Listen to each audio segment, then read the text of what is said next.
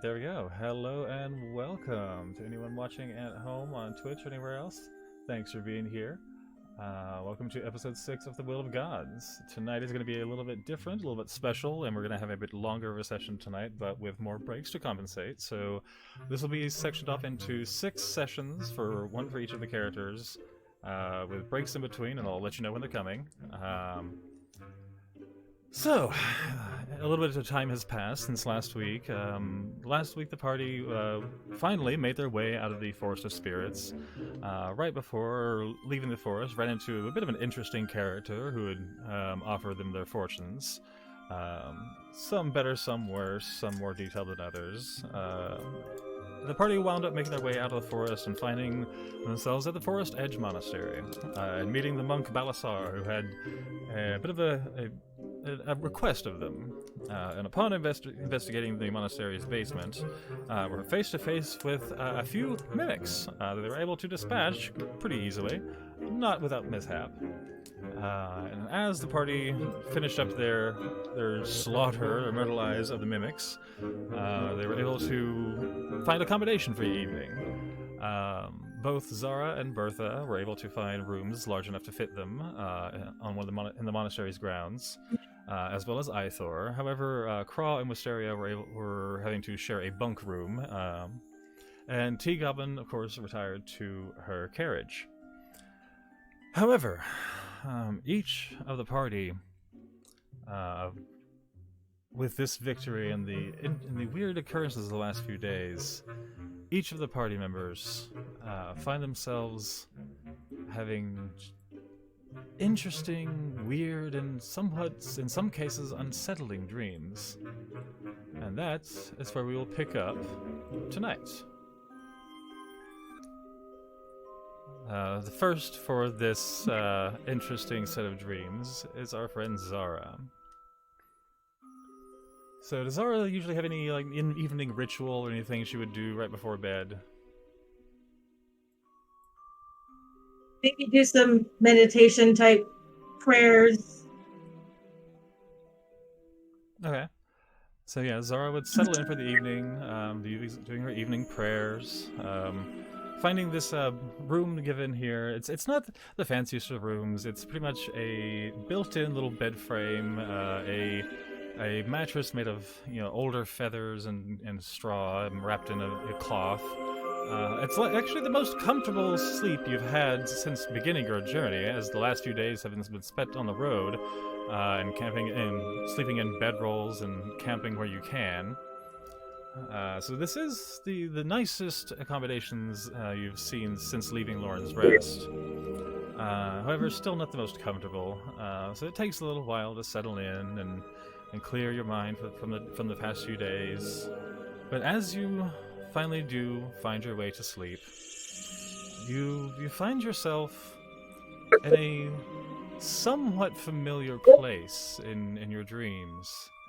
It's almost as if that same spell that you had been under back in Lauren's Rest during the Rite of the Chosen had somehow reoccurred, and you find yourself in that same void that you saw when you were being chosen. Except this time that it isn't as much of a blackness as it is this expanse that you just feel this energy around you, and it's not painful, it's not concerning really, but you feel this just crackling of energy surround you at all times. You can't quite feel your body or see anything, but there's just this expanse of nothing but this energy rising and falling, and it just tingles all over your skin. If you could see your skin. And out of the blackness, you start to see a little bit of a form to the void. You begin to see these small tendrils of lightning and flashing energy, just swirling around the place. And they're just branching here and there and lighting up different parts of this void, and you can't quite make out any floor or ceiling or walls, but you can tell that you're in some shape of a place, because it has depth. You can start to see depth to different areas just by the crackling flashes of lightning and light throughout the area. And as you finally start to try to focus and see if you can hone in on anything, you're finally able to really feel as if you're in your presence. You feel like you have your own presence in this space, and you're finally able to almost feel as if you do exist here for a moment. It's much less. It doesn't feel like a dream. It feels as if you've been taken somewhere else entirely. And as you're standing there, you finally feel this presence, this resolve of, I exist here. You look down and realize you can see your hands, your arms. You are here. It's no longer this energy, floating in the air where your body should be. You see your body and the equipment you were wearing the day before, and everything's there, but it's just somewhat ethereal. And let's see.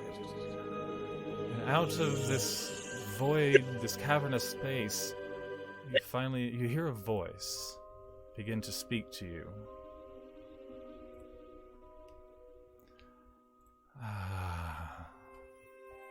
So, you finally come. I've been waiting to see you.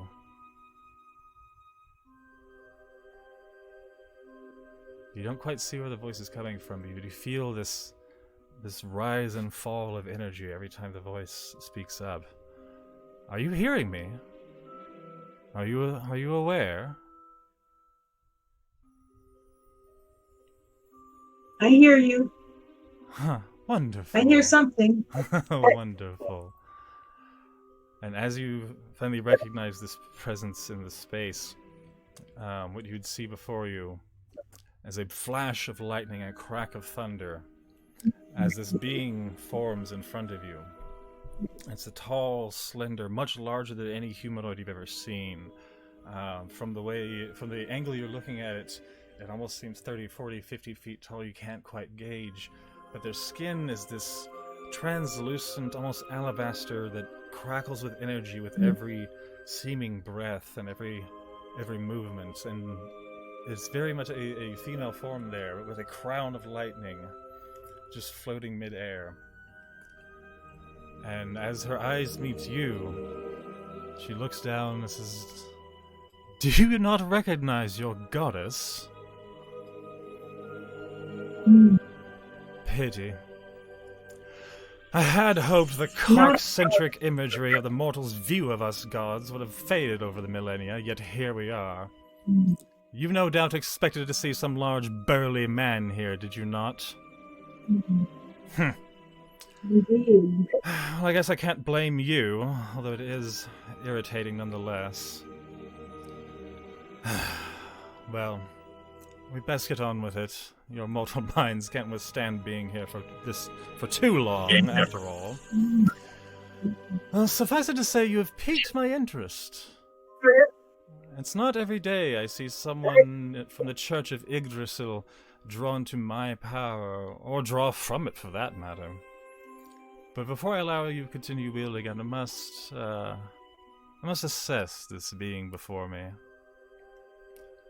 And you would see this being kind of shimmer as she moves and starts to orbit around you, still a ways away from you, but begins to kind of float mid-air. You can't quite tell exactly how, but she begins to orbit you and kind of look you up and down, gazing all over, just to take you in. And you do feel this piercing gaze. There's nothing painful about it. There's nothing you really physical feel about it, but you can feel as almost they're gazing into your soul and trying to assess something about you. After a moment of this orbit, she looks at you as, "What motivates you? Why do you seek power?"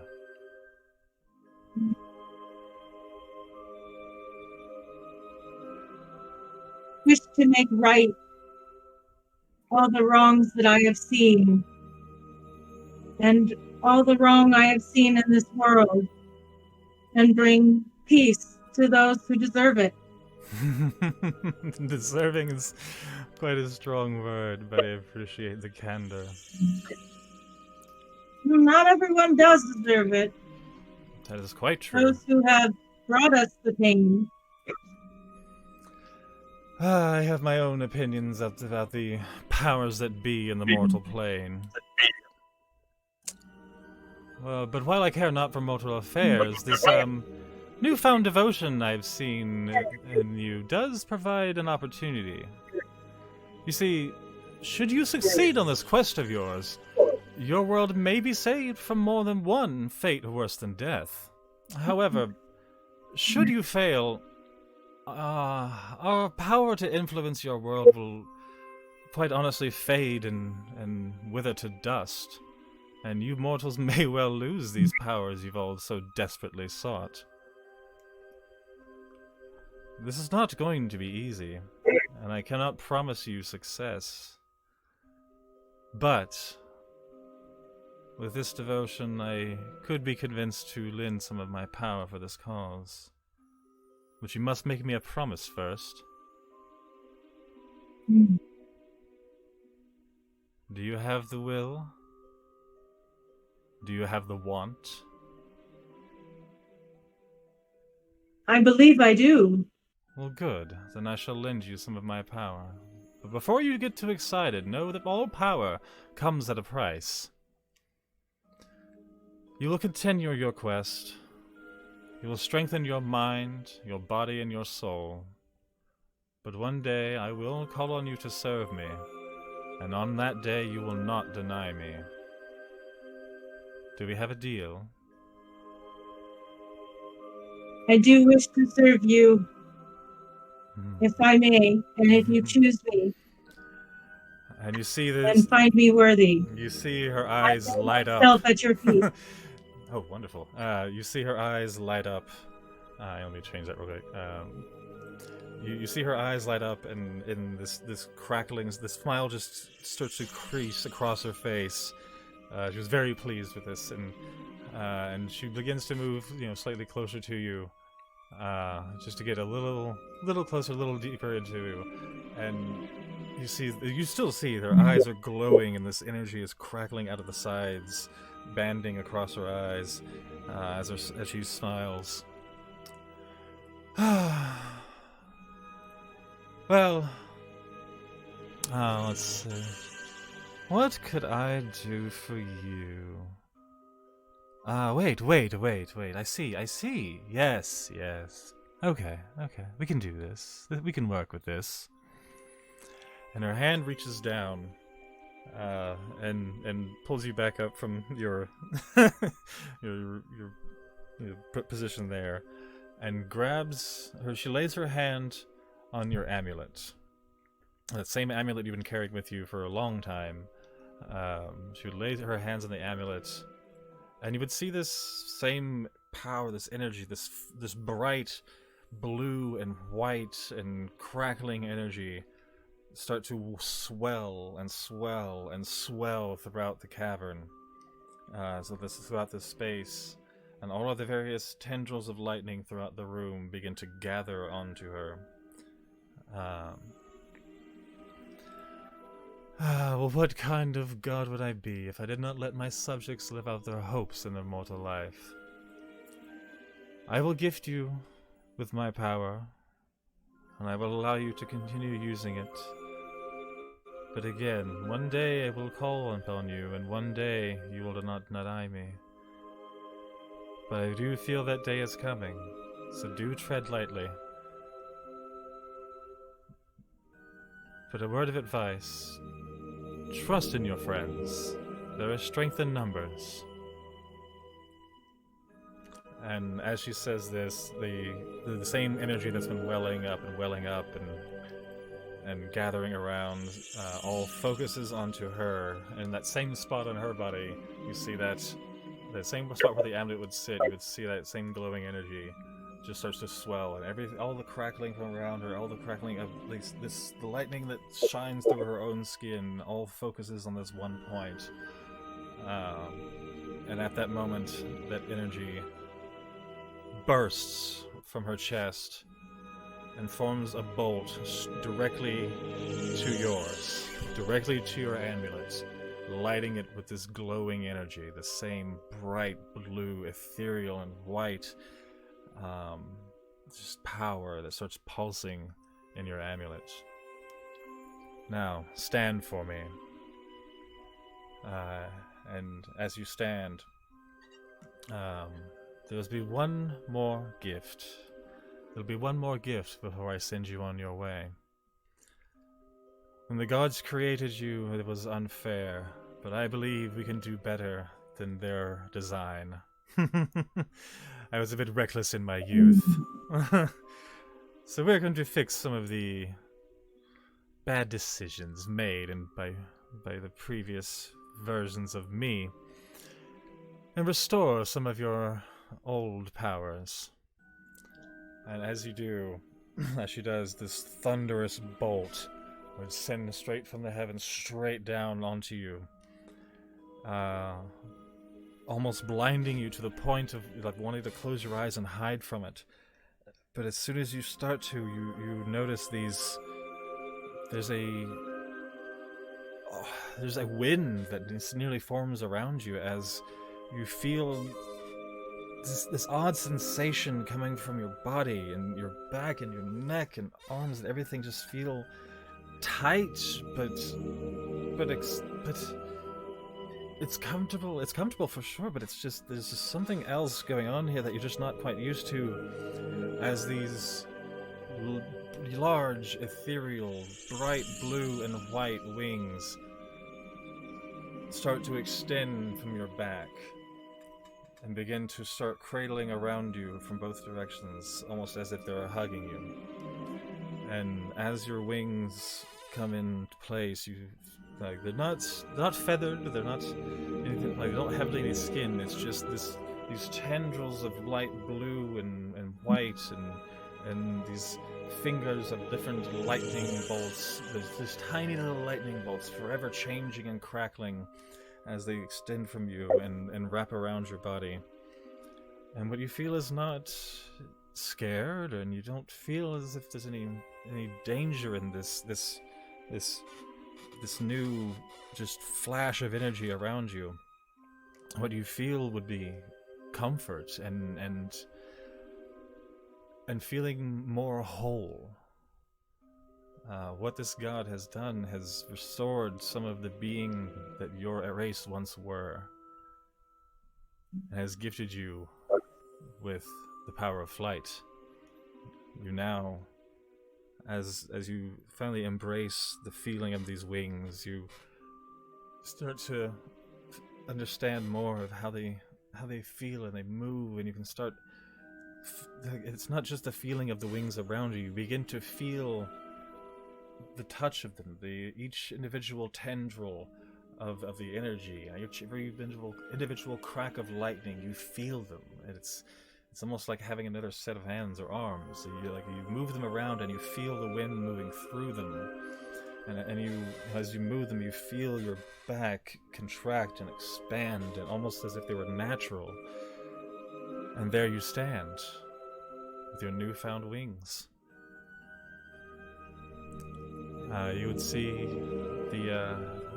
see Volta standing there and very, very pleased with herself, saying, "Go now. Your time is running short here, but I do believe we'll meet again, and I do hope one day to have you in my service. This relationship has only begun, just. You finish your quest." Before we part ways, Yes. may I ask, what do you see in me that you have chosen me? It was not I that did the choosing. You chose the path of the storm and the path of my domain. Cannot say that I didn't appreciate the devotion, but you've always had at least this potential writing in you. You just needed to realize it. I've been waiting for you to realize the power you hold within.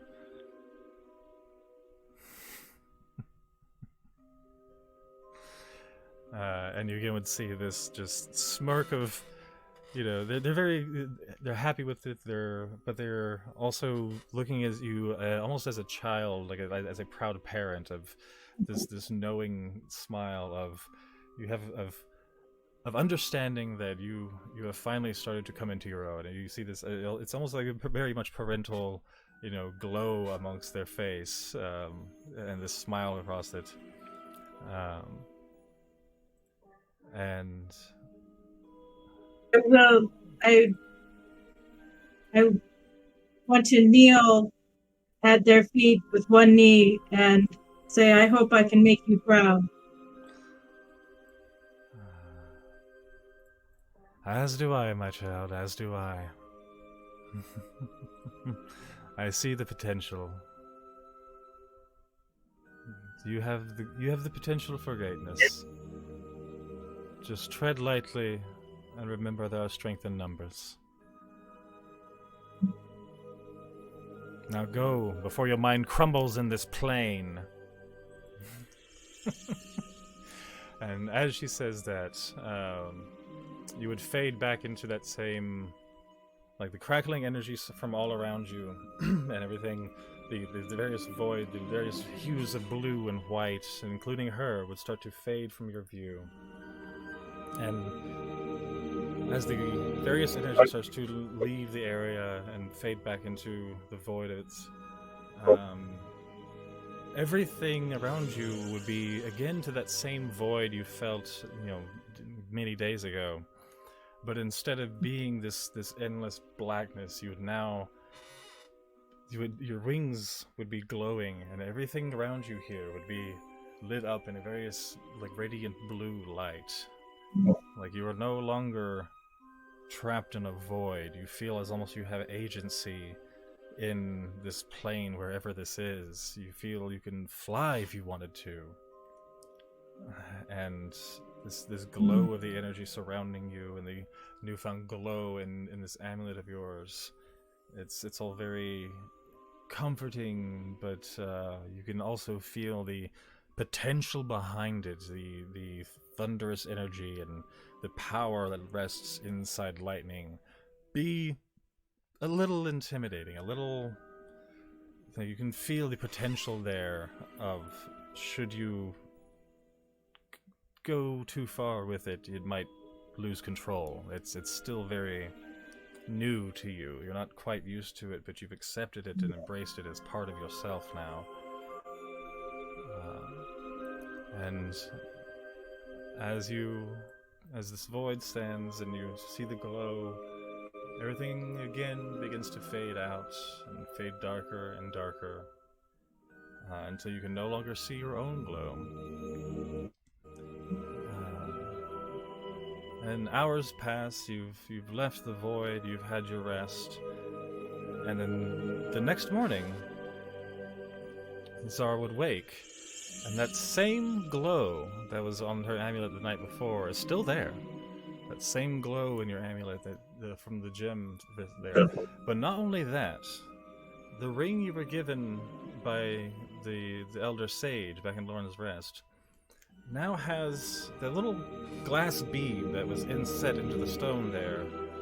You now see what you would recognize as the Sigil of Volta, glowing in blue from inside the glass bead itself, where there was nothing before, but now there's this, just the faintest of glows of the Sigil of Volta, emanating from your ring. But the first thing you definitely would notice is that when you woke in the morning, those same spectral wings from your dreams would be enveloping you here and now, almost as if you wrapped yourself in them to sleep.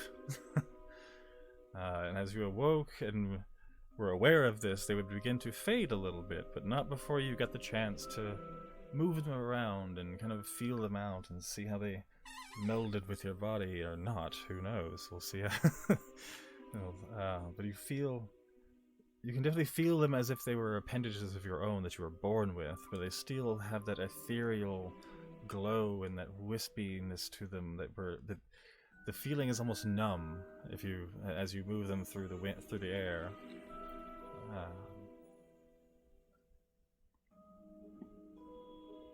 So yeah, you now have your spectral wings from gifted to you by your goddess. And if you were to check your equipment now, you would notice that your amulet has been powered up as well a little bit.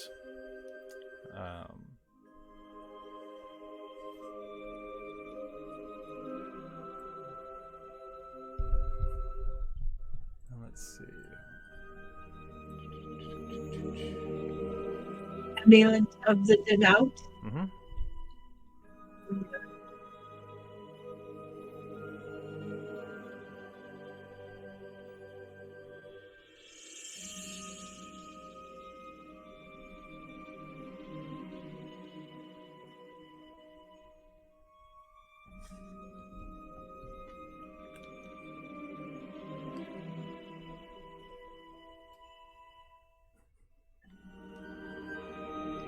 Now I have to learn how to use it. Yes, there's a lot. You have quite a few new abilities that you will learn to use in the coming days, weeks, months, etc.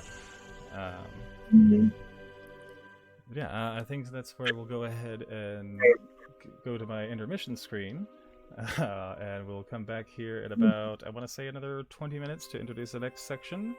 I honestly I thought I had more written for that. It took me forever. I didn't read out how long it was going to take me to read what I wrote, so that was a little shorter than I meant it to be, and I apologize. So yeah, my apologies. I thought I'm still here. Yeah, I thought it was going to be a little longer. It's a whole ass page of dialogue. It should have been longer. I did not time that well. But hey, first campaign problems. So, but I'm going to go ahead and switch to our intermission screen, and we'll be back in, I would say, another 20 or so minutes with the next section of tonight's episode. I'm going to answer some questions real quick. I'll probably hop in our chat if anyone's there to hanging. And we'll be back at about 20. Thanks for being here.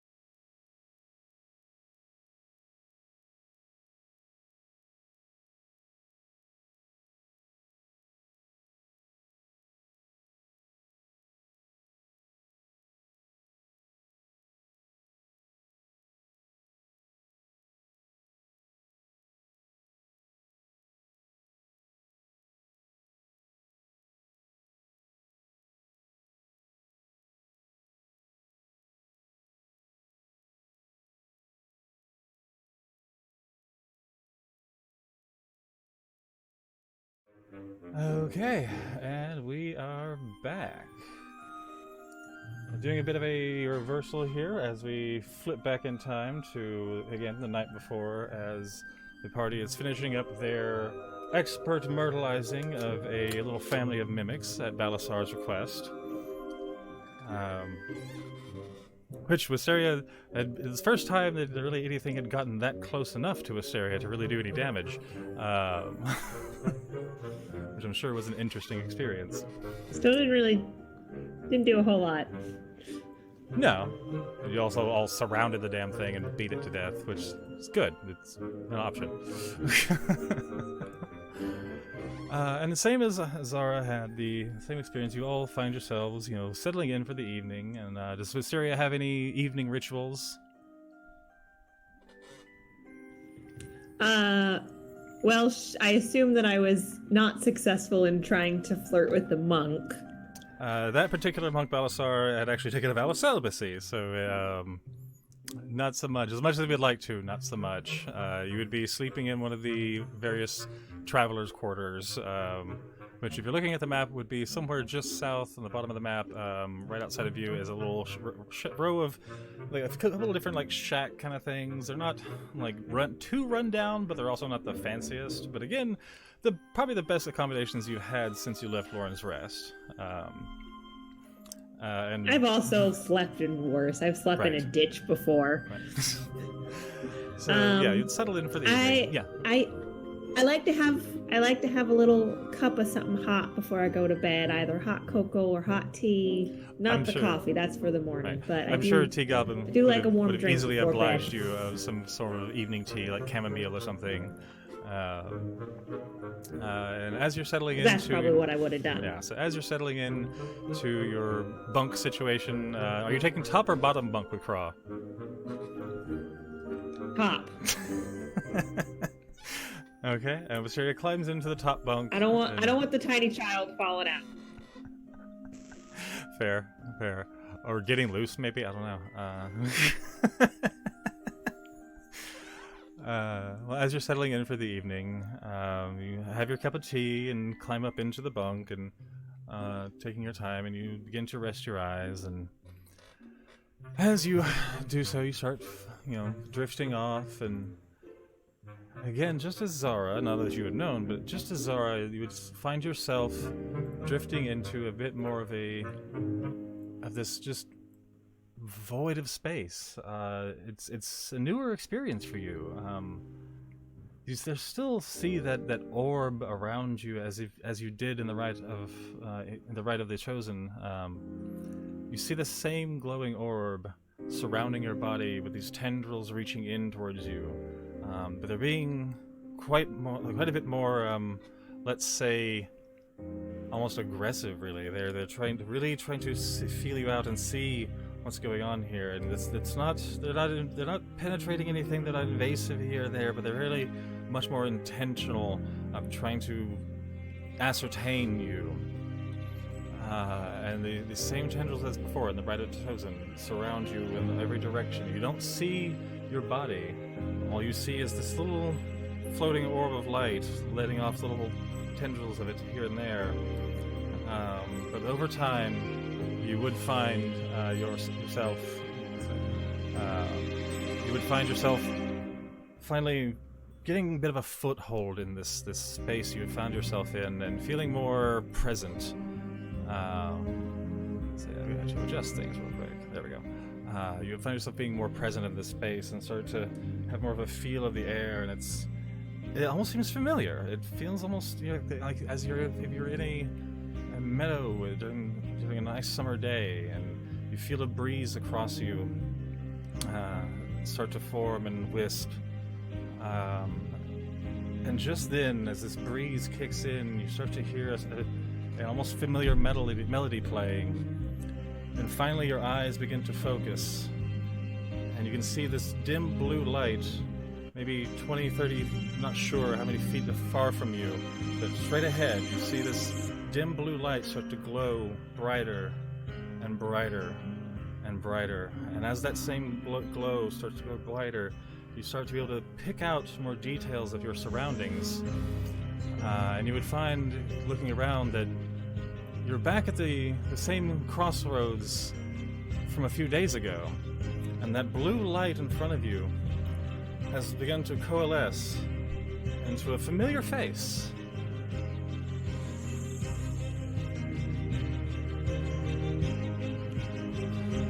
And in front of you, you would now see the image of your brief but very nice friend Cassius, sitting in front of you and playing a decent little jaunty tune on his flute. As soon as the internet will let the damn thing load. Hey, look at that, there we go. Oh, my friend, Wisteria. I have my body now. Apologize in advance of a few things to say. I suggest you listen, and I cast command. So Cassius is commanding Wisteria to listen. It's a DC 21 charisma save. Do I need to roll for Being it? that you are at a dreamscape, you would find any attempt of your own to cast magic or anything like that would fail instantly, as you're not in the material plane now, and you're in a completely different space of being. Like I said, Do I have my body back? You do feel your body. You feel your body. Can I see my hands? They would Can I be... see my legs? They are somewhere between existence and non-existence, fading and shimmering in and out as you try to perceive them. Okay. so, for the next little bit, you are under the persuasion of command, and the command that Cassius has made to you is listen. So you've been, you're familiar with this sensation because it happened before, when there was a perceived dire need by Cassius. So, Wisteria, my friend, I have a couple of things to apologize for, because I feel like it's very important that when we wrong people, that we look at what we've done and make sure that we properly apologize. So I realize that manipulating you, through command, through magic, in the situations that I've had is unfair. And I know that I say that while you're under the persuasion of the spell, and so you could say that I'm here, but I'm not.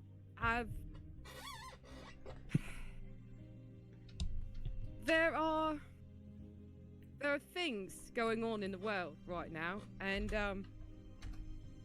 the few who can succeed have been called at a ritual that you were there at. You happen to be one of the ones that was called, and this endeavor requires it requires not heroes, but people of real character. And when I say people, I mean all of us, because obviously I'm a halfling, you're a satyr, you know, people is relative. So when I say people of upstanding character, I mean people who take assistance when it's offered, honestly, who don't live life with inherent mistrust of anyone and everyone. Like, yeah, it's a dangerous world, yes, but not everything that's dangerous has to be fought. Sometimes you gotta run. Sometimes, you know, you gotta fight to run away. Sometimes you've gotta talk to people. You know, talking is good. That is something that I could have learned on account of maybe I wouldn't have ended up where I did if I'd done a little bit of talking. We don't know, kobolds, wizard people, they're a little weird. So I say that because I'm here because I'm a face that you know, but it's not me that's really talking. I'm on a cheeky vacation. So I'd like to, you know, like to show you a few things, and you're not under my spell anymore. The command is worn off. You're here, eyes open, in front of me, and here's my apology. You know, we can have it out, but I hope in a minute after you say what it is you need to say to me, that you'll close your eyes and take my hand and trust me to show you some things, because I know within you is a greatness that is truly beyond anything that you ever expected of yourself, and this is your opportunity to grab it. Cassius leaves a pregnant pause. So, are you actually Cass, or are you something else? For all intensive purposes, yes, Cassius, but obviously was dead when you met him, very much in the corporeal realm. You know, Cassius is essentially the being that you met. So you're dead. So you can't feel anything right now, right? Is well, that right? I mean, I have feelings. Yes. I'll tell you, there's a lot similar about the journey you're on. Okay. Your fist passes through me, or however you try to clock me. He just kind of poofs into this real baby blue and pink cloud, and then just coalesces, just Casper style. Well, that wasn't very nice. I feel like we've got to work on our trust. Casting command? That was for casting command on me. I understand. Now, fair play. Saying? Do you want to take a second one? Apparently, that was the second time that I've passed command. Yeah. Do you want to take a second go? I'll pretend like it hits. You want to do that? I'll pretend. Come on, hit me. I'm gonna headbutt you with my horns. Oh! And some little mysterious blood sort of starts to illusory blood, and you see he uses a little bit of minor illusion to sort of a big old welt comes up right next to his gem. Oh, good hit! Fair play. So are we even then? You are very good at the acting. Were you alive, I would flirt with you, but unfortunately you're dead. I don't think dead people like that sort of thing anymore. Do they? Well, you know, do you flirt with everything, Wisteria? No, absolutely not. There are definitely some hard limits on the flirting. Okay, that was not apparent, but I understand now. Thank you for enlightening me. I would not flirt with a minor. You mean a child, not somebody who goes for gyms, because that would be horribly just discriminatory if you just wouldn't flirt with somebody that was looking for gyms. No, I have definitely flirted with some minors before, some pickaxe sort of minors. They're real strong. Yes, very strong. Yes, I've being a halfwing, a lot of us are more of the physical persuasion. That's not me, but I have my talents. Well, that's fine.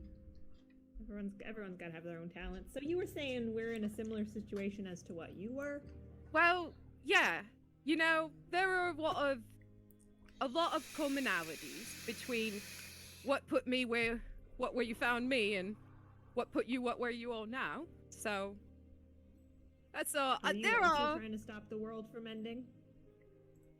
I was going and being my most fabulous self. There are restrictions, of course, on what they allow me to tell you, V. Imminent V. But there is a bit of concern about the amount of chaos and destruction, and there's been some lying. You haven't been very forthright with the folks you've met along the way. There's a... Me? Yes. From Name 3 things I've done that were destructive. well, if you'll take my hand, I can show you examples.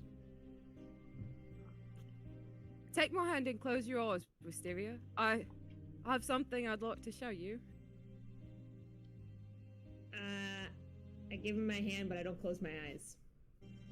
We stand here and hold hands. Cassius puts his hand on top of yours.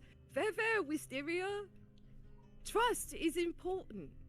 Sometimes So you have to use senses other than your vision to perceive the world around you. Close your eyes. But why? Because otherwise we're just going to stand Why? here. Why? Because there are things that can't be seen with your eyes that you must see with your heart. Fine. Pats the hand. Close my eyes. So your eyes will remain closed throughout the next section of where Cassius goes with Wisteria. So all of this is going to be in Wisteria's mind's eye. So there's very much like a sort of a foggy boundary on the outside of everything that you can see.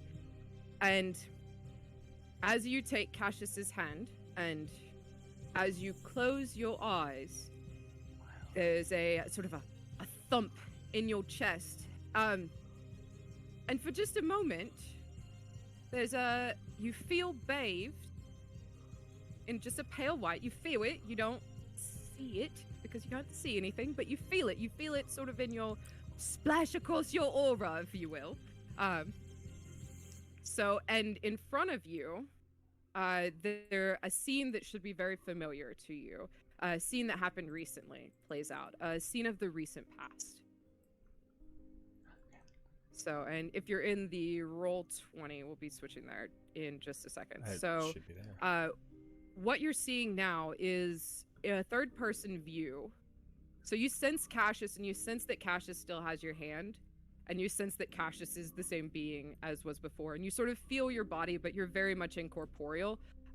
We maybe standing, maybe floating, you know, and we see the party as it was right before they entered the basement, as they were planning how to handle this situation at the monastery. Did you want to set it up, Rick?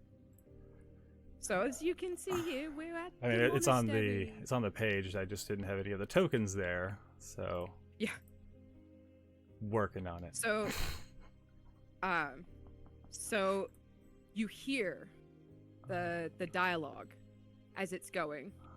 Wisteria, do you remember what your suggestions were for how to figure out and clear out the situation that was happening at this monastery, a place that welcomed you with open arms and gave you your first safe haven since that you've known? Probably since before Warrior's I Rest. believe I suggested kicking out the windows of the basement and shooting arrows into there and killing it. Yes, so what? Humor me. What sort of place is this that we're seeing here with these stone walls? It's a monastery. Okay, yes. So monasteries tend to be important to people, yes. Specifically, I suppose. so monasteries also don't tend to have a lot of income. Sometimes they do. It depends on what kind of, monks are about. But the monasteries in this area, certainly with no travelers on the road visiting the shrines and whatnot, and monsters everywhere, and the monasteries being the only safe place, they don't see a lot of people, much less, get tithes. How do you think that busting out the windows with sacred, images of the gods and all that, how do you think that would make the monks feel? Their basement windows have sacred pictures of the gods? It's a monastery, yeah, everything is sacred. This is a place Everything. yes, it's sacred Are ground. the toilet sacred? Yes. Are the toilets sacred? Yes. This is a house of the god of Yggdrasil himself. It is protected by him. So yes, everything within the hallowed grounds of every single monastery on the planet is considered to be sacred. So we're learning. That's an interesting thing that I have learned about this world. I think there might have been some other suggestions made about how to handle the sort of situation in the basement. Do you recall what some of those suggestions might be? I don't off the top of my head. I was a bit panicked because the thing had just attacked me. Yeah. And a reasonably sound idea on how to dispatch that thing without anyone dying was, turned down by everyone else. So, Well, okay, that's good because that means we can start with the easy stuff and not have to. We'll talk about. Okay, so if you were to desecrate a sacred space like this monastery, it wouldn't go very well for what you're trying to do. To save the world with the help of the gods. In fact, had you made that decision, this is what would have happened. And you see the party smash out the windows and follow the path that they were going to. So shooting into the window. And then in our sort of mind's eye picture, you start getting these flashes. You see the party being, excommunicated, not just from this monastery, but from access to all of the monasteries. And you get this sense of intense dread, and that pale light that you felt sort of caressing you is not there at all. It is completely gone. And you sense this dread, and you feel a deep shame and just the weight of a great responsibility that just is something that you just know that without the help of the gods, that there's no way to hold this weight. And you sense it driving your thoughts into sort of an anxiety circle, if I hadn't have done this and if I hadn't have done that, and it's all my fault sort of situation. And on top of that, you feel the weight of your messenger bag. The strap is cut, and a flash of a face of your elven boss, and you just see anger and just spitting and just yelling at you. And the weight of your bag completely disappears as you feel it ripped away from you, and along with it, your sense of purpose as a messenger.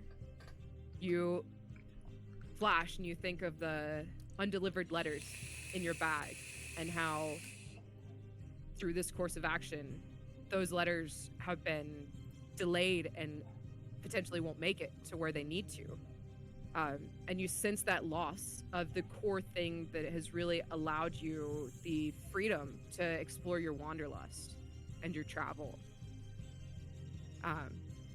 And then we sort of fade back to the monastery. So, what we see here is flashes of the past and of the tangled path in front of you and the path behind. And these flashes come from the muddled images of what can happen through the choices that you make, big or small. As much as the things that I've just shown you were bad, the ones that I have still show you a bit worse. Gets better after it gets worse, I promise. Do you have any questions? Yeah, so hypothetical. Yeah. What if instead of a mimic, there was a fire in the basement and we had a hose, and it would have been advantageous to kick out the window to stick the hose in there and put the fire out? Would the gods be pissed about that? Fire. So, Yeah, like sometimes you have to cause a little bit of destruction. I've been part of a sand bucket parade for a fire back home, right? And sometimes you gotta break some stuff to prevent some stuff from being broken worse. So it seems like the gods are picking and choosing here. I don't know. So, we still have the broken windows and the desecration of the monastery. And on top of that, you would like to add fire and then water damage. What if the fire had been started not by us, but by some third-party means? In this hypothetical, where is the source of the fire? As we are in a situation where we draw the picture, what's the source of the fire? I don't know, a mouse ran next to a candle and knocked it over and it set the curtains on fire. Fun fact, they don't keep open flames in this basement on account of it's a distillery, and they store the product also down there. Very flammable. Very flammable. The floors of the monastery are made of wood. Yeah, I do. Okay, well, so there was a, It just seems to me like if they're restricting our abilities to help them and help their people to prevent them from getting eaten from whatever the hell that thing was. Just saying. If you burn the whole world down trying to save the world, you end up with no world to be saved. If you burn the monastery down, monks have nowhere. I'm saying if there was a fire and you wanted to put it out. Well, that wasn't. Stuff when you do that. So among the paths, the webs that we have here in time, that wasn't one of a mouse knocking over a flame that wasn't there was not one of the things that could happen. It wasn't in the deck of cards, if you will, but I do appreciate the enterprising spirit. You understand the exercise here, and that is important. So, there was, however, a potential for there to be a fire situation. I believe there was some suggestions of causing some sort of arcane fireball, maybe some rooting on of some use of a blast of lightning, things, doing some sparky things. So that way maybe we could just do as much damage as possible and hope that hits the target. Am I understanding the suggestions that were made correctly? Did I say that? Sounds like something I would say. Yeah. So it was there. I wouldn't have actually set the place on fire. Did the gods not understand sarcasm? Well, when sarcasm and action are so close together, when it's not, oh, we could set it on fire, and it's like, we could set it on fire. They interpret the difference based on intent. Gods are very context-based. Because they can't just be in everybody's minds all the time. They've got to, they've got to just take you on your word. And the spoken word has a particular weight when you happen to be the chosen of the gods. Trust me, I learned that lesson the hard way. What'd you do? Well... What'd you do? I got killed. Sometimes when you're a cheeky bard, you say the wrong thing and you encourage destruction that is wanton and unnecessary, and, the gods take umbrage to that. Sometimes it happens, I'm not saying, it's just potential.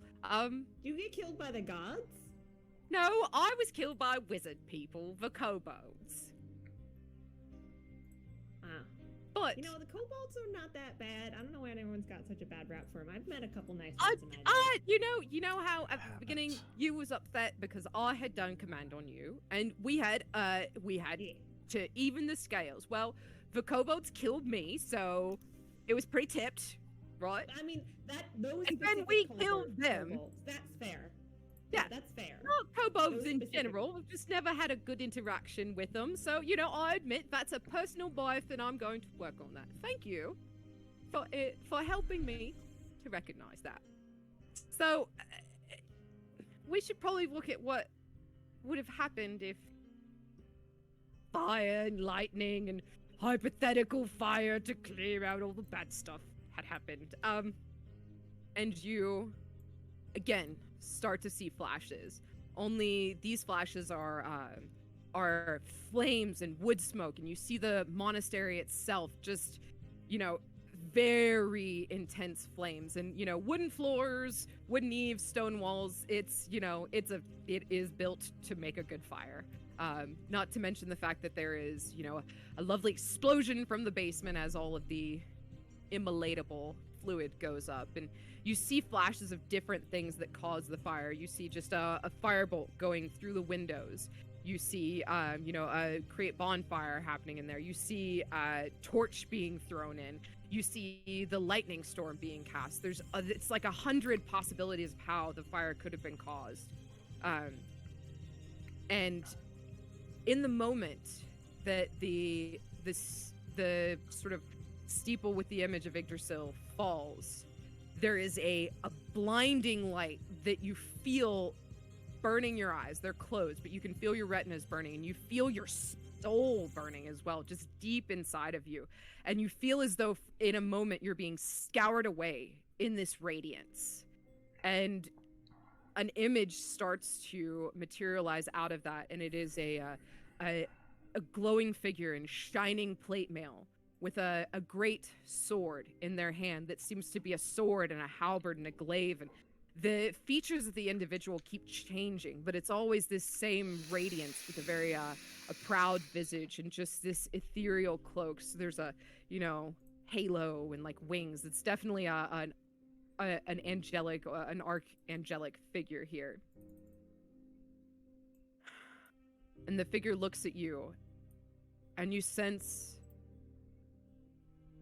many things at once. There's the disappointment, and there's the questioning, and this creature peers deep into your perception, and you feel what you felt when you think about how to justify the ways that you could burn a monastery and it wouldn't offend the gods.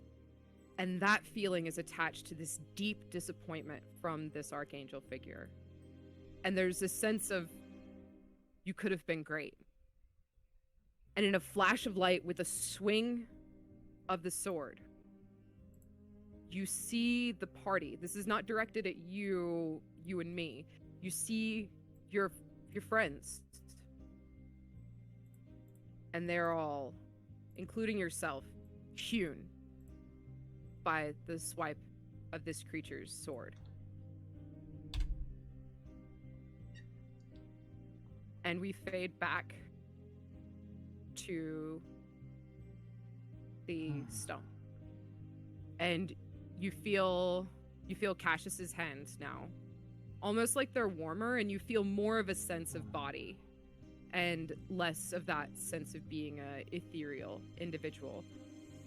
Wisteria, you can open your eyes now, and you feel Cassius release your hand. I don't like what I had to show you, because I know that it's not your intention. I know that your intention is to love and to protect those closest to you. Crawl and, maybe the other people that you're hanging out with as well. They obviously have to earn your love and affection, but I feel, No, they don't. well, Ben, I love them already. Well, then I know that image is very shocking, and, I still have a bit more to show you, but this is the safest place for us to talk, so if you want to decompress a little bit from that last situation, we can continue to explore the webs of the tangled path that you walk. So who was that very large creature with the very large weapon attempting to murder all my friends? It wasn't an attempt, and it wasn't a murder. That was, that's what happens when you destroy the temple of the, prime deity who is there to protect and harbor all things, one of the few remaining sort of protections that this world has against utter annihilation. That's who comes down to see you. I don't know what the name is. I've never asked, and I don't want to. I don't really run in those circles so much. I'm vacation cash. They keep me where we need entertainment and words. I don't know them. Well, until recently, honestly, I've sort of lost a lot of time. But, you know, it's been great getting to hang out with all of you. Playing catch up. So...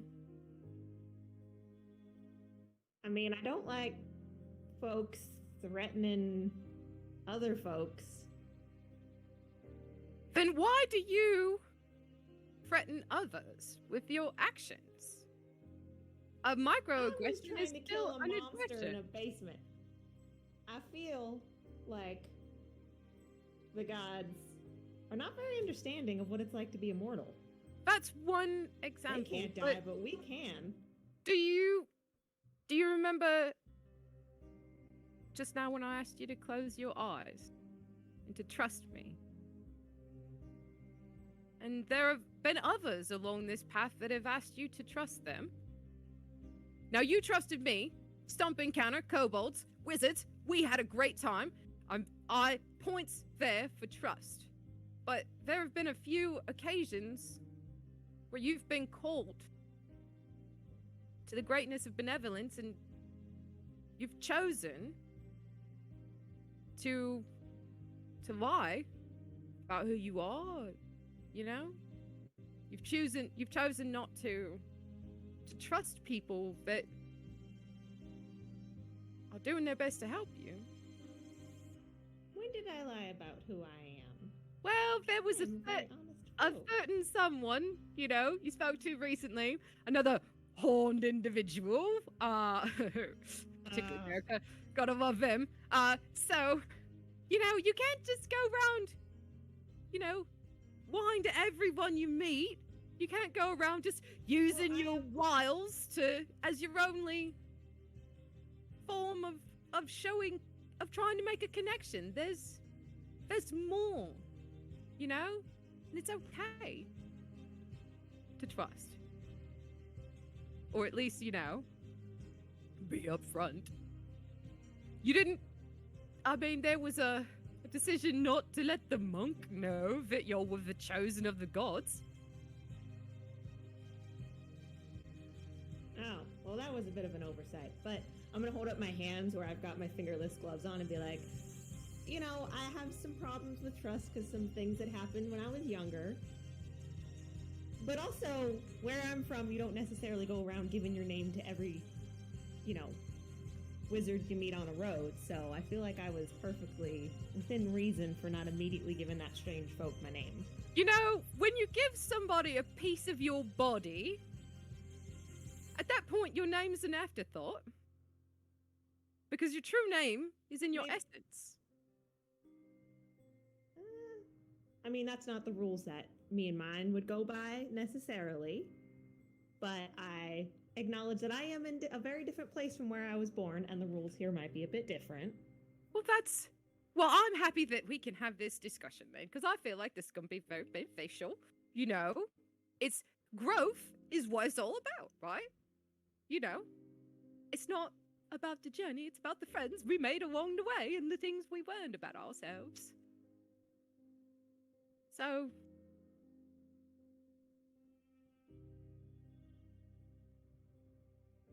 we have a few other things to take a look at. Yeah, is it more doom and gloom? Well, you know.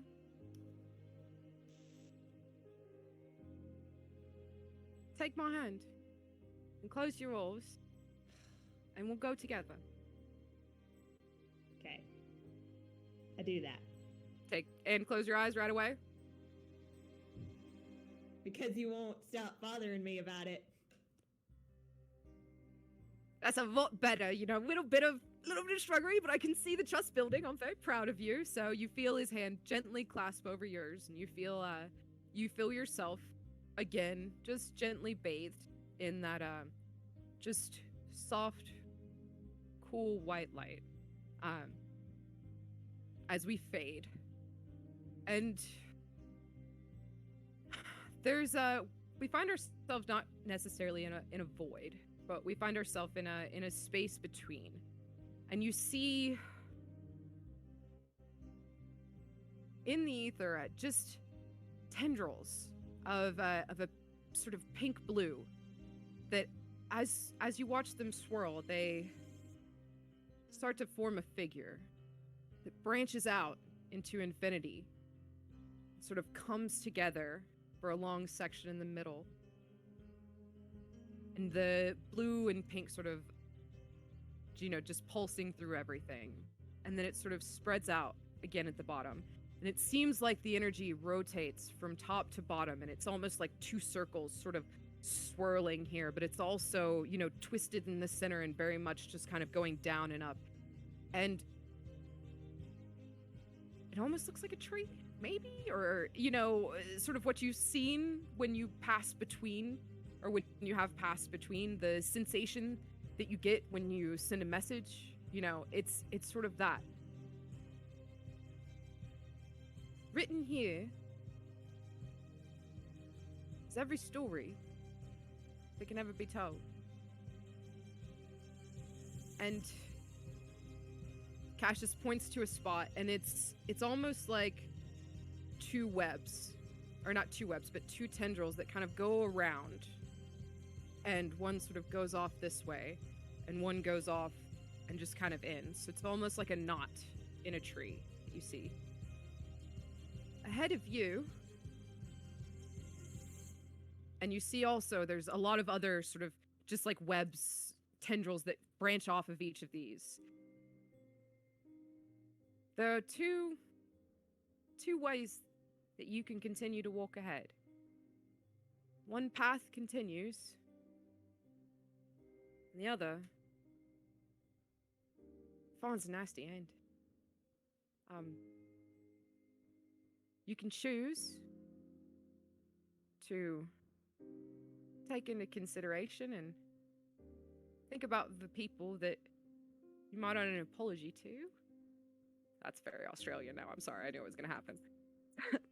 So you can choose to make a couple of choice apologies, and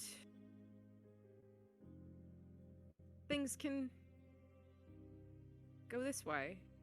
And as Cassius says that, you sort of go smash, almost like you would slam into the tree, and you find yourself whipped along the path that continues. And you see scenes, and this path sort of, you get the sense that it's a branch of where you are, but it starts where the party is, and it takes a bit of a turn, and you see along the way the party, plus 1, 7, 6, 7. You see them sitting around a table in very grand regalia, and you see yourself among them, and it is a proper revel. We are in high success mode. I say we, I'm not there. But 6, 7, Aww. 7. I Can't think just 7. pop in as a ghost. It's a very unique. It's a grand divergence that brings me to you. So you see this flash of like successful, like there's clearly something grand being celebrated here, and y'all are visibly older than you are now. And we move past that, and all the time your eyes closed, and for a moment that seems like an eternity, but only lasts. Everything around you goes very, it's not black, it's just nothingness. And you feel again this bath of soft, cool white light. And you can feel the rays coming from above you. And you start to see pinpricks of the stars, and you can't see the source of this light, but you feel a comfort and a welcome, almost like it's the hug of a long lost friend, but it's a friend that you haven't made yet. It's like if you have a dream about somebody in the future that you know, becomes a huge part of your life. That's the sensation that you get here. And the light becomes stronger and it starts to pulsate, and your whole body begins to vibrate. And it's like the best moments of Wisteria's life, where Wisteria has felt properly successful and like happy, and you know, has had a good sense of self-confidence, and you feel that energy all contained within this. And you also feel a power, a strong power. And there's a voice that whispers, but it's not a voice. It's like you can hear the vibrations of your soul. And for the moment, the moon pulses, and the rays continue to bathe you. And you feel, for the first time, a physical sensation. This is the most physical sensation that you've had the whole time that we've been in the dreamscape. And it's the hilt of a sword. And it has this same cool, soft energy to it. And you can't see it because there's just nothingness, and at the same time, these rays and the pinpricks of the stars. You feel the weight of it, and you can almost feel the texture of the wire wrapping on the handle. And you see just this, it's a blade, and it seems to morph. And you see it and you feel it for an instant. At the same time, there's just a soft whisper that is just, you feel it in the vibration of your soul, and it's not a whisper. It's just there, and it says, close your eye. And then boom, smash straight out of that. And the feelings that you begin to get are not good. And you see in yourself, we go back down the path that we traveled, and we go the other way. We follow along the path of, and you see Wisteria continuing to be distrustful, and you see situations like were averted at the monastery, the, you know, desecrating sacred temples and diverting from the path and using things that aren't based in, you know, like trust. You see destruction without cause. You see chaos, and you see it, and it begins to infect the group. And slowly there's fewer people in the party. And you sense this long trudge and just a sadness and a weight in your soul. And you hear the voice of Surdith, the fortune teller extraordinaire, muddled and tangled. All the paths of time. Careful the path you walk. And as this weight grows on your soul, and you sense the breaking of the party, and the just where there was grand triumph and the ability to succeed along the path that led to the light, on this path, you start to feel a burning sensation in your feet. Again, second time you felt a physical sensation, and the burning consumes your lower body, and you see all of a sudden a low flame grows into a grand immolation around you and around the world. You see the tree also catch. You see these threads of chaos. And then for a moment, it's not everything that's on fire. You see a village? A town. Probably a town. Is it familiar? It's on fire. A lot of fire. and there's screaming, and you see faces. There are two paths before this happened. If you choose a path not of violence and chaos, if you choose the path of trust where it's hard to trust, we can get to the light. And if you and those around you, because, you know, the decisions you make together. So a weight that falls on one of your souls will fall on all of you. If we take the heavier path, this is where we come. And this is where you, in this moment, the choices that you make will either save what can be saved. If you choose talk and to maybe have some diplomacy, you know? I say this because honestly, I probably shouldn't have encouraged violence when we went in there with the kobolds. I'm realizing more and more that was probably the wrong thing to do. And, you know, like I said, it's about the journey that we take together as friends.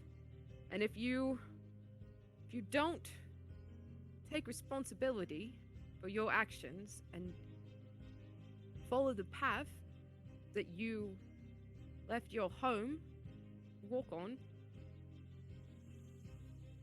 there's a good potentiality that everything will end. So if you continue to cross everyone and be destructive and, you know, exploitive, you could face doom for everyone you know and for everything. But if you stand up, be the hero that you are called to be, and that I know is inside of you, you feel the weight of the sword in your hand again. You'll find yourself capable of things you never dreamed of. And you feel the fire and the death and the chaos. You see your friends ruined on the ground, crawl in pieces. Bertha, Zara, T-Goblin, I fall. All of your friends. And you see yourself rent. And then the other part of you sees.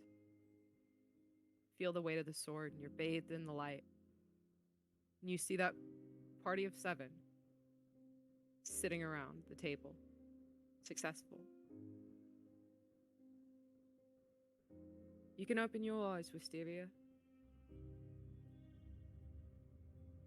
So, and as Wisteria opens her eyes, she opens her eyes to wakefulness, into the room she fell asleep in. And Cassius is no longer there. Oh, bye, Cassius. I'll miss you. I'll miss you all too. And you just hear a soft flute melody as you come awake.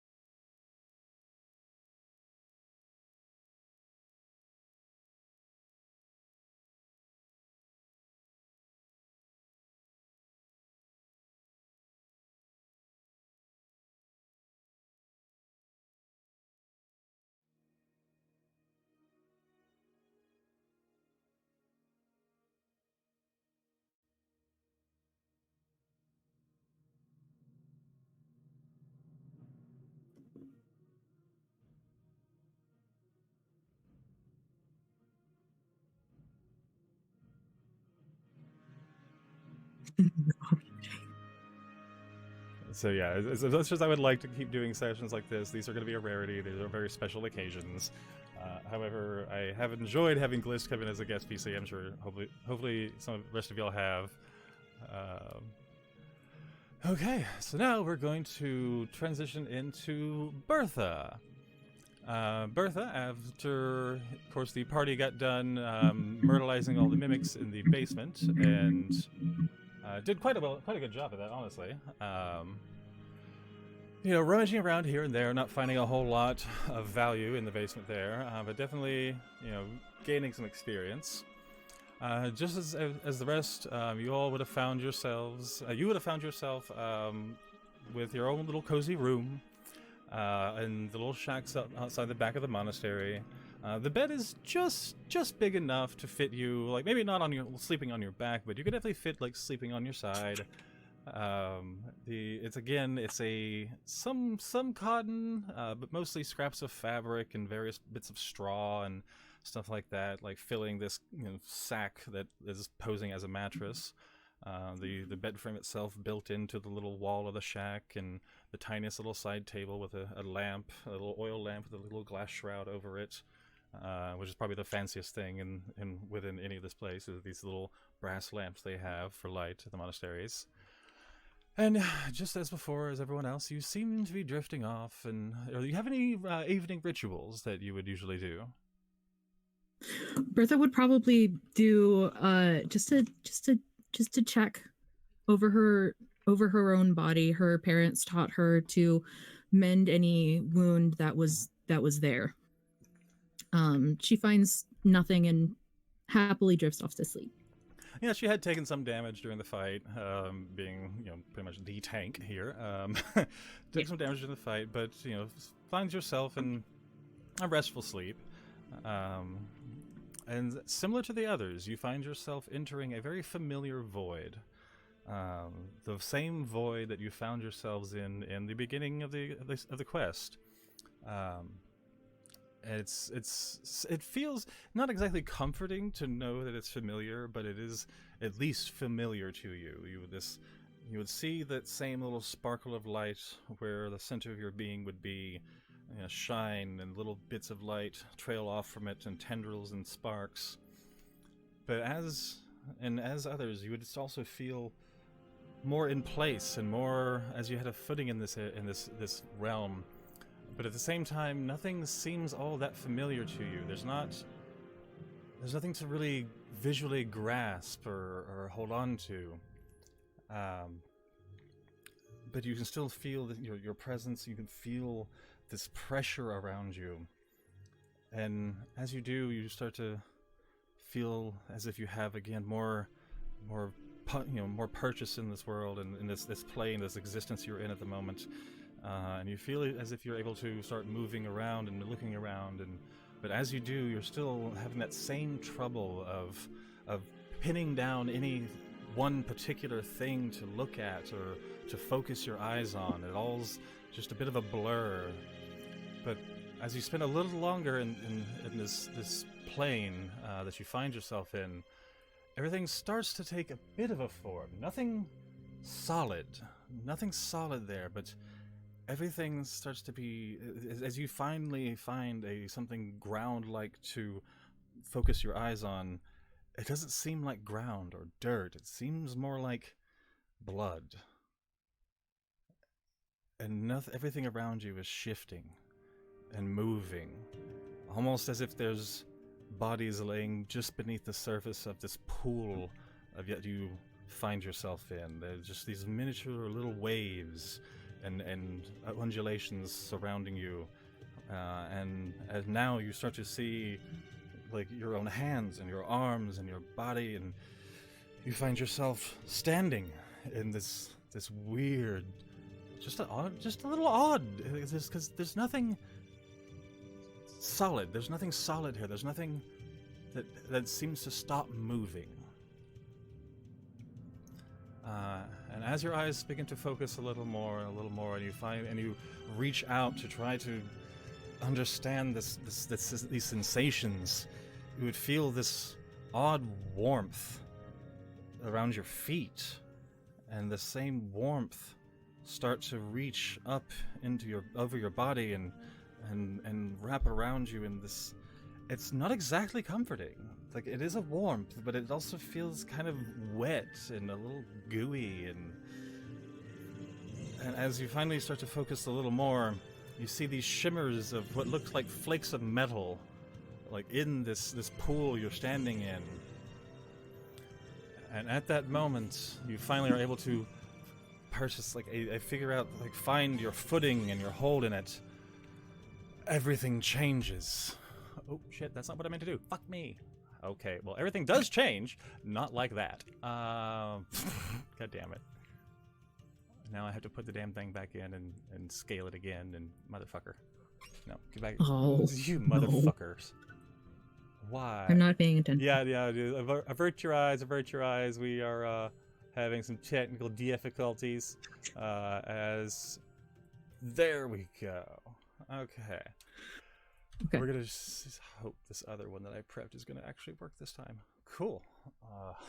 Yes, that's what I thought. Okay. Did I do that? There we go. So you'd feel yourself, and your eyes start to be able to focus further out and further out, and you still feel this eerie goo and drift about all the things around you. But as you finally find something somewhat solid to focus your eyes on, you realize that it's the base to a throne. But this throne isn't made of wood or of metal or of stone or of any normal material. What it is made of is skulls. Skulls and bone and iron and steel. And as your eyes focus further up and further higher and higher,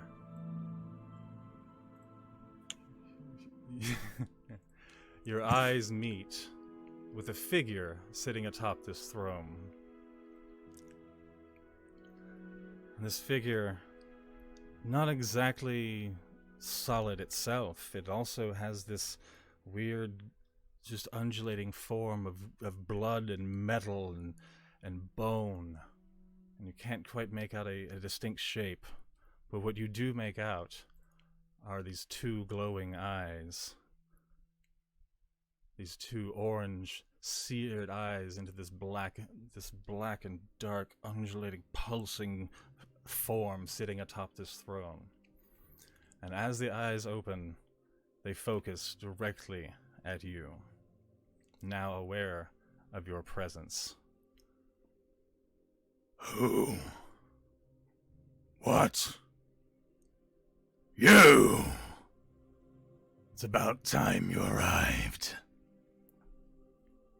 Your name, what is it? Bertha. Bertha. Bertha Tamblestone. How quaint. Not exactly what I expected to have awakened me.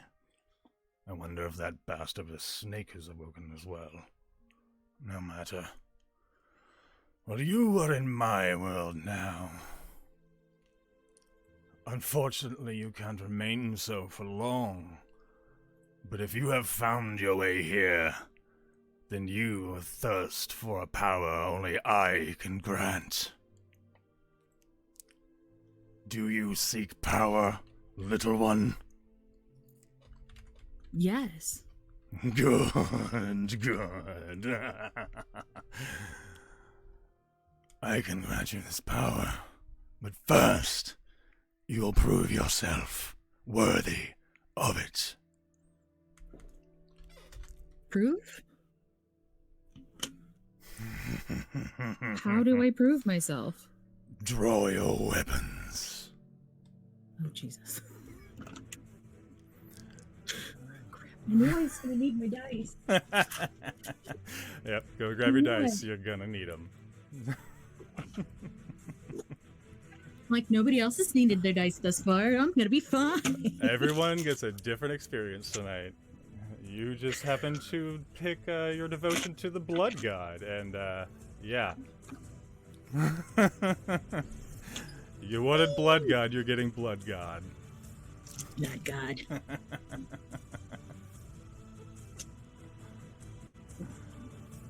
Alright. There we go. I have dice just for this. Okay. I'm all set.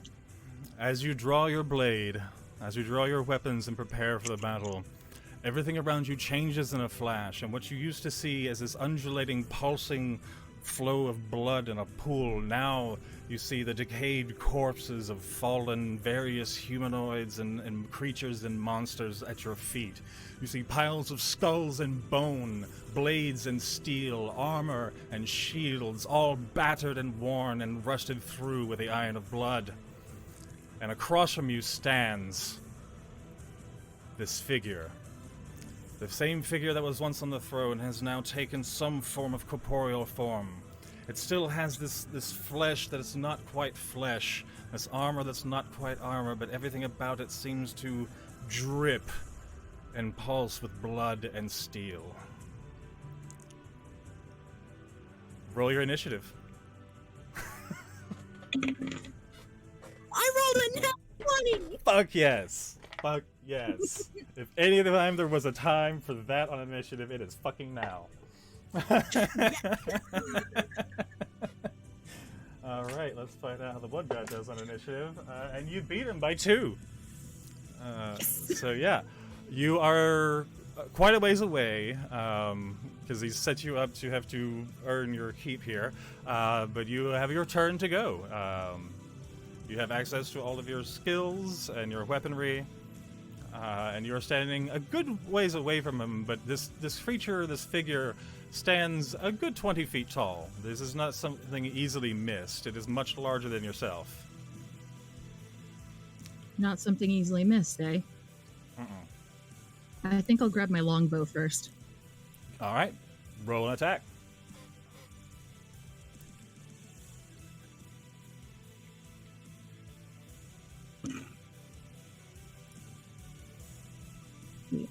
To hit first, right? Yeah, roll to hit. 20 to hit. 20 to hit does it. And you loose an arrow, you draw your longbow and loose an arrow, firing over the pile of skulls and the various armor and shields and weapons, like battered and broken around there. And your arrow makes purchase, hits him right in the chest, but instead of flinching, he just laughs in your face. Good, more. So you still have a bonus action, if you'd like to use it to do anything.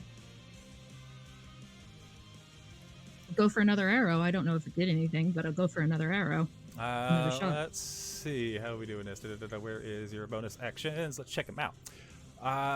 Let's see. Your only combat bonus actions right now are 2 weapon fighting, Misty Step, your Second Wind, and your Rage. Which, yes, Okay. you now have access to your Rage. I think I'll save rage for in a minute, hot minute. I don't know what to do for now. Prepare a defense. Okay, let's see. Let's see exactly how Is that far something I can away. do? Yeah, you should. You can definitely just prep a defensive position. Okay, so yeah, you're like 70 feet away. Okay, and you take a kind of defensive stance, kind of just waiting and seeing what happens next. The Blood God is going to use its full movement to rush towards you, surrounding around the pile of skulls and weaponry, and reaches towards its back, where you can tell at this range now that it doesn't seem to be carrying any weapons. Its armor seems to be more part of its body than anything. But as you see it reach back to its back, it draws a weapon out of seemingly nowhere, and it just starts to materialize and apparate, like in the form of flames and blood and metal. As you see a very bright and shiny bladed boomerang begin to be hurled at your head. Let's see. It is. What is your armor class? 17. It rolled a 12, so it happens to miss. Good job. It does have a plus to it, but yeah, it still misses. It was 16 to hit, so it was just under your armor class. He releases the boomerang, and just as you've taken this like defensive stance, and as it gets right to your head, you kind of duck out of the way just quick enough for it to fly right past you and start spinning around and coming back towards the blood god. And it's now your turn. I'm gonna get out my glaive since Okay. he's so close. Okay. Does it take up my action? No, we'll say you can draw your weapon freely, because like you were prepared for battle, and you're told to prep, so I'd assume you'd be kind of ready to, draw. I'm just gonna set myself up in a defensive. No, I'm gonna run as fast as I can towards him. Good. Okay, and with your speed, you can get right up there, right up next to him. So attacking with the glaive. Yep. Oh. That's a 13 to hit. 13 does not hit. With the blood god is still very. You can see this almost like maniacal, smile begin to grin as he watches you rush towards him. And right as you swing the glaive down to try to, take a hit on him, he just sidesteps and stares down at you. You'll have to do better than that. Any other bonus action or movement? Actually, no, you've used your movement, so any bonus action or anything? I'd like to go into a rage. There you go. Yeah, I would like to rage. You are now raging. So as your rage happens, what exactly would the blood god see as you began your rage? Bertha would just, every single muscle in her body just starts to flex, and she just. And this primal roar comes out of this panda. So I'll say for the purposes of the demi-plane of the blood god, that you can go ahead and retain your rage since you did attack this turn. But typically, as in the game, you would need to rage and then attack, and if you do not attack after raging, then you lose that rage. So just as a teaching moment for the future, do rage first, attack second. This is part of the whole campaign. As I'm teaching, you have certain things. Either way, for in the future, rage first, attack second. But since you did attack this turn, we'll say fuck it, it works. Okay, and it is now the blood god's turn. Let's see what happened there. Okay, yeah, he's going to draw these two matching great swords, again, seemingly out of nowhere, and they swirl. The steel seems to extend out of the hilt and the guard and start forming into this very dark red, stained steel with various runes glowing up the blades. And is going to take a double strike at you, one with each. One is a 19 to hit, and one is a 7 to hit. So one hits, right? Okay. Yes. One hits, and it's going to do 12 damage. Oof. Okay. So they come down, and they do strike you with one, hitting you right across the breastplate and carving just a little bit into your shoulder, right, and carving straight down the chest, almost splitting some of your chainmail. And they just happen to come just a little too short with the second one and cross blades with itself. Well, it's been a while. I'm still a little rusty.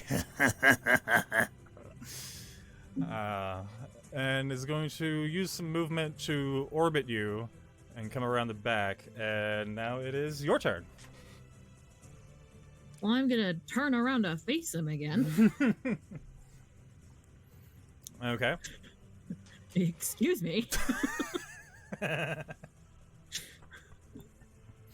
Rude.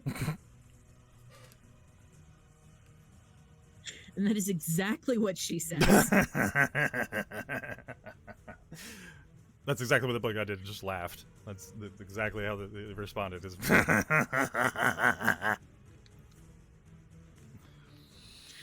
I'll swing my glaive. Go for it. Swing my glaive button. So with your rage, you have advantage on strength attacks, but you gain plus 2 melee damage with strength weapons and resistance to bludgeoning, piercing, and slashing. I roll a 17. 17 hits. Roll that damage. Mm.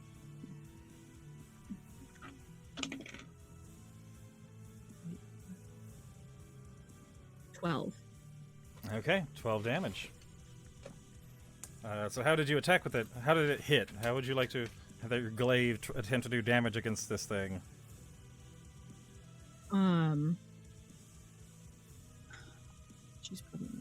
She's swinging low, swinging down by the knees. Okay. Well, as you bring out your glaive and try to sweep against the knee, it definitely makes it. It hits, and you see this splice in the kneecap open as there's a wound, the gash is open and blood spurts out. But as soon as your glaive is through, and you look back at where the wound should be, you watch as the blood and what would be flesh seem to pull back together and reform itself in the kneecap. It did damage, but he didn't seem to flinch too much from it. Great. Just great.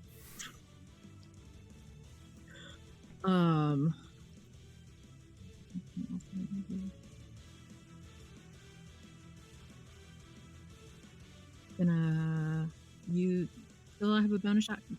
Yeah. You still have a bonus action? You do. You have, let's see. You have Misty Step, Second Wind. You also have another feature that you could use. I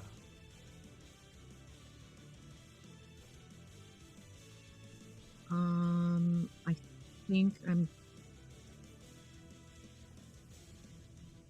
I'm good for this round. Okay. And the damage I want to do. And with the slice to the kneecap, he felt it, and he was just yes, more. And the two glaives he had been holding, he seems to put back where they should be, should have been a holster, but there's not really, and they apparate out. And instead, you see him reach behind his back, just kind of backwards.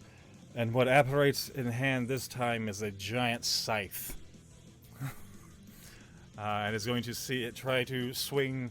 You're right there in front of it. He's going to swing right at you with it. That is a dirty 20 to hit. Of course it is. So let's see. How much trouble am I getting in with this? Only 6 damage this time. Okay. Let's see. I'm hurting. Yeah, okay. Oh, yeah? So yeah, A little bit. Yeah, okay. And this scythe seems to attempt to rip through the center of your chainmail on your chest, and rip just a few of the rings out. Like it winds up not only carving through the rings, but ripping out a row of the rings in the middle of your chainmail and slashing into your chest just a bit, just enough to hurt. And let's see. I think that's going to end its turn. So back to you. Going back in with a swing of the glaive. Roll it.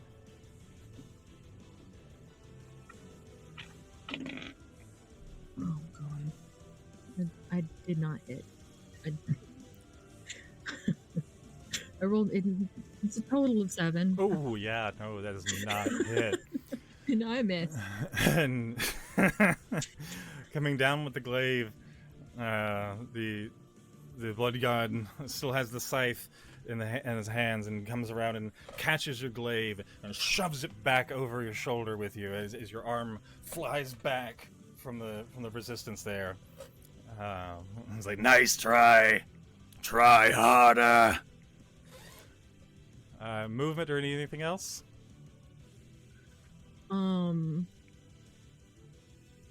No, I'm fighting this blood god head on. Okay. Good. That's good choice. Okay, one sec. We are going to. That, and I really don't want him to get that opportunity.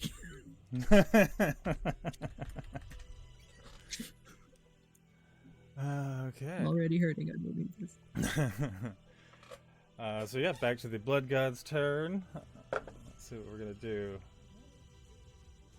Okay, yeah, ow. So the scythe, after being used to shove your glaive back off with the staff of it, the scythe just disappears in the moment, and the blood god reaches to his hips, and pulls out two new fresh blood-stained daggers, and is going to do 2 attacks. That is a 10 to hit. And a 17 to hit. So 1 hit. So 1 hits. Okay, it comes around and... Wait, does the 17 armor class just cancel it out? No, that means it hit your armor class. It has to hit your armor class or higher. So yeah, it hit. So let's see. He's gonna roll. Let's see. One of them hits, and we're gonna do find out. Hang on, let's pull that dice. Oh, ouch. 8 points of damage with the one dagger.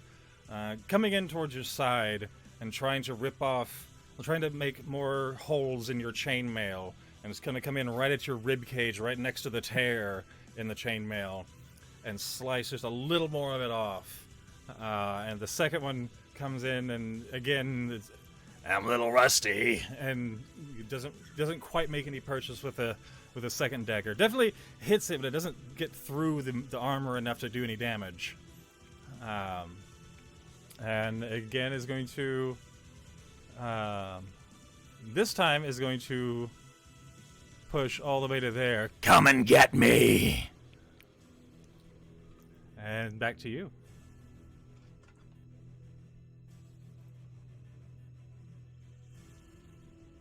Can I use my veteran's cane and a hand axe at the same time? Yeah, you can. Okay, so I trade out the glaive for a hand axe and my veteran's cane. He's so far away now. How rude.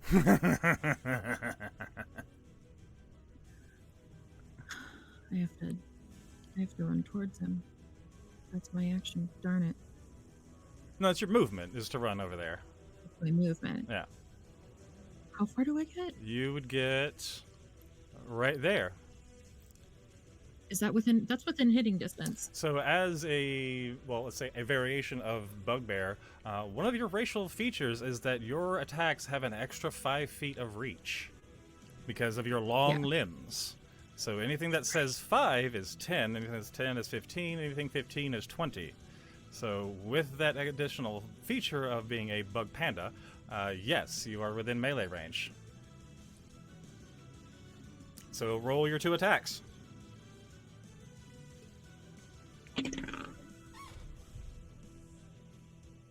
First one's 12 to hit. Second, woohoo! The second one is a 24 to hit. Yow! What was the first one again? So the first one was my hand axe with a 7 plus 5, and then the second was 19 plus 5. Okay, they both hit. Oh, they both hit? They both hit. Again, this is a very large creature that is standing much larger than you. Not all that hard to hit.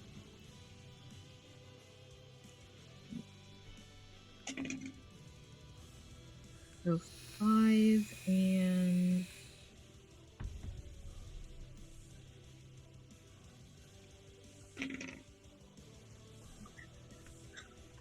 Five and what is that?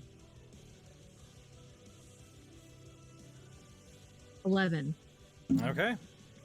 Where do they strike? As you're coming in with your transformed veteran's cane as a long sword and the hand axe in the other, where do you strike? So, as Bertha is running towards him, she yells, "Kedek, nor!" and just swings at him across the chest, and then goes for his side. Can I reach his side, or is he too tall?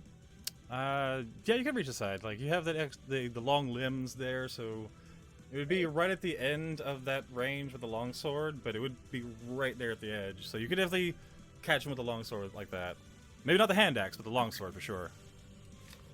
You could probably get to like the legs, anywhere along the waist or below her with the hand axe, and probably through the chest somewhere with the longsword, easily. Okay. Yeah, so about that. Okay. So we'll say, as you come in with the hand axe, you come in with the hand axe first and try to dig it into his side and pull him slightly further towards you with it as you try to stab in the longsword to his chest. And he goes, Good, good. Now you're getting it. and again, this maniacal cackle and smile across its face. And is going to move just a little to the left, or sorry, right, on its turn. And let's see. Shoves the daggers not into holsters or sheaths, but it shoves the daggers right into his fucking legs as they meld into its body. And reaches again kind of weirdly behind its back and pulls out a double-bladed scimitar, which is the scimitar with a blade going this way and that way. So there's blade going this way, blade going that way. It is a double-bladed scimitar, and is going to take a strike at you. With a natural 20. No. Double-bladed scimitar is going to do... Youch. 8 doubled, so 16 points of damage. Uh-oh. Uh-oh. Are you out? I'm rolling death saves. So, as you take this damage and roll your way down to the point of where you would be unconscious, you feel like your vision starts to fade as you slowly slump to a knee. And why is the music randomly getting louder? What the hell? Go away. Hang on a sec. Why is it doing that? Okay, hang on. So as you... Oh, not all the way down. There we go. So as you take that hit, and you begin to see the... begin to lose your vision and everything gets a little blurry, right as you are just about to fade into unconsciousness, right before your eyes close, you see this creature reach out its hand and go, Not yet. I'm not done with you just quite yet. And as your body hits the ground, your hand extends, and you feel every drop of blood in your body possessed as you are pulled back to your feet by your blood. As this happens, you feel yourself not only back to your feet and back into consciousness, but feeling at full vigor again. Oh, my little one, we have just begun. And as this happens, you would see as the blood god, its form changes. Its form changes, and the blood from the various injuries, and blood from the ground, and the blood from your injuries that had spilled on the ground all start to coalesce into this being as it expands and expands and grows larger. You can see various now plates of armor starting to form on different portions of the body, and these large spikes start to grow from its back, almost like wings. You ready for round 2? Oh, I'm ready. I'm not actually ready. I have no idea. Ready or not, here I come.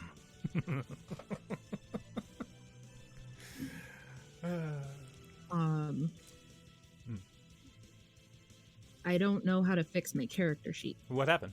Wait. Well, Refresh. it went all the way down. Refresh. Yeah. Okay, thank you. Yeah, just refresh.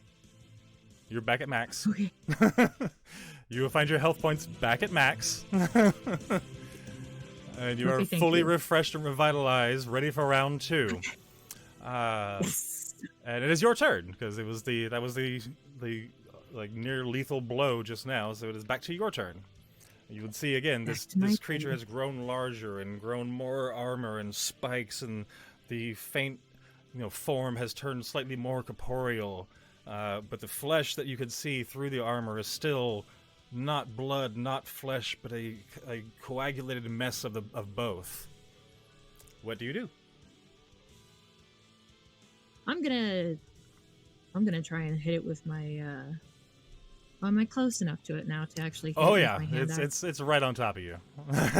Okay.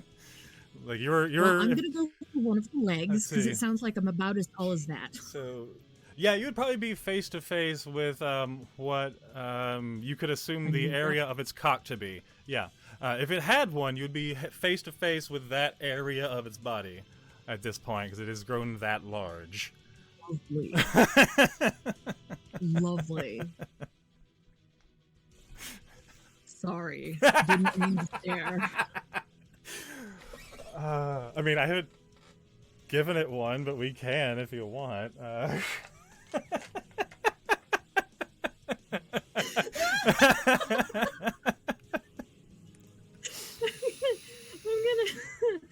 Ooh. All right, let me roll for cock real quick. Hang on. Let me just... 18. Yeah. Okay. Yeah. All right. It's got a hammer sitting there. Yeah.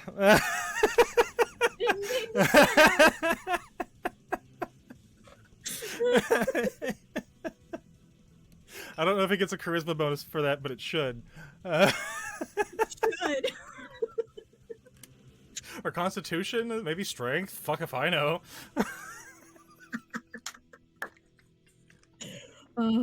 Okay. Bertha is going to. At this point, she's into it. She's having fun. Also, should be noted that as you fell unconscious, your rage dropped. Well, I didn't use it properly anyway. Yeah, just found that out. I could have done so much more damage. Oops. So Bertha is going to back into actually doing things.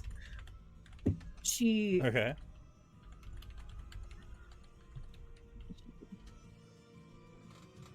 with one weapon to her, with the hand axe to her side, she swings out the sword and just kind of almost twirls with it Okay.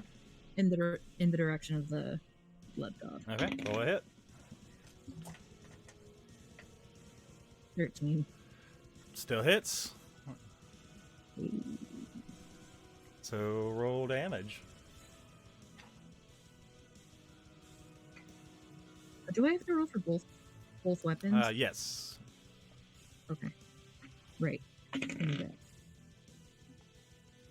the other one is 10. 10 just hits. Just As hits. it's growing larger, it is getting easier to hit. So. That's fair. Another 11 and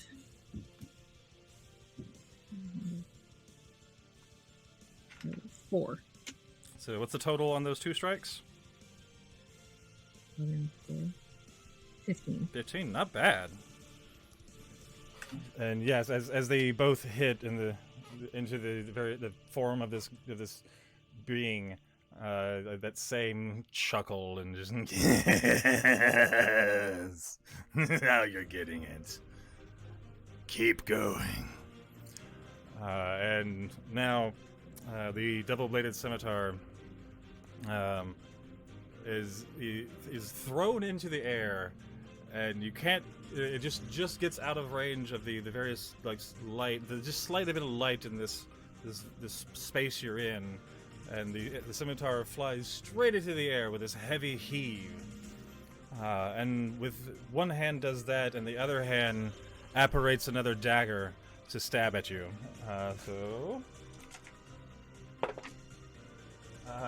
Another natural 20. Ooh, boy. Ouch. That was 2 different die, by the way. I'm not doing it. Yeah. That is 6 damage doubled, so 12. Okay. And it's back to your turn. Okay. I think I'm gonna keep up with the hand axe and the oh Jesus. Would you want to rage again? Can I? Yeah, you have one more use. Oh, I do. I do want to rage again. Okay. I'm gonna rage and then attack. this Bonus time. action, rage, and then...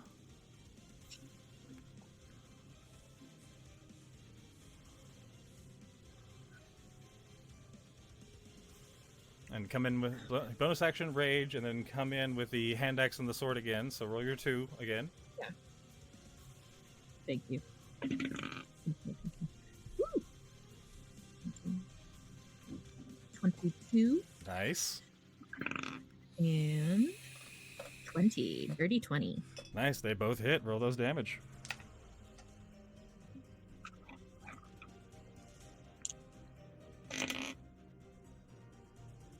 Four and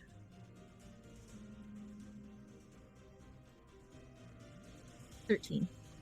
13 total? Or, sorry, 13 total. 13 total. Nice, another good hit. You're able to, again, to make purchase with the combo of taking the hand axe and slicing it into the side while you pull and try to stab at with the longsword. And this time the blood god is a little more like... Now you're causing damage. Now we're having fun. And anything else on your turn? You did bonus just action. In response to that, yeah. Linda has this bright glint and twinkle in her eye, and she starts to smile a little. Yes. And it's gonna go ahead. So the scimitar that was flung into the air a moment ago is now crashing down from the sky. And since you hadn't moved, is going to crash directly down on you, or at least try to. Oh, that was cocked. 14 to hit for that. Oh, so it doesn't hit.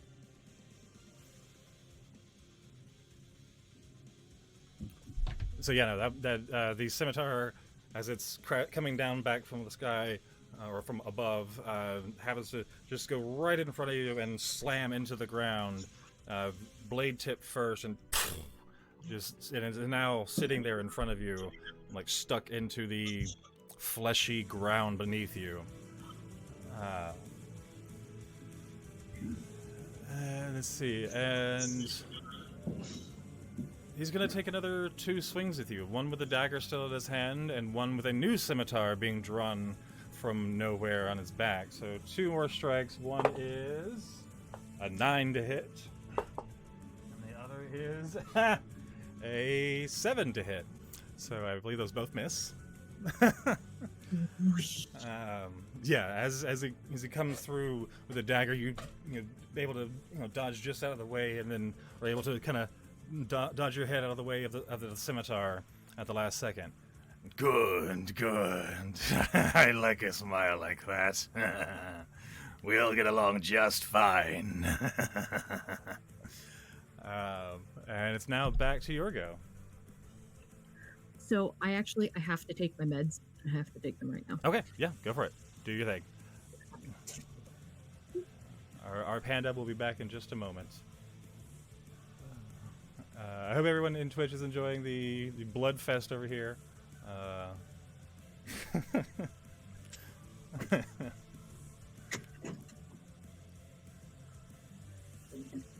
I know I had fun building this encounter, so I hope y'all are having fun watching it. This encounter is epic.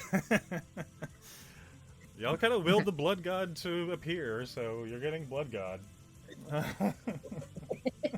It's just a little bit. Like it only makes sense for the newfound barbarian rage inside this panda. Hell yeah. Exactly.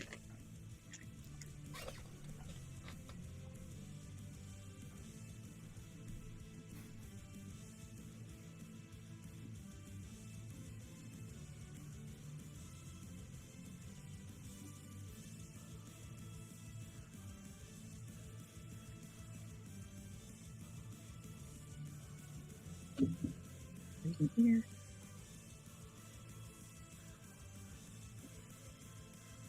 Ditching it. Okay. That was dumb. Okay, I'm back. No worries. All right, and it's my turn? It's back to your turn, yes. Oh, there's also a Jesus. double-bladed scimitar sitting stuck into the ground directly in front of you, between the two of you. Okay, so I'm gonna go ahead and move around. Just move. Just come in. I can't move my character. Oh, shit. That's because it's a new token. That would be why. Ha ha. And now you can. There you go. Thank you. Move her. Yeah, anyone that's been watching for a moment might have Weird. noticed that the token, the PC scroll on the page here has been updated with some new character images. As the party was collected various new items and abilities and stuff, your images have been updated a bit to reflect your new equipment and stuff that you have. Okay, so you moved a little bit. One more attack.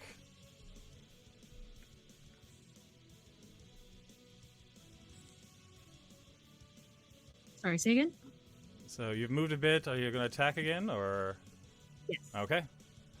What you using, and roll the dice. Using my my hand axe and my longsword still. Okay.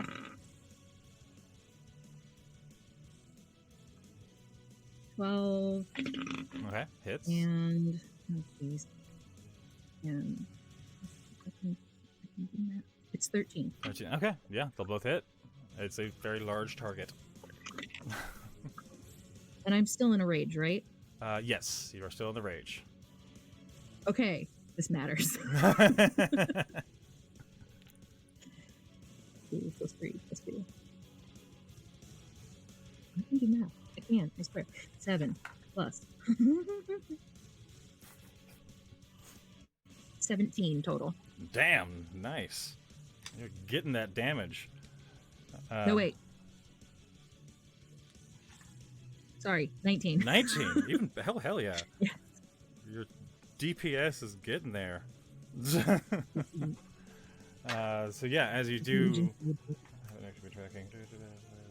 Okay, yeah. With these two new strikes, you watch again as the form of this creature grows again with the blood from around it and the blood from its own wounds and your own, and begins to amass again into an even larger, more form. But this time the spikes from the back has started to flow into these dark ethereal wings behind it, and you see these horns start to start to extrude from where like the head part of it is, and these 4 horns start to rise up from its head as the what was spikes turn into ethereal black wings. Well, my new little friends, I've definitely had some fun here. You might just survive the coming age. But before your mind crumbles into madness in my plane of existence, I must send you home. But not without this new power of yours. And at that moment, Both of their hands reach, and the wings that have sprouted spread wide, and a good 40, 50 feet across at this point, with the whole wingspan of the size of this creature.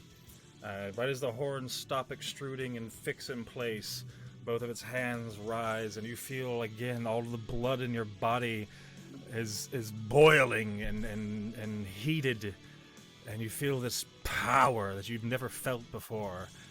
It feels good. It feels right. It feels powerful. It feels as if you could do anything. And you receive the blessing of the Blood God. And as this happens and this newfound power courses through your veins, your vision again fades to black, starts to fade, and the various images and the scenery of this place start to fade, and you start to lose detail, and everything starts to go back to black. And as it does, you awake the next morning. But as you awake, you would, as you said the night before, you'd have the little ritual of checking your body for wounds and injuries. Except this morning, you find some newly healed scars that weren't there the night before. On your left kneecap, there seems to be a decent-sized scar running from one side of the knee to the other. Not still bleeding, but has been very much just healed, very fresh of a scar. On your right side of your rib cage, on the right side of your rib cage, there's this just gash that is definitely healed, but just so, and maybe just the size of an axe head. And before you start to get dressed for the day, you would not necessarily be able to see, but you could feel this gash across your chest that it has obviously healed, that you didn't recognize from the night before, but it runs from your shoulder almost all the way to your hip. And you wake to find these new scars, but you also wake to seeing that the ring that you had been given in Lauren's Rest seems to glow with this dark, deep red glow. And that's where we're going to end Bertha's section of the evening. Awakening with new powers, new scars, and a new experience with their newfound god. Again, as I usually do, I'm going to go set my own self a 15-minute timer, and we'll be back in about 20 with the next session. I apologize it's running a little late. The timing is weird. This is a new format. But to our players in wait, we will be back in just a moment while I refresh and reset the next thing. For everyone watching, we'll be back in about 15.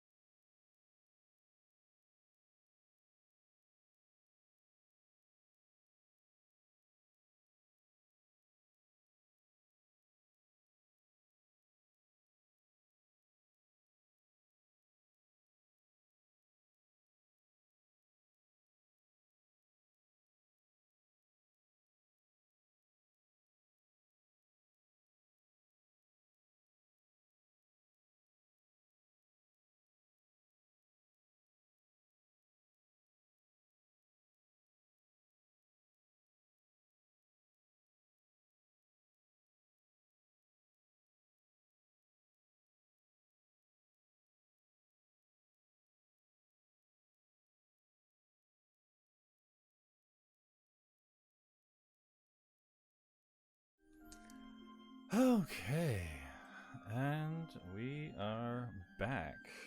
Welcome back to this session 6 of the Will of Gods. As we transfer, we go back in time, back to the night before, just as before, as we come back and focus back to Craw.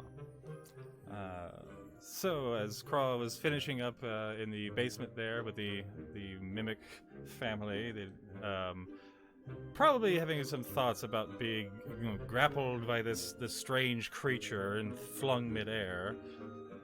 Yeah, that was terrible. I don't think she's ever experienced anything like that in her life. Probably not, I would assume. So yeah, it was a little bit of an experience for Craw during that day. Is there anything Craw would do before she goes to bed in the bottom of the bunks with the wisteria above? She's definitely, especially, I assume it's kind of dark down there. She's got her new locket that she charmed with her artificer spell. Mm-hmm. So definitely cast that little beam of light around the room. That's fucking awesome. Nice. Yeah, you would find yourself. It's not a very large room, just as the others, but in your and Wisteria's rooms, it would be like the bunk there with the same, straw and cotton and just random bits and bobs kind of thrown together in a sack to create a mattress. And again, with a little table in the corner with the oil lamp that's shrouded in glass. Yeah. Oh, I got some bottles of wine. Yes, you did. They were two. I'm a kid. I was never allowed to sample such things in the lizard's taint, so I'm gonna look around and see if anyone's looking. And pull one out, uncork it, and take a little sip. Okay. I'd say, I'm not sure who would fall asleep first, Craw or Wisteria, but you are sharing a room. But we'll say for brevity that you're able to uncork it and sip on it as you're like trying to hide it from everyone, just like under the cover kind of thing, like sipping. Sneaky. I imagine she doesn't like it very much. Yeah, that was that was some of the finer, more aged wine there that was being saved for a special occasion. So it is probably the nicest, fanciest bottle within quite a ways of this location. I'm sure someone with the better palate would really appreciate this, but she probably just kind of... That's fair. Yeah, you'd probably need a better palate, yeah. Although this is like hillbilly moonshine wine kind of thing. Like, these are monks that live in a monastery, but they kind of transform the basement into their private distillery to hopefully sell some of it and make a little extra money occasionally with travelers. Well, as Craw drifts off into her first wine-drunk sleep, because it probably wouldn't take much. It probably wouldn't take much for a tiny little Kenku to get pretty plastered for the first time, especially on fine aged wine. Yeah, and she weighs 70 pounds. She's got little not bones. Not even. I would say 30 pounds maybe, because we found out Tea Goblin was 40 pounds. 50 with equipment. Yeah. So yeah, Craw would probably be 30-ish, I would assume. She's nothing. She's all feathers. Yeah, so it would not take much to get a pretty decent wine drunk pretty quick. That would come with a pretty deep sleep.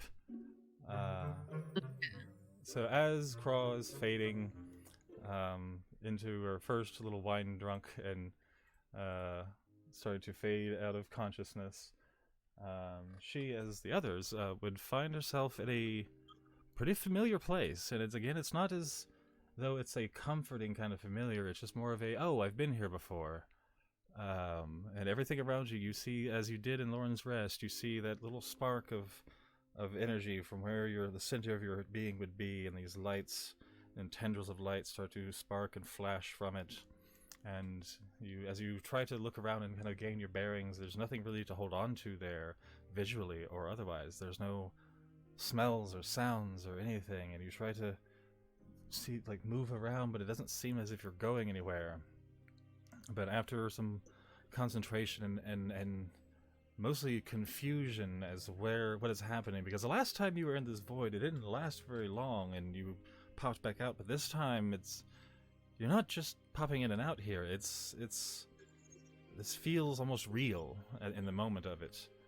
And as that realness sets in, you start to see like your arms, like your wing arms and feather fingers, and various bits of yourself start to fade slowly into corporeal form.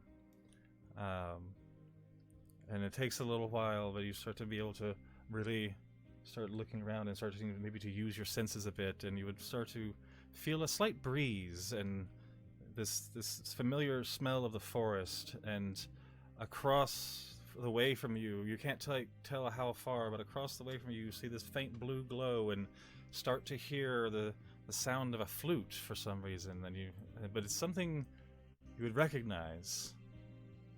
I think your mic's off. Or it's not, oh, it's voice activity set, so you had to turn off voice activity set. Okay, fine. I was playing from the Hobbit song. Okay. Yeah, it's not recognizing it because it's not your voice, so it's not coming through. Damn it. That darn Discord noise canceling.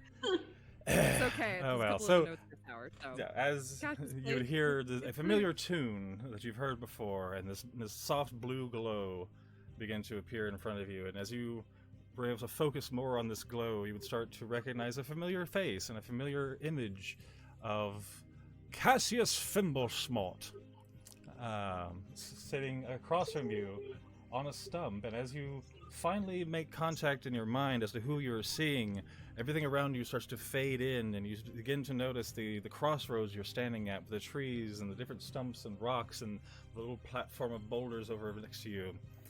And as you finally seem to know where you are, Bro, my dear,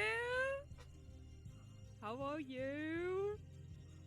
Hi, And friend. this is just, it's message communication, Hi, friend. essentially.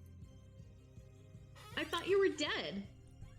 Well, you know, I thought you were in the material plane. We find ourselves at a crossroads again. We'll have to keep meeting like this.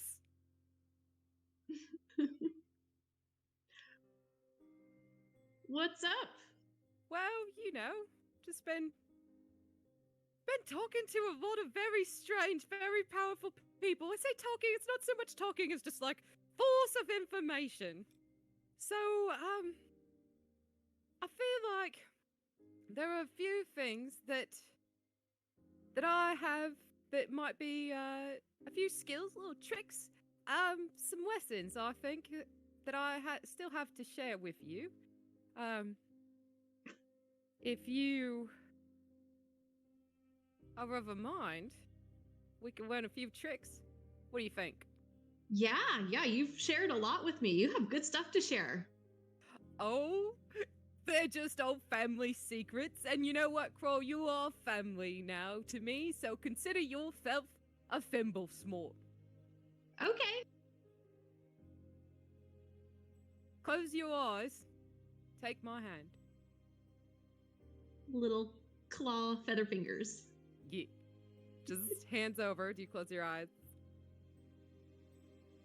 And you start to feel the sensation of like a stone walkway under your feet, and you sort of are walking out of the void, similar to as you traveled to get to the crossroads, to the stump where you originally met Cassius. So, and you feel Cassius still has his hand around yours, and you have a sensation of sort of opening your eyes, but this is all very much sort of a spiritual place that you're in.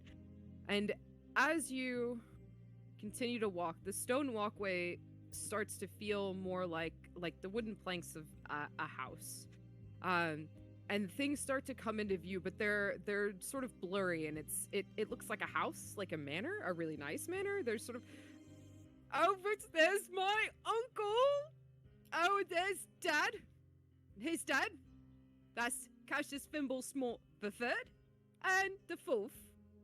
As you can tell, I got my looks from my mum, and you know, just kind of walking through what seems to be it's very hazy, and you don't have like a very clear vision. I'm gonna take you to, well, okay, so there's a place that we Thimble Smarts do most of our learning. The thing about this place is, it becomes what you need it to be to learn what you need to learn. So, I've been through it, but you won't be in the same room as I am. So, I can help you, but I can't help you solve whatever it is you find in there. So, Okay. I'll be with you the whole time, but it's up to you. And just remember, have a sense of urgency, but always be careful. Sneaky. Sneaky, sneaky. Shooty, shooty. Really sneaky. Yes. Before we turn this corner, if you could imagine one thing that you could do that's a first level spell, what would you most what would you most want to be able to do off of the first level spell list that you have available to you? Oh boy, let me pull that up. That you Again, this feel is my like would this help. is my first time playing a magic using character in 5e, so bear with me. Oh, I'm looking at my first level spells. This isn't gonna help you. And also, this is my first time ever using D&D Beyond, so this might take a moment. It's okay. So Game rules, spells. So it can be on your character sheet. If you go to your character sheet, hit spells, and then hit manage spells. Okay. opens a Yeah, sidebar. it opens the sidebar, and then you can go filter by spell level and click first level. And that will show you all of the first level spells you are able to prepare.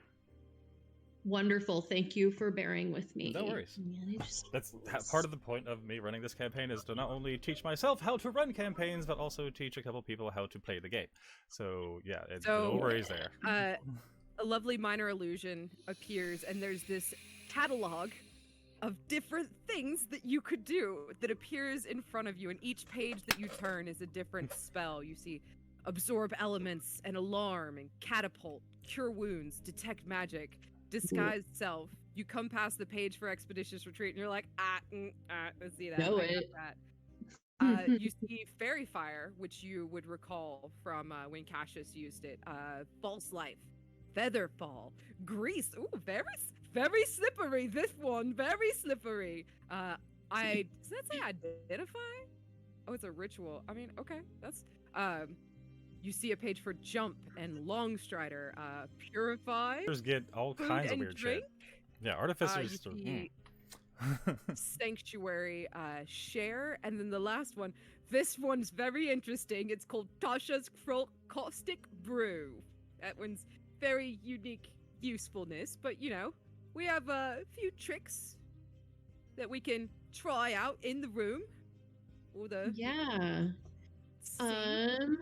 Let's see. Well, I still very fresh in my mind being caught by the mimic. Shit, I just saw it.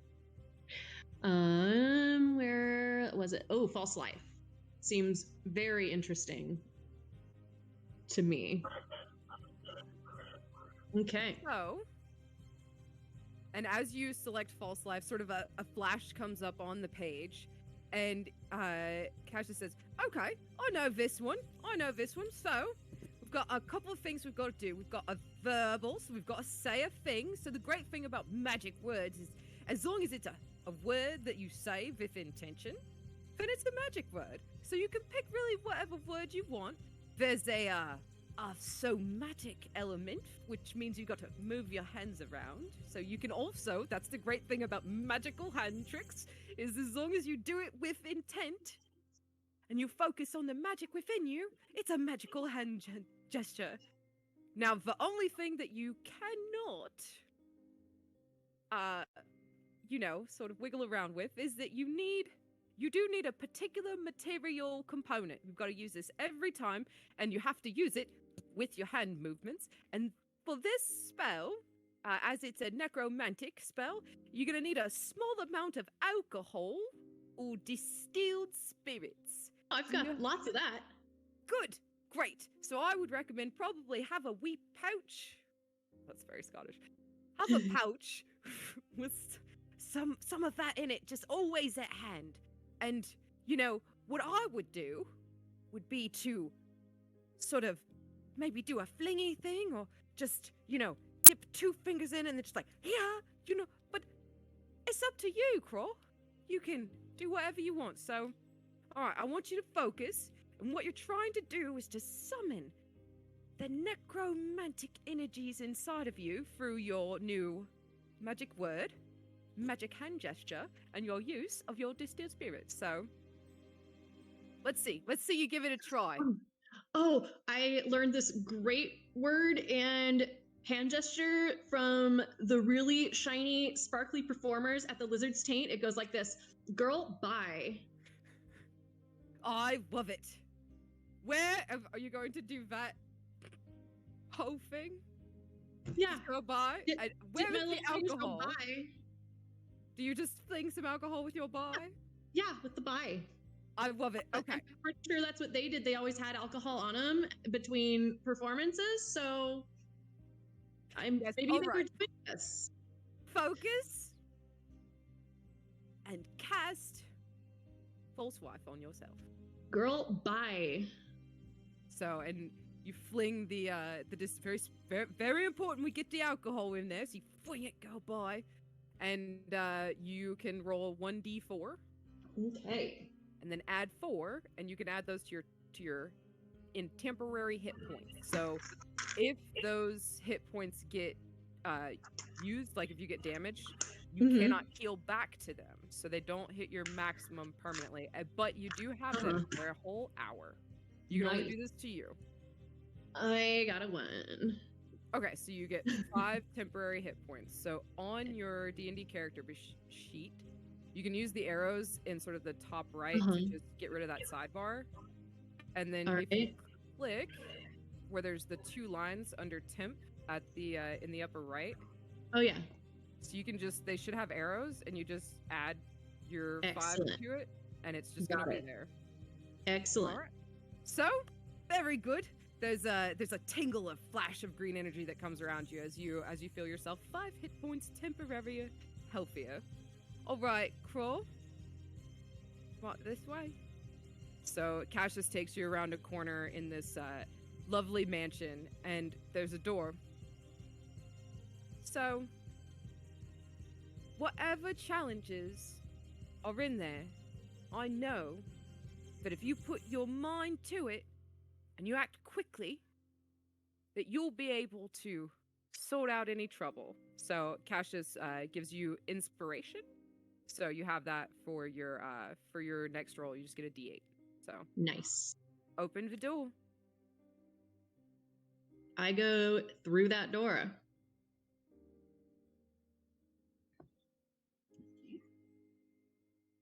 So, and then I'm sure Rec will. You may need to update- move your roll 20 around Oh. to see the door. Oh, I see it. Okay, there you go. Yeah, you maybe move around the map a little bit. At 100%, it's going to be a bit big, so I would suggest somewhere around 70-ish. Okay.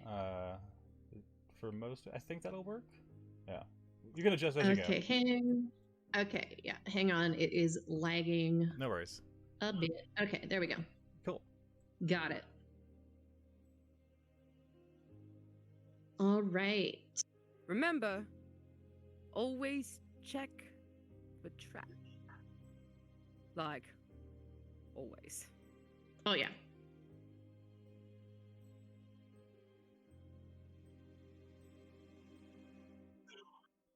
What you're faced with here is the Thimblesmart family training course for their house guard.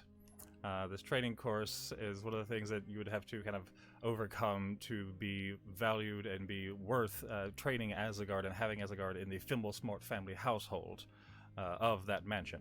And this is a timed training course. You have 3 minutes to complete it. Oh boy. Meaning every round of actions you take, I will be subtracting 6 seconds from that total. Okay. Let's do this. So how far can we see in? What you see, because there's a door in front of you and a door to the left. One sec. Let me do some switching of things. Boop. And boop. Does it seem to be that those are walls, or is it a? So what you would see is magical what you see around you on the edges of this, what you can see in the map here are stone walls. Everything here is stone walls, from floor to ceiling. Probably about a good 10-foot ceiling in here. But what you see right now is what you can see. The one in front of you and to your left are both doors. All right, I would like to immediately look around for traps. Okay, roll investigation. And as in an effort to assist, Cassius will pull a bit of phosphorus out and do a light. Nice. And you just see a flare of phosphorus, and there are 4 torch-sized lights that pop up within a range of 120 feet. So Cassius is just gonna kind of illuminate each of the doorways and make sure there's good light in the room. Wonderful, because I just got a 4, and that's with my plus Your 2. D8 inspiration? Oh, with my D8 inspiration. Let me. Yeah, just abuse that, by the way. Oh, absolutely. So that's I can continue to use it for an hour. No, you just get 1, but there's gonna be more. Okay. I got a 9. So let's see, 4 and 9, 13 total. Oh no, Right? 4 and 5. 4 and 5. Oh, okay. Yeah, with that, yeah, it's. I mean, well, actually, what am I doing? I haven't put your token on the board. Jesus fuck. Derp. Yeah. Okay. There you are. It's okay. I'm in the bottom. I'm like, bottom wait. Yeah, you would have been standing in here, and walking up to that, and now you can move that token. I'm gonna Okay. set you here, and from here on out, that is you. Let me put Cassius in there real quick. Let me find this thing. So when we entered, Cassius took on a sort of an ethereal form, Mhm. almost as though, like, he's very spiritual. So sort of the door didn't really bother Cassius. Sort of Mhm. definitely seems like you're physically in this area alone. Okay. Let me see. So, I've got my sling, and I can't tell. Is the 30 out of 120 the little like artillery for the sling? Yeah, so That's the range. that's short and long range. Yeah. Long range Okay. is Oh yeah, I see. Okay. I'm not sure where it says like if I have artillery for it. Can I pick up like a little pebble off the ground Yeah, and like yeah, that's sling fine. it into the middle of the room? Okay. So I want to just sling a little pebble or something into the middle of the room. I just was attacked by a bench and I don't trust anything right now. So where exactly are you throwing slinging this rock? Just like I'm aiming for that center square right there. Okay. Like just the middle of the room to see what happens. Yeah, and you do so, and the rock clatters to the ground, and skips a little bit as it rolls along the stonework. All right, I am going to step into the middle of the room. Okay. I like the way that you think. Keep on keeping an eye out. So yes, and in Cassius front of will you, smack you with another inspiration. yeah, and in front of you, you see a door to your immediate, in forward, and one to your left. Do the doors look identical? Yes. Okay. I would like to go up and do a perception check on the door directly I guess in front of me. So this one? Okay, rolled it. Okay.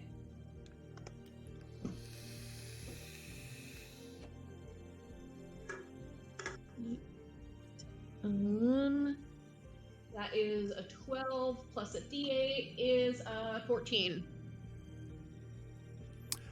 With 14, yes, it is a wooden door, has ironclad bracing across the top and bottom, and a handle on it. Doesn't seem to have any locks to it, and nothing you can see on this side seems out of place for a door. All right, I would like to, like I did down in the basement, just kind of very sneakily crack the door open and peek around it to get a look into the next room. Okay, roll me, as you crack open the door, roll me another either perception or investigation check. Okay. Cassius just continues to follow 12 along. perception. I think I need token control. Oh, derp. Hang on. Yes, Okay, you do. it's a lot going on. You're running like 6 different sessions tonight. Yeah, yeah, 6 very different sessions, yes. There you go, now you can. Famous. Okay, thank you. So yeah, with 12, yes, you would now notice that just on the other side of this door is a bear Where the trap. dancing lights goes Oh. in. As you crack open the door is on top of a threshold of stone, and as you crack open the door, you do notice there is a set bear trap just in the front of that door as it leads to the next room. I bet you could use your thieves' tools or your tinkerer's tools that you're proficient with to disarm Yeah. that. I would like to use my thieves' tools. Yeah, just- queen. Yas. Just hit the middle of that trap and snap it shut. Okay, and let's see. I'll tell you, yes, you do so. You're aware of it, you know where it is, you know you've been told how to do it, you're able to snap that bear trap, and it is now closed and no longer an issue. 80. All right, I would like to step into the doorway and take a look around this room. And the dancing lights go in. Nice. Good. Is that another investigation check or just the same? You roll same to one? perceive the room in front of you, so yeah, you're able to see that room Right. now. Cool, In fact, you're able to see that it has a little corner here, but yeah.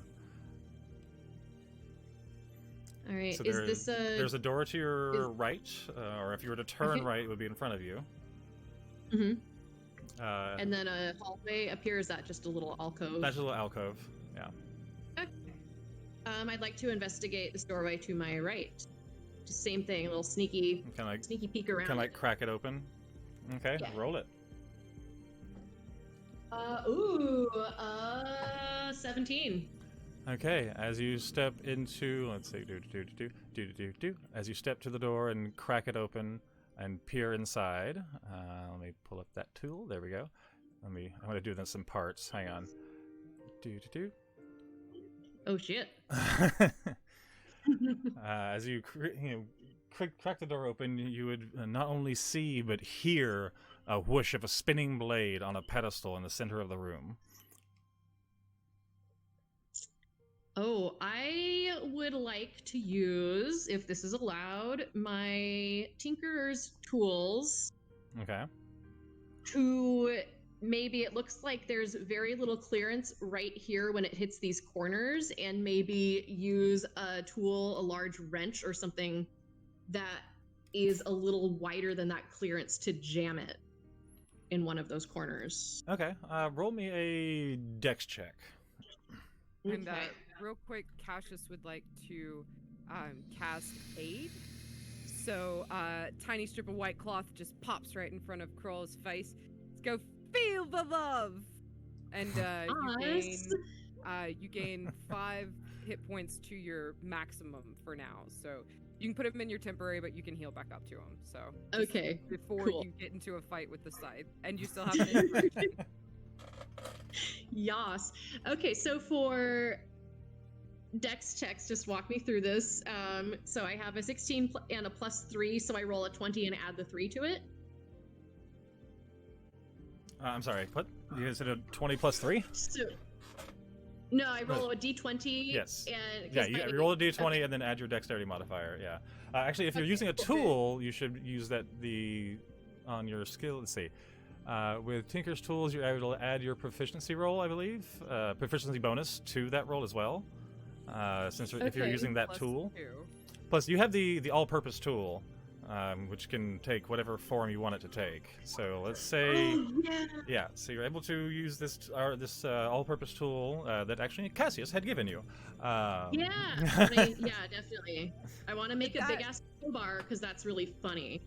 Would that be an acrobatic check or just straight dex? Just It is a very acrobatic attempt. I'm just gonna say straight dex for now.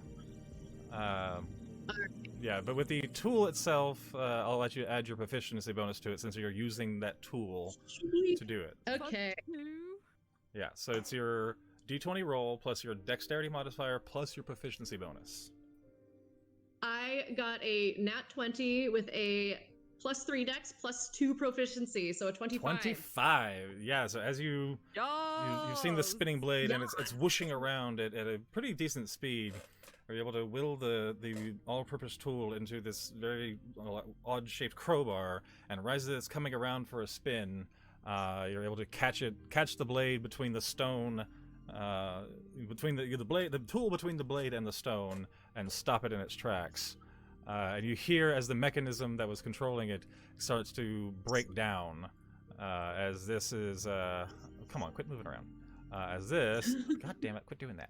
Man. Okay, a second I was like, oh shit, it moves. No.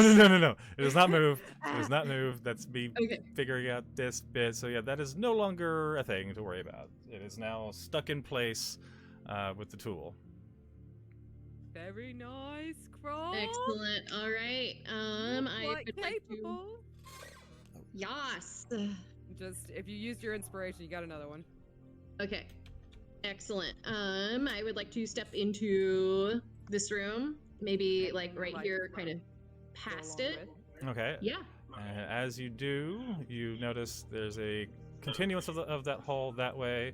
There's also a continuance of a hall that direction. Oh boy. 2 lights will go down either hall, Okay. as far as they go. I would like to go up to the door and once again peek around it. Okay, roll me perception or investigation.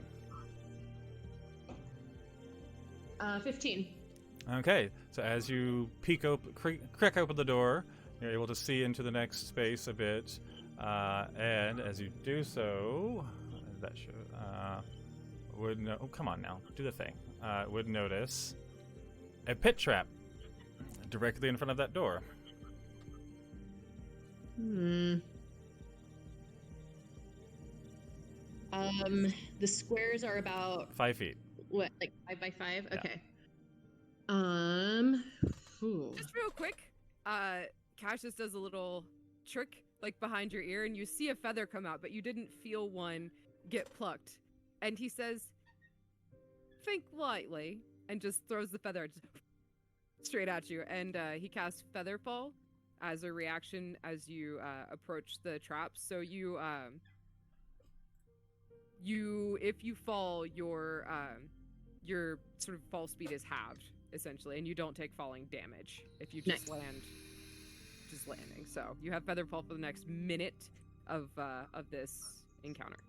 Cool. All right. I would like to take a running leap and attempt to jump over this pit trap. Okay, roll an acrobatics check, and with the little inspiration there, you can either use the inspiration or I can give you advantage with the assistance of Featherfall and all that.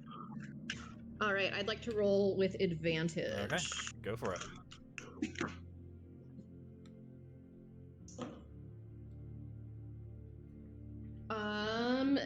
That is a 16. All right, you take a running jump and are able to leap directly over and make it to the other side.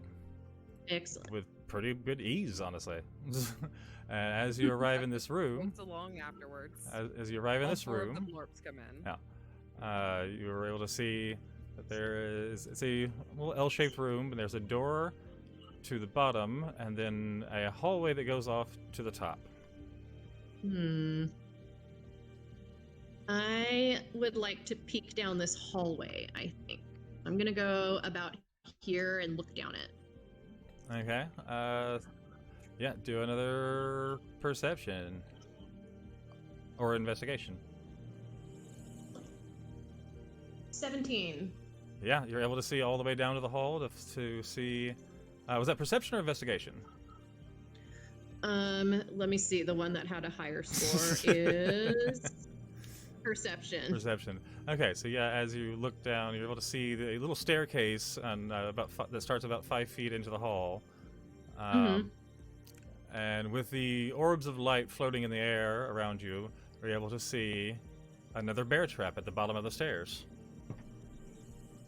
I would like to go up to the bear trap and disarm it with my thieves' tools again. Okay, and since you know where it is, you know the process of it, you're able to do so, and that bear trap is now closed and no longer a problem. It snaps and catches your dagger for a sec as you pry it out of the trap once it gets closed. Is it the fuck you dagger? Does it say fuck you as the bear Yes, it bear does. trap closes around it? Yes. Yes, it does. Fuck you! I take immense delight in this. My mom is not here to scold me for saying such things, and this is great. I would like to go and stand at the top of these stairs and see how far I can peek around them. Okay. The blorps. Yeah, the dwarps follow. Okay, and you're able to see another door just past the staircase on the right as you come into the staircase. Right. I am gonna go up and roll perception to do a little sneaky peek. Do it. 14. You see that it is the end of a hall and a turn going to the right of that hall. I would like to maybe just step through the door and see if the lights can go in that corner, so I might see a little further. They Okay. hop on in. As you move a little closer to peek around the corner, it reveals. There we go. Let's see that, and in fact, roll me an investigation check as you peek around that corner. All right. I think I may have seen 11. a version of this. We should keep our eyes peeled for interesting things. Keep moving. 11. Ooh, okay. With your, did you use your inspiration? I did not. Can I roll with advantage? The DM did not finish saying what had happened. Yeah. Just groaned. Yeah, I would say inspiration would be a good idea. That's unfortunate because I rolled a nat 1 Ouch. on my other die. Yeah. Damn. Yeah. Yeah, you see a stone wall. Cassius puts his hand on Krawl's shoulder and says, "Look, we're moving really fast, and it's hard to keep your mind in the moment, so take a breath. Gather yourself." You feel yourself binged with inspiration again. A little pep talk. Now, let's go. Keep an eye peeled for things. I think there's more than just Yeah. dangerous I'd floor. like to. Yeah, this whole thing seems very suspicious, and I would like to go up to this very tippy top corner, Up to there. maybe, and investigate closer. Okay. Roll it. And I'm gonna do the same thing, use the inspiration for advantage. Oh, that is a 19. Okay. You definitely find that this stone wall has a interesting little lever hidden amongst the stonework. That looks extremely shiny. It's not. It's just the only token I could find that would fit the damn size and also fit the black background. So it's really a small stone lever that you would kind of have to pull out of the way a bit. But this is the closest token I could get. So whatever. Levers are usually attached to things that are either weighty, stabby, or pokey. Yeah, I kind of feel like, can I do something Push the red with my button. artificer Push the red button. advantage? Push the red button. Yeah, I am very curious about this, but since my background is an artificer, is there some way I could maybe see what this mechanism would detonate? Like Actually, yeah, with the trigger. 19, you can see that this lever is pretty much very close to one side of this wall in front of you. And with a 19, you could tell that it has something to do with the corner where one wall meets the other. So it has something to do with the wall itself. All right, I would like to maybe step away from this meeting of the two walls as far as I can and like reach out my arm and pull the lever so I'm like out of the way. Okay. Do you have any rope? Do I have any what? Any rope? Do I? I feel Pull the lever, like... Kronk! Pull the lever, girl. Yeah, pull the lever, Kronk! Yeah. Well, I mean, as you pull on the lever, you see the edge of the two walls there, the one in front of you with the lever on it, start to kind of rumble a little bit, and the seam between the two walls starts to fade as that wall slides out of the way. Yes. And that's also not a door there. I just couldn't edit it out. But what you see is another chamber. Actually, no, you can't see that far into it yet. But you, God damn it. You see that there's a chamber beyond that hidden wall. Okay, I would like to once again go right up to the door and kind of wait for those dancing There's lights no door to there. catch up to me. There's no door in that one. That was where the sliding The- wall was sitting. Yeah. Okay. Yeah, but the opening. secret Yeah. the secret door Okay. that just opened. Go right up to that entrance and wait for the dancing lights to kind of make their way past me and see if they can illuminate the room a little further before I step in. Yep. Okay. And They go as the on dancing in. lights go in, what you see is a small chest. And as you do this, roll me another investigation check. All right. That is an 11. Okay. Yeah. There's a chest in the corner. I would like to take my fuck you dagger and throw it at this chest. Roll an attack. Yeah. All right.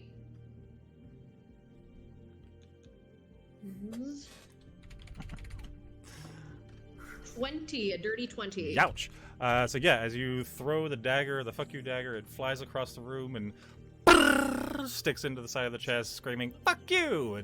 and kind of digs in a little deep. That was a good throw. Nice. The chest doesn't react? It is a wooden chest. Okay, I approach the chest and open it. As you step through this opening, which you did not see, Oh, god damn it. what you did not pick up on was a tripwire Ugh.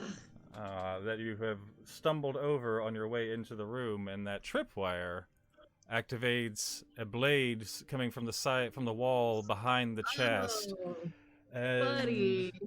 does 5 damage as it slices across your chainmail, Ow, ripping through it slightly.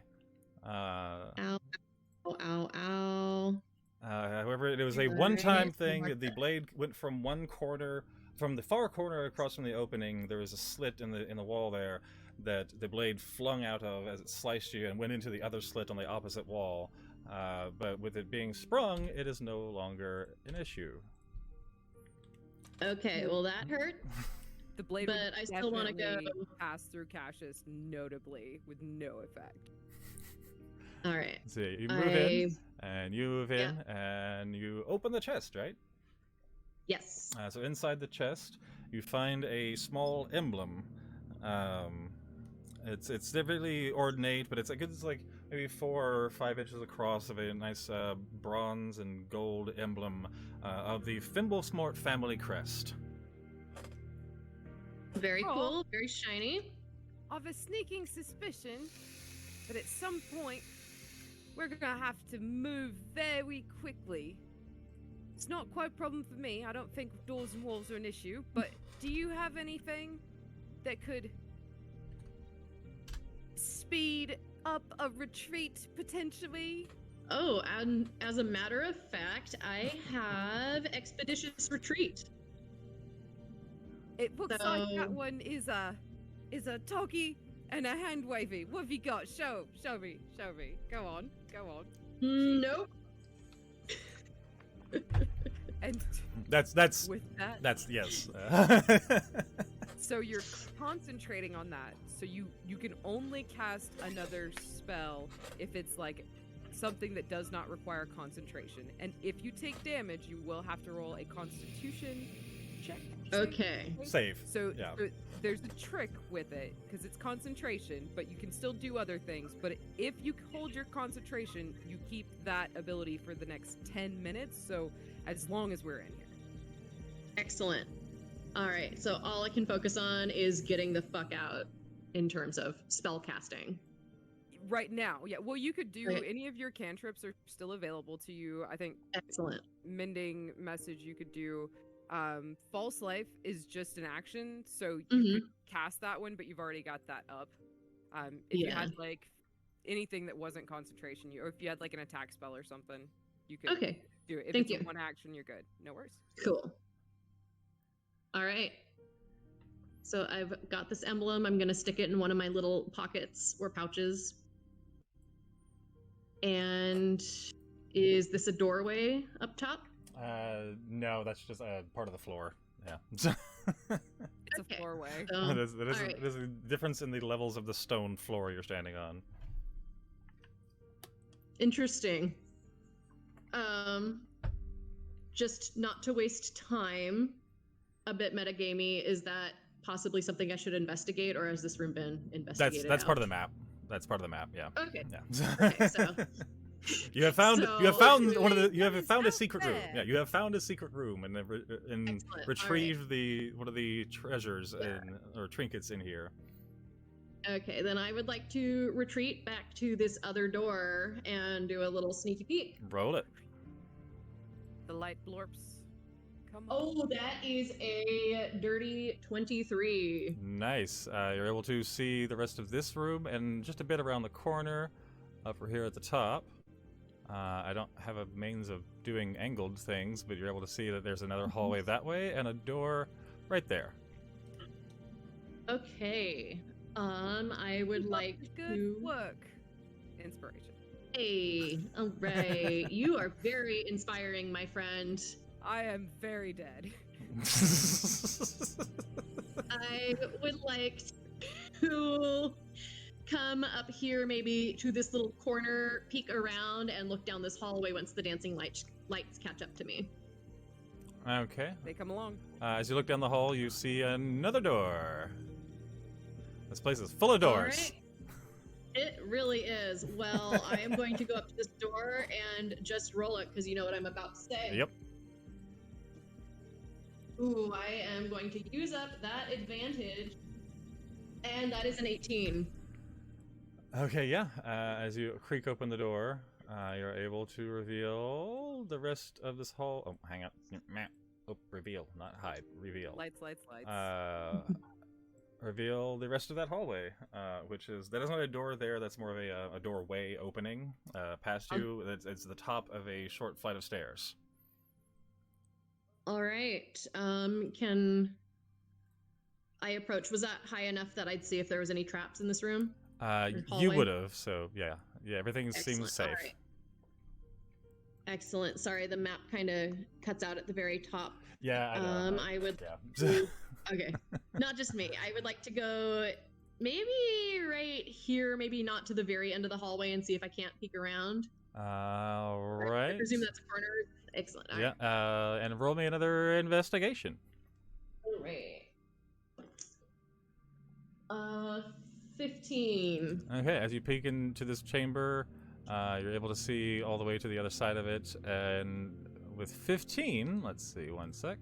Come on now, select. There we go. You're able to see another pit trap faced up against a door on that side. All right. I would like to go up to the edge of the pit trap and consider it. There's enough. I presume there's enough space for me to land on the other side at the door. There is not. Oh. Think lightly. Inspiration. Yeah, pretty much the pit trap goes directly up to that door. Interesting. I would like to pick up a pebble rock, maybe, I don't know if I get some with my sling, and sling at the door and see what happens. Roll me an attack. Okay. And exactly what are you aiming for on the door? Unless there's something that looks particularly like a button, a mechanism of some sort, I guess like dead center in the middle of the door. Okay, roll an attack. Just to see, because it doesn't look like a door anyone can physically get to. That is a 9. The rock hits the door. It's a door sitting in place. The rock hits the door, bounces off of it, and falls into the pit trap. All the way down into the pit trap? Yep.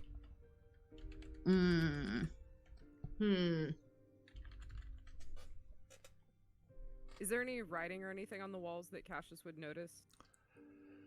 No, there's. It's a pretty empty room. Okay, well... You're pretty quick. What if we try this from a different angle? Yeah, I just was thinking that this is a very long dungeon, and perhaps there's a different way to get into this room from a different part of it. So I would like... So I would like to retreat back. Was this a doorway? Yes. Okay, I would like to retreat back and investigate this doorway then. Okay, we'll say with expeditious retreat, you're able to do that in a turn, like a set of actions. Okay. So let's just do that. It's the fastest Kinko I've ever seen. So fast. All right, I'm gonna once again peek in. Okay. Oh, that is a 17. And you see a hallway, and at the very edge of this hallway, you see what looks to be another step to another set of stairs. All right. Once again, I'd like to go down to maybe right about here, wait for the dancing lights, and maybe peek down those steps and see what's there at the bottom. The steps are going up. Then As they go at the up, top. you see another door. All right. I'm just gonna roll it. Because you know what I'm gonna say. Oh, that is an 18. As you try to open the door, you find it to be locked. Is there perhaps an emblem-shaped recess? There's on a keyhole. It is not quite emblem-shaped, but it is a keyhole. And I would like to grab my thieves' tools and pick that lock. Okay, roll your. Let's see. What is the roll for that? I know it's with thieves' tools with the proficiency because you have that. Yes, Yeah. you get the proficiency. That should be a dex. Yeah, I think it was a dex. Yeah, that sounds right to me. Yeah, straight dex. So yeah, roll me a dex. Roll me a d20. Add your dex and your proficiency bonus. All right. Oh my god. Do I have another inspiration or not yet? I think you did. Yeah, you've got one. Yeah. Oh, good. Okay. Oh, much better. Okay, so let's see. That is a 17. Okay, with your thieves' tools, a little lockpick, the 17 for sure, you're able to get your lockpick, kind of in there and jumble it around, and you hear the lock go click, and it is now unlocked. All right, I would like to peek through. Okay. Roll again. Yep. Oh, yikes! That is a 6. With a 6, yeah, as you crack open the door, the light from the dancing lights doesn't quite fill the chamber, but you're able to see that it does extend further down, past the door a few feet. Could I, take my sling and maybe, softball pitcher style, but, roll a stone, whatever projectile it uses, along the ground to see if it hits a tripwire or falls into a pit? Sure. Yeah, just roll me an attack, for the hell of it, and see what happens. That is 13. Okay, you're able to take one of the rocks from your little ammo pouch for your sling and roll it along the ground, and as it just gets past the door, you find that it has snapped come on now. Another bear trap. Excellent. And that trap, Bear claw. yeah, bear claw, and that is now snapped shut and no longer an issue. That was a large one Excellent. too. It was gonna get you pretty bad. Nice, yeah. That's a much larger Good one. Yeah, call, she's not very Draw. big. You can't always trust your eyes. Thank you. Smacks you with inspiration as you Nice. continue into the room. All right. Once again, head to the corner, Okay. wait for the lights to catch up, and look around. Okay, you're able Very to good. see down the hallway. Roll me investigation. There go the lights. That is a 13. Let's see.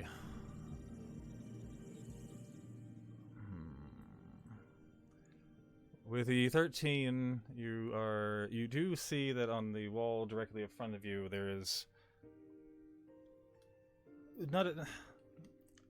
another similar to the lever of the other corner there. There's a slit of stone that doesn't seem like it should be there. About how wide is it? Let's say about 2 feet. Okay, so it's like a little 2-foot gap. It's not a gap. It's just a certain slit? a certain stone that seems to be maybe 6 inches tall and about 2 feet across. That's set into that wall. That doesn't seem like it should be set there.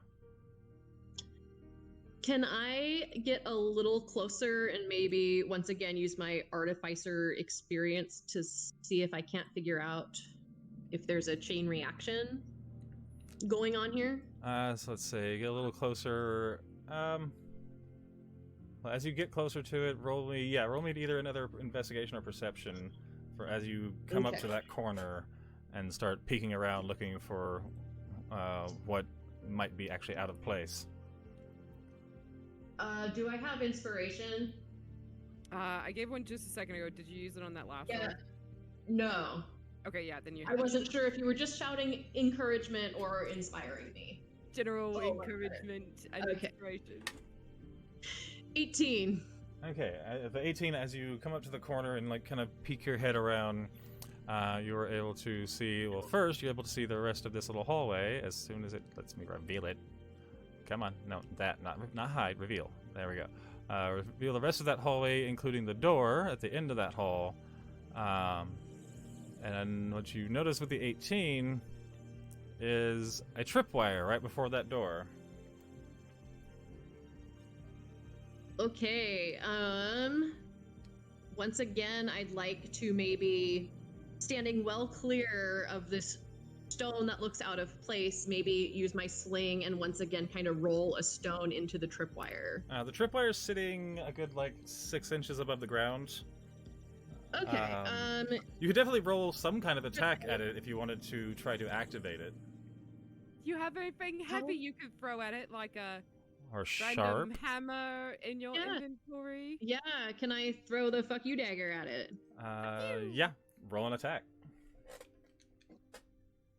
Dirty 20. Okay, so as you throw your dagger, with a dirty 20 for damn sure, it trips, it cuts the tripwire, so the tripwire is now gone, and as that happens, you watch in front of you 2 bolt traps spring out of the wall from where you notice the stone and fire arrows down the hall the opposite direction of you. So Nice. So those are now sprung and no longer active. I'm going to mark those off for you.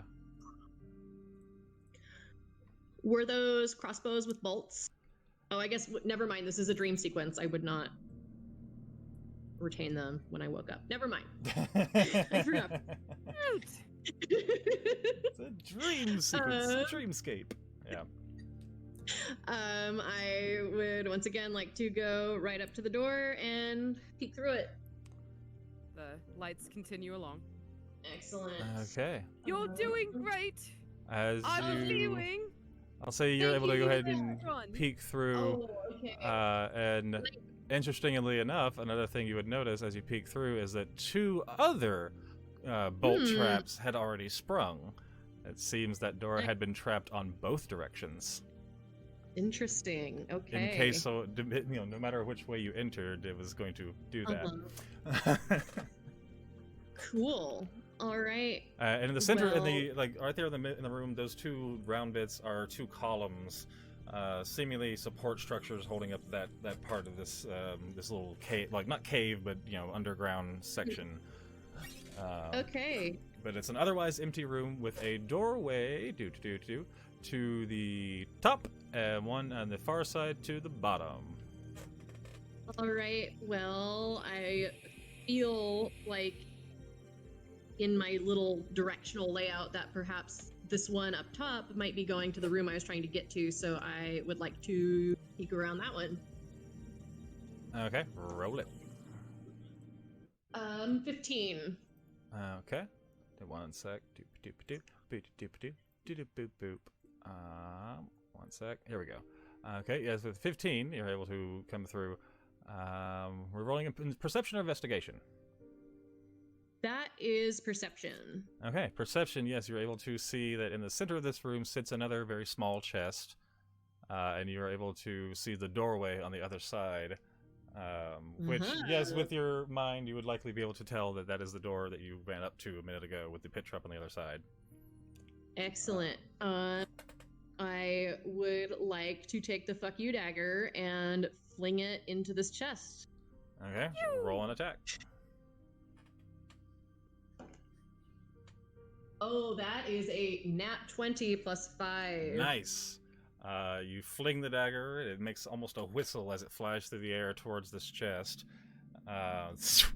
and just sticks right into the chest.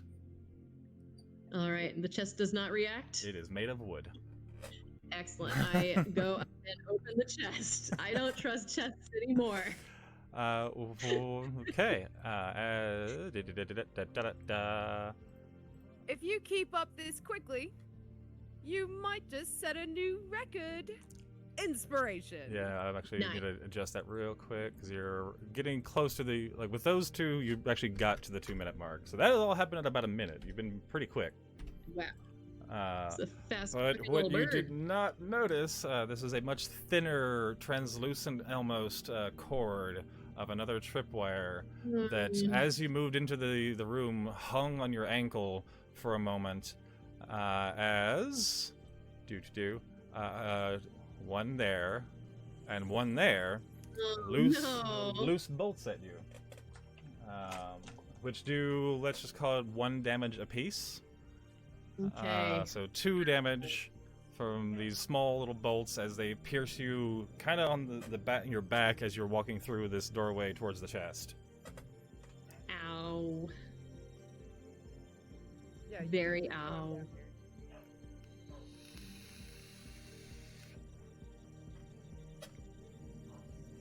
I'm going to make all kinds of horrible crow noises and then proceed to open the chest. Okay. And you let out a bit of a screech, like ah, as you get pierced. 1, 2 small bolts pierce into you, not doing Sounds too much like damage. a whole murder in there. Luckily, they hit the chainmail and didn't get too deep into you. But as you open the chest, you find another small emblem. This one, like, quite a bit shinier than the previous one, but it also bears the Fimblesmart family crest. Nice. I'm gonna stick it in the same little pouch or pocket that the other one's in. Okay. And retreat back down to the door at the bottom. Okay. Blorps. And peek around it. That is a 16. Okay. You're able to, with a 16 for damn sure, you're able to see that this is another long hallway with a staircase about halfway through it, and just barely be able to tell that there is the top of a door frame just out of view. Just right inside the edge of your perception at the top of the stairs at that angle you're at. You just notice the top of a door frame at the end of the hall. Okay. Am I pretty confident that there's no traps in here with a 16, or With kinda that, certain? you don't see anything in your immediate area, no. Okay. I, as a player, feel suspicious, but I think Kra is more of a Leroy Jenkins. So let's go investigate this door and find out. Yep. Around. Yep, fucked around and are finding out that at the Oh. very top of the stair, just outside of the angle that you would, as you walked up the stair, there was another very What's fine going little down? trap. Oh. However, Oh, to your luck, you were traveling in the opposite direction than the trap was set, as this massive spike-covered club falls on a pivot from the ceiling, meant to bash someone in the back of the head as they went down the stairs. But you being as small as you are, and it being going the opposite direction that the trap was meant for, you're able to just dodge out of the way as it swooshes past your head with these bloody spikes on the end of a decent sized like branch. Passes straight through Cassius's head, and he's just like, I'm incorporeal back here, okay? The blorbs. Okay, and you're up to that door. All right. There's nothing. It's just a little landing. Just a little alcove, yeah. Okay. There's like a torch. There's a Alright. little sconce where you would like mount a torch on the side. Nice. I love how you guys decorated the place. Cassius. You know, sconces are very popular right now, very contemporary. Don't you just love how when you're bathed by the gentle light, you just feel so inspired? It's great. Excellent. I'm gonna Environmental.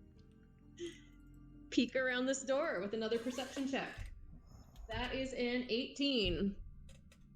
Okay, yeah, and as you do, you're able to let's see. Oh, come on now, reveal.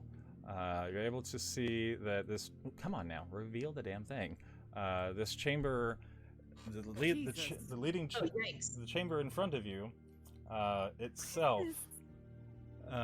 It's a test. It's a training course. It's gonna be dangerous. Room situation. The entire room, as far as you can tell, is itself a pit trap. But from what you can see in that corner, in the four corners of this room, leading into the center of it, there are small pillars that I was not able to get a right token for. So there are 4 pillars in a square in the center of this room. So a like blorp to each. yeah, like I can't. Yeah, let me see if I can draw something real quick. So right there, there, and there on the 4 center corners. That was not large enough. Let's say there, and there. There are these. They're maybe 8 or so inches across, cylindrical wooden pillars set into the basement of this, and this trap is at least 10 feet deep. Yikes. I'm small enough that wouldn't be super hard to land on, right? You do have feather fall as well, so you don't take fall damage right now. Yeah, but that still Well- looks really spiky. Yeah. If you were incredibly dexterous, you might could do it, but what if you try whacking them pillars, or do you think maybe you could jump to the pillar? Do you have any extra jump capabilities? I have a spell, but I don't know if I can prepare it. You would have I to have- have it already prepared. Yeah. Unless Rex says something different. No, then I don't. Is it the jump spell? Yeah. I'm pretty dexterous though. Yes, you are. And you're inspired. Excellent. DM, that wouldn't be extraordinarily difficult because she's small, so like 8 inches is Yeah, you would be able to stand on each of them. Yes. okay. All right, then I would like to attempt to jump onto the closest pillar. Okay, roll me a general. Roll me an acrobatics check. Okay. So And D. you're inspired. Yeah, and you're inspired if you need it. Okay, let's see. Yes, I'm gonna use that inspiration. Oh my god, are you kidding me? 8. Total. Okay. Yes. As you jump across to try to land on it, you seem to be slipping a little bit. Roll me a dexterity save. And So that's the modifier, right, on the saving throw? On the saving throw, yeah. yeah, your dex is +3 to Yeah. your saving throw. Yeah, that's a 13. Okay, yeah. It was literally going to be 10 or higher or lower was what I was going for that. So yes, with 13, you're able to catch yourself right before you start to slip down into this spiky pit.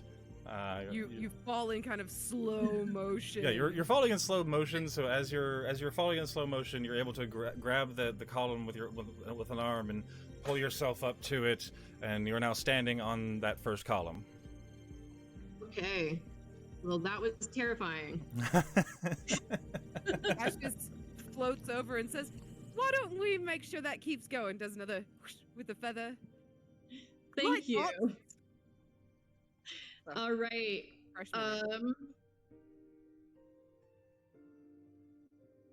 Can I, now that I'm kind of in the room, is there just the one door Oh, yeah, over sorry. here? Or is there... Yeah, so there is a doorway over that way. Yeah. Oh, so there's not one down here? Nope. Then I would like to turn around and jump back the way I came. Okay. I don't see there being any point. Okay. Roll another acrobatics check. Okay, wait, before I roll, I just want to make sure that... God, because I'm going to have to go all the way back through. We'll and we'll waste my speed time. it up. We'll speed it You're up, and very I'll quick. measure it out, and we'll do that real quick. Okay. Yeah, we'll speed it All up, and I'll right. measure it out. So yeah, don't worry about that. Remember, think light thoughts and breathe. Breathing. Be as the feather. Oh, that is a dirty 22. Fuck yeah! You're able to jump straight back across, passing through Cassius, and landing inside the other room. Okay, and it's Okay, I'll for have brevity. 1, 2. For brevity, I'm gonna say 1, 2. Where did you want to go back to? Hang on. I Yeah. want to make sure I'm one of Yeah, those hang on. people that I. And I So have you're to able make to sure land I in don't here. miss anything. Where would you like to go back to? Oh, my intent was, unless this is a door or hallway that I chose not to go through. That is an alcove. Yeah. Okay. To come back to this door. The one. That door? Okay. So let me just do the Yeah. quick jump. So let's see. Your speed is... What is your speed? 30 or 30? 30, I believe. Yeah. Okay, so... Plus this- dash makes it 60. So yeah, with dash, you're able to do, let's call that 60 all the way back to there. So one round there. So let's see. There we go. 2 rounds with dashing would get you back to there. Just the blorps are just going as fast as they can. Yeah, and so with 3 rounds of dashing with expeditious retreat, you're able to get back to that doorway. Cassius is keeping up Just like, what? as a spirit still. Never. Oh god. Okay, and now you're at the doorway. All right, I'm gonna roll a perception on that door. Oh, that is a dirty 20. Nice. You're able to open and see right down the doorway and see that there's another chamber beyond that door. Okay, I would like to step into the entrance of the chamber. Okay. Wait for the dancing lights and look around. Okay, roll it. In they dance. They're just twerking into the room. That is a 15. Was it 16? 15. 15. Okay, yeah, that works. So as you are able to peek around the corner, you see that there's another chest on a small stone pedestal at the end of the chamber. And with that, you're also with a 15, which was going to be the DC on this, you're able to notice another tripwire in the middle of the room. Oh boy, I want to take my fuck you dagger and throw it at the tripwire. That lava? Oh, that's not what I meant to fucking put on there. What the fuck is that? That is nothing. That is nothing. Nothing. You saw nothing. Cassius sees a I wonder flash. what this what could tripwire happen. does. I don't yeah. think it's very good. I'm gonna throw my fuck you dagger at the tripwire. Okay, roll the attack. That's a 15. Okay, yeah, you're able to cut the tripwire, and as you cut the tripwire, throw your dagger across it, it does activate the trap, which was a fireball trap, incinerating everything inside the room, which luckily you are not. And it takes for a moment for this there's just fire to fill the room. But after a moment, it dissipates, and the tripwire is sprung and is no longer an issue. Well, I'll tell you what, I reckon that when you happen across the Thimble Sport Mansion in person, that you're gonna find your name on the leaderboard. This is very quick. Very quick. Nice. I'm also going to check for tripwires fucking everywhere. Another set of tripwires. Right. A secondary set, another fireball, let's go. No, you know. I want to step maybe right here so I have a good vantage point and throw. Oh, I guess I would have to come up to like here and collect the fuck you dagger. Yeah, and let's then say that you threw it across the room, and as it cut the tripwire, it also stuck into the wall a little bit, so it's sitting there in the wall, static. So, Okay, then I would like to collect it and then throw it into the chest. okay, roll it. Just to be sure. Roll it. Fuck you!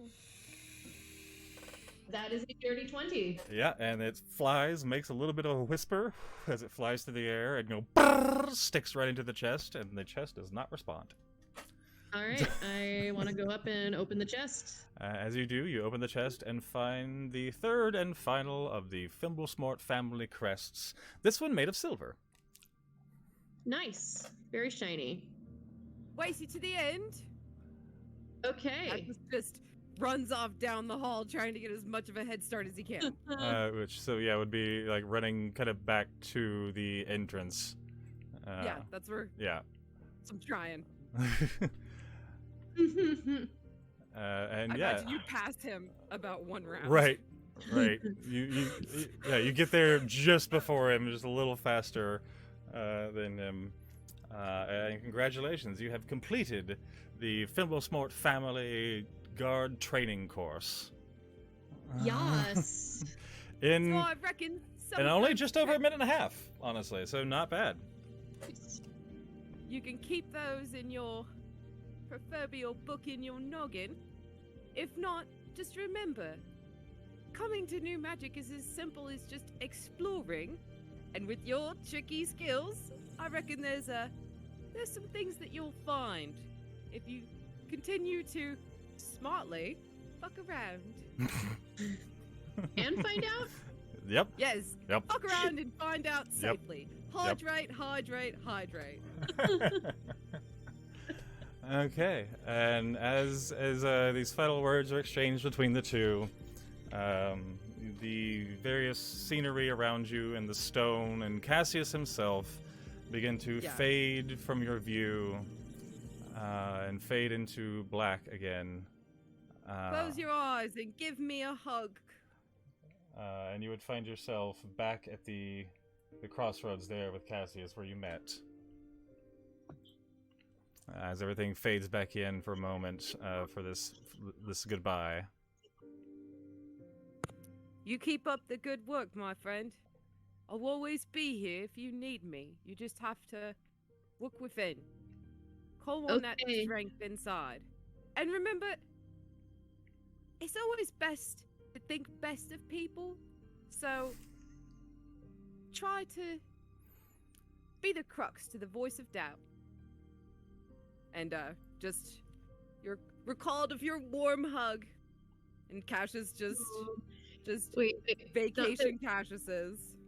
not to ruin this adorable moment, but my sound cut out while you were dropping a wisdom bomb. Would you repeat Oh, be no. the what to the Be the voice of reason to the crux of doubt. So if Okay, thank you. yes, I think it's like that. Just something similar. Yes. Okay, Puts his hat thank you. on, picks his whistle up, and just starts to vacation Cassius on down the road. Okay. Hi, friend. Goodbye, Crow, my love. Okay, and that's where we'll end Craw's little training course session of the evening. All right. My apologies That to was those waiting for their session and to everyone watching that this is running a little bit longer than I meant it to. I apologize for the lateness, but I hope everyone's still having a good time watching and playing. And I will try to make this break here shorter to speed things along a bit. But that was well done. That was real fun. I personally enjoyed that whole little thing there. Yeah, that was super fun. Okay, so I'm going to again set Put my... that in your DM notes to cut that down to a 2-minute puzzle. Yep, For next. yep. Next time I run against somebody, it's going to be a 2-minute puzzle because that was fast. Thinking like I am going to die if the clock just starts running down and it's not like in game. Well, I'm going to go ahead and set a little shorter timer for this round, and then we will be rejoining in just a few, maybe I want to say 10 minutes with T-Goblin. So stick around, and we will see you in just a few. Thank you, Tan.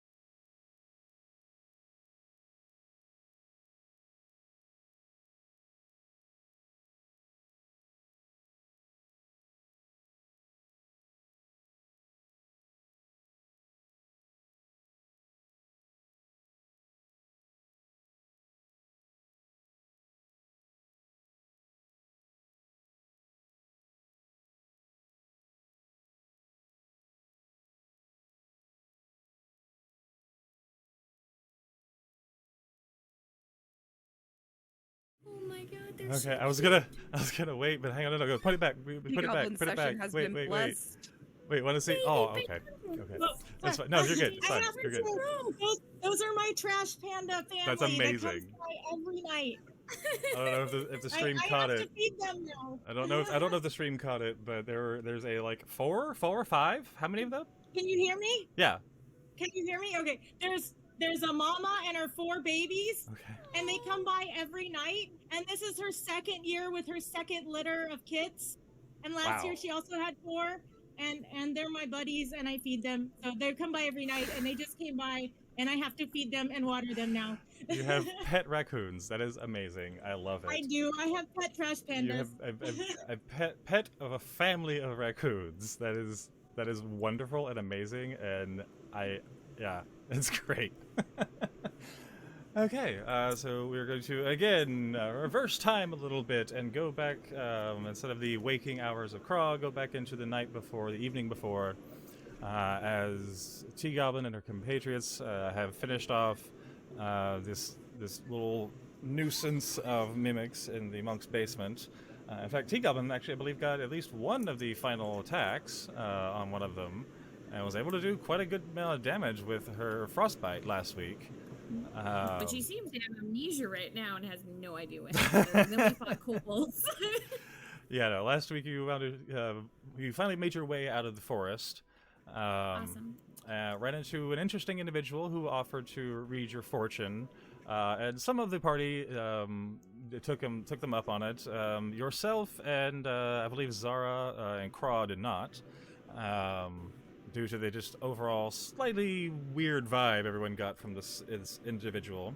But as you left the forest, you found yourself right outside the forest edge monastery, and met Balasar, a Firbolg monk, one of the groundskeepers of this monastery, who had a small request of you all to assist him in clearing out a weird presence in the monastery's basement. And once down there, you found that he was true to his word, and they have been distilling various spirits and wines and fermenting wines in the basement for quite some time. And through a careful investigation of the basement, you were all able to find the different mimics and destroy them. T-Goblin kind of staying towards the back and out of the way, but casting various spells like Fairy Fire and Frostbite and doing a good chunk of damage, honestly. So is there anything that T-Goblin would usually do in the evening before bed? Make a cup of like lavender tea or Okay. chamomile. Yeah, I believe Sleepy tea. Wisteria had requested some chamomile earlier around the same time as you're all heading towards bed. So you at least poured some chamomile for Wisteria to take to her quarters. Check in on Minnie Moo and give her pets and make sure that her feet Yeah. are doing okay and So yeah, make sure she's got- Mini Moo would have been here. Actually, let's ignore the cluster of people there because they all aren't there right now. Doop.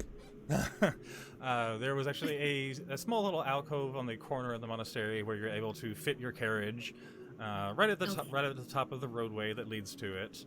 The little side road leading up to the monastery, which also sits atop of a nice-sized hill of boulders and rock and dirt, sitting face towards the Tower of Revitalization, but backed by the road leading out of the forest.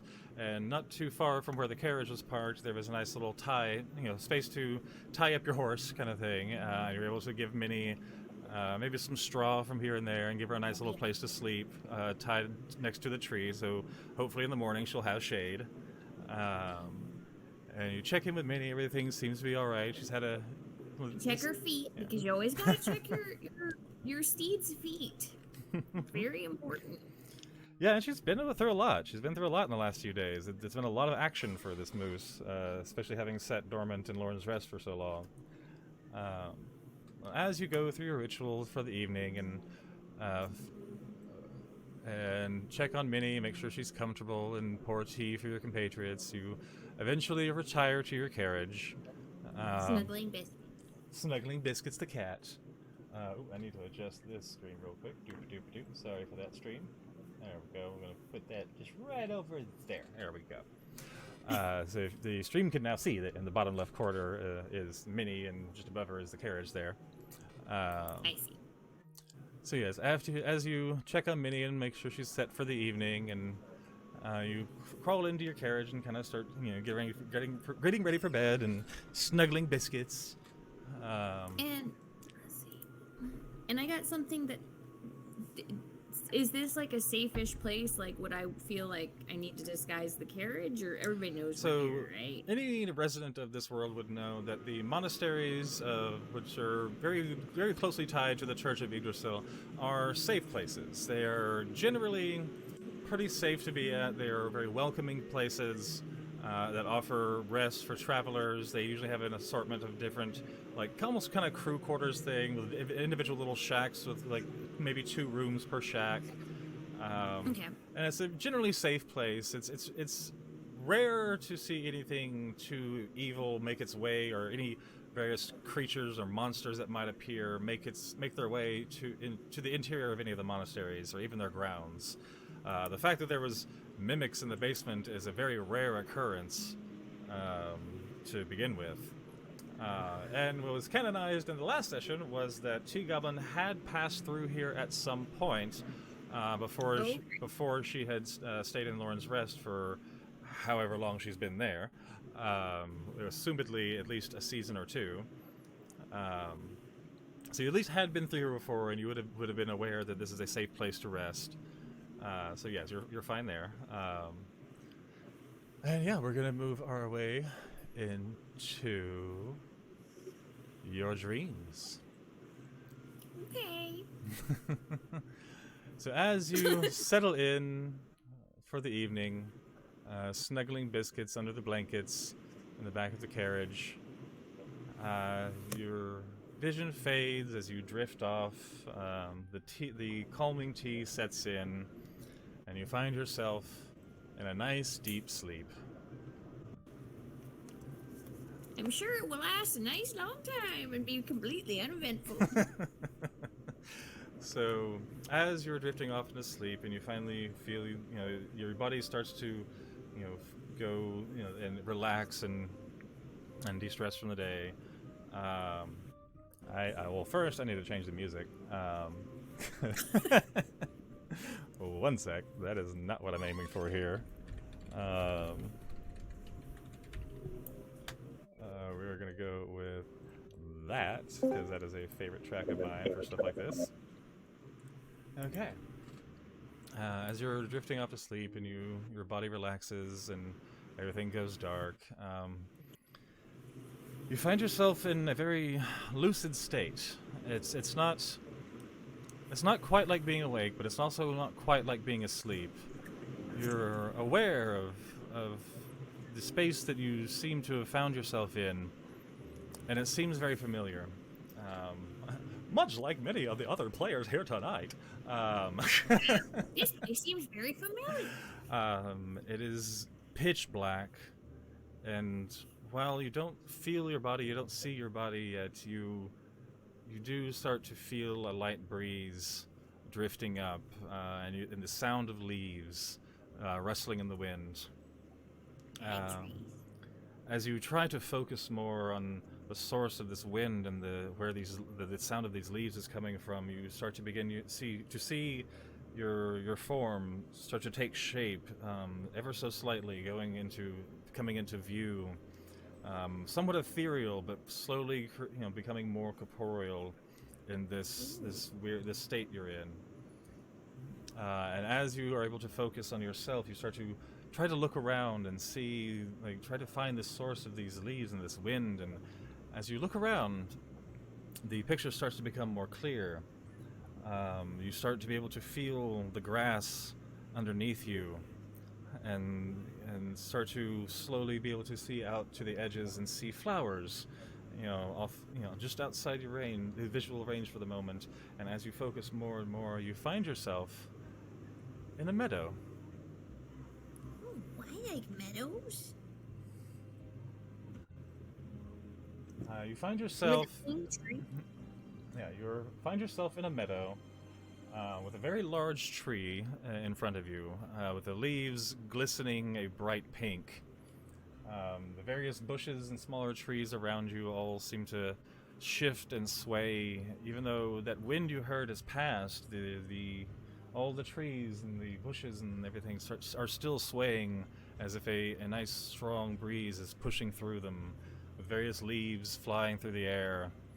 And after a moment, this breeze almost becomes focused and starts swirling around this little meadow island you're sitting on. And as it swirls and swirls, the leaves become gathered all around you. And instead of encircling you, begin to swirl around the large tree with all the pink leaves. All the various leaves from all the flowers and the bushes and trees around you, all combining and swirling. And in that moment, you see a face begin to form from these leaves, and these branches of this tree all seem to start moving on their own. And what you see is a face formed of leaves and petals. And that is not the track I'm going for. What in the fuck? This is way more epic than I meant it to be.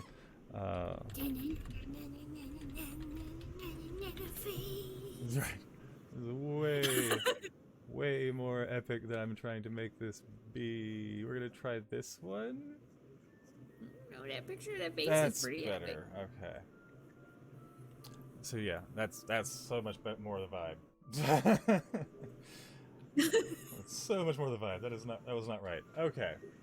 You would notice this face being formed of the branches and leaves and petals that have gathered in this wind. And a voice begins to speak to you from this face. Hello, my child. It is so good to see you. Hello, flower face. Oh, you are so adorable.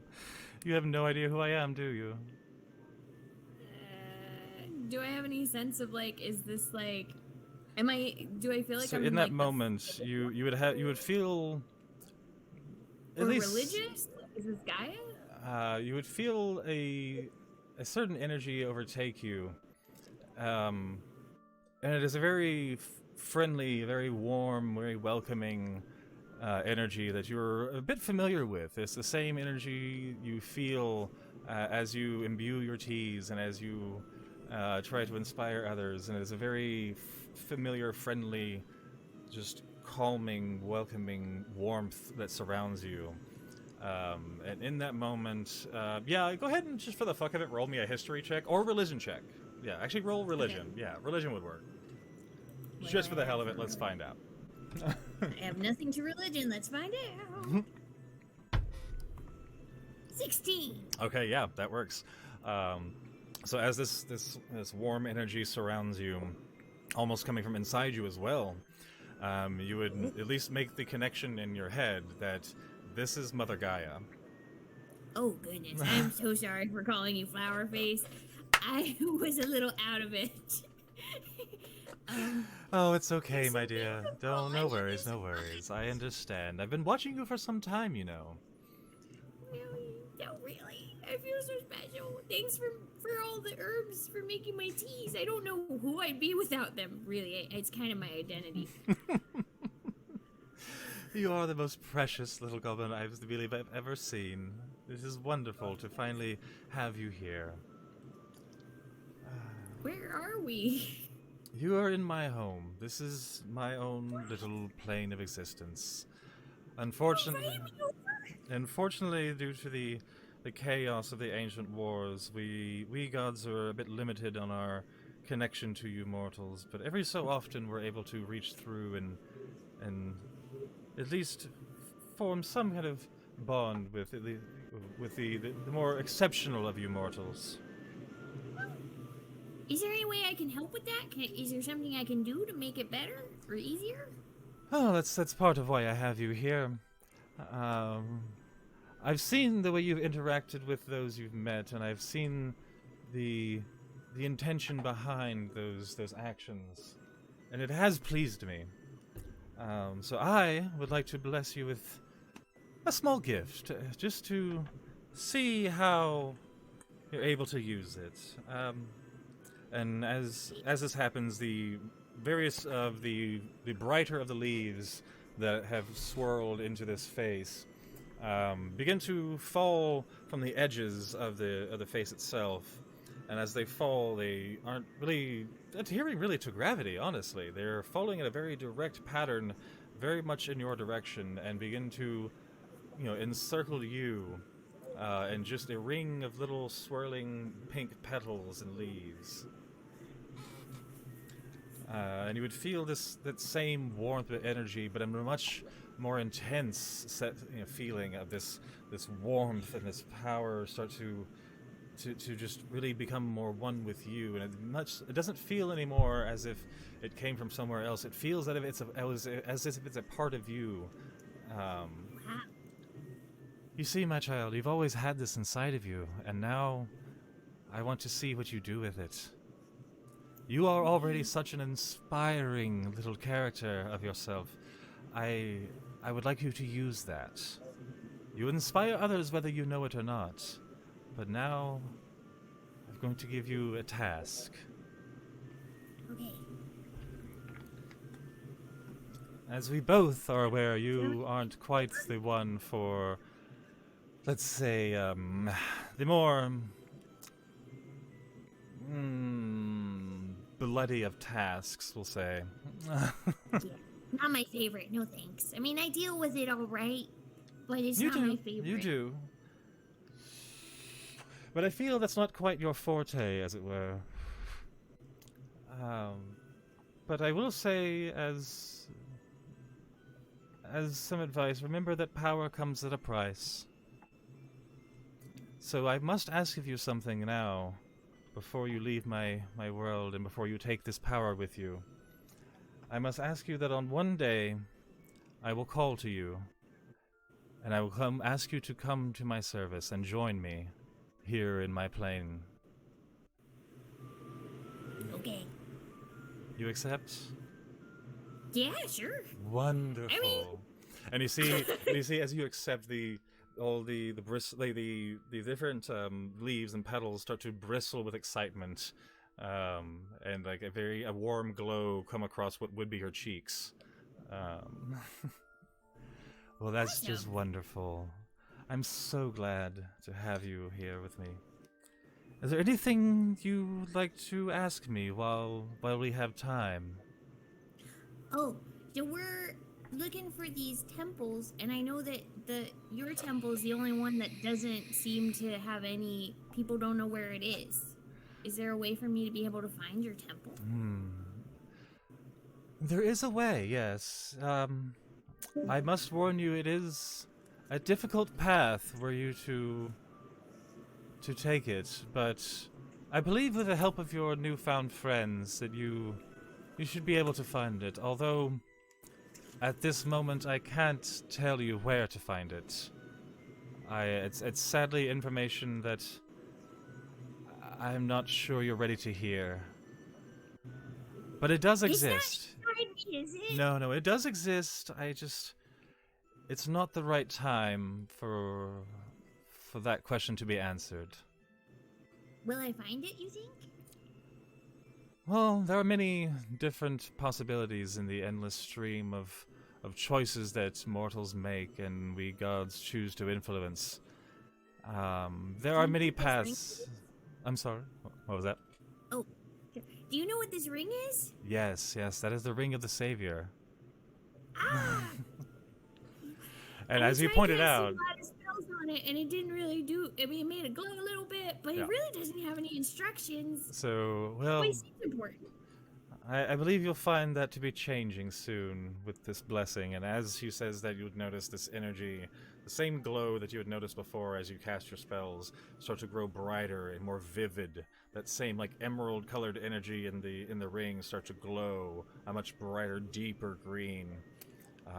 And as you say that, she kind of chuckles at you. So, well, let me fix that for you. And one of the branches of the tree reaches out almost like a hand and lays just the tip of a twig on the ring itself. And as it happens, one of the petals seems to flicker out of existence, and that same pink energy joins with the green emerald there and starts to swirl inside the what used to be glass bead. And as that happens, you notice the what you would probably at least have heard the tales of the sigils of the various gods, but you would notice the sigil of Gaia you begin to form in that same glowing green and pink energy. The symbol, the sigil of her, start to appear on inside the bead of your ring. Wow. And she draws back the branch. Do I get to know what that means, or is it one other thing that I gotta figure out? Well, what this means is I'm gifting you a blessing of mine to hopefully aid you on your quest. You will find it is at least somewhat easier to access my power. DM voice, you have now gained I believe, an extra plus to your spells of some sort. Everyone is getting a boost from their gods in some way. You've either gotten. I did all of them yesterday, and I forgot what the fuck I did. So everyone got a boost yesterday. I know. I'm sorry. I'm not. I know. Later, I'm gonna totally understand. For everyone else, sorry. Everyone is getting a boost of some kind. I honestly don't exactly remember which fucking things I gave you, but you got a boost. That's okay. So. You got a boost. It's where I changed it in the character sheet, and now I fucking forgot which things I changed. But they're boosts. You are being imbued with the goddess's energy. Thank you. Wow. I don't know what I did to deserve this. I mean, is it because I'm royalty? Oh, my dear. Oh, I don't think I'll be pulling the veil on that anytime soon.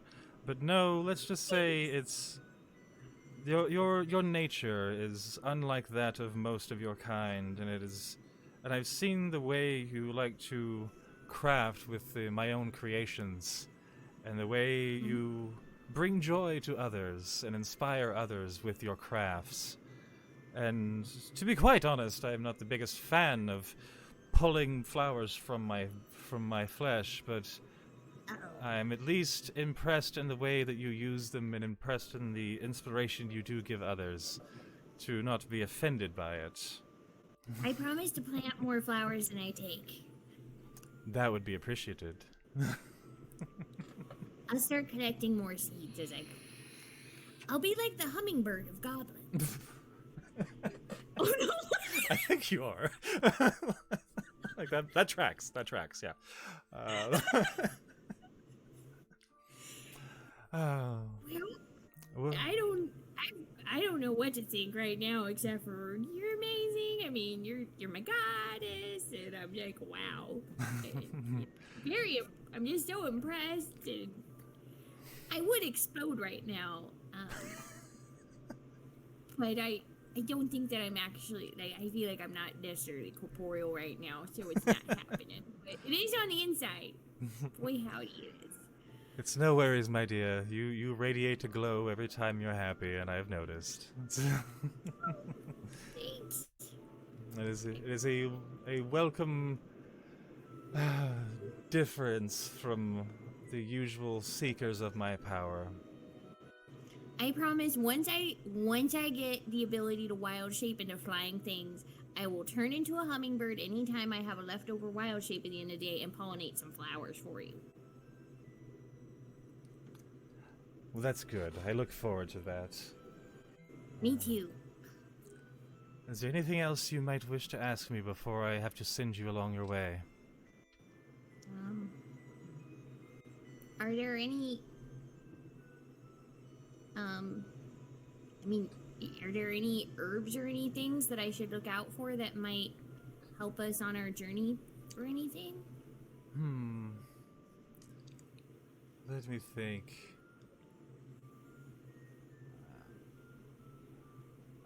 It would depend on what you're trying to achieve with them, but I will say that you may find other materials than just herbs to be useful in your journeys.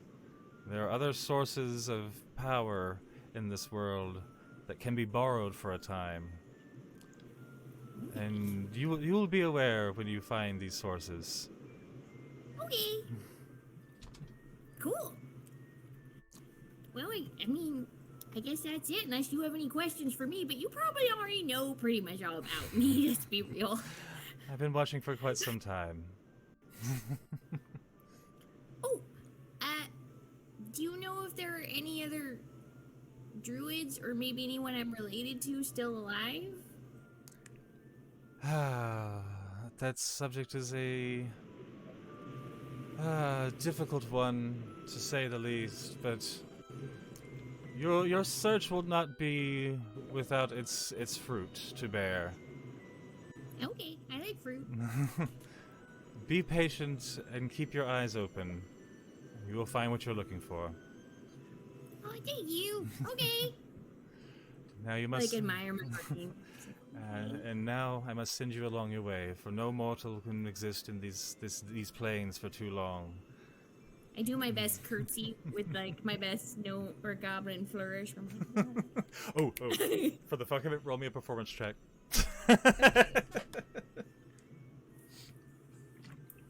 Do I have performance now?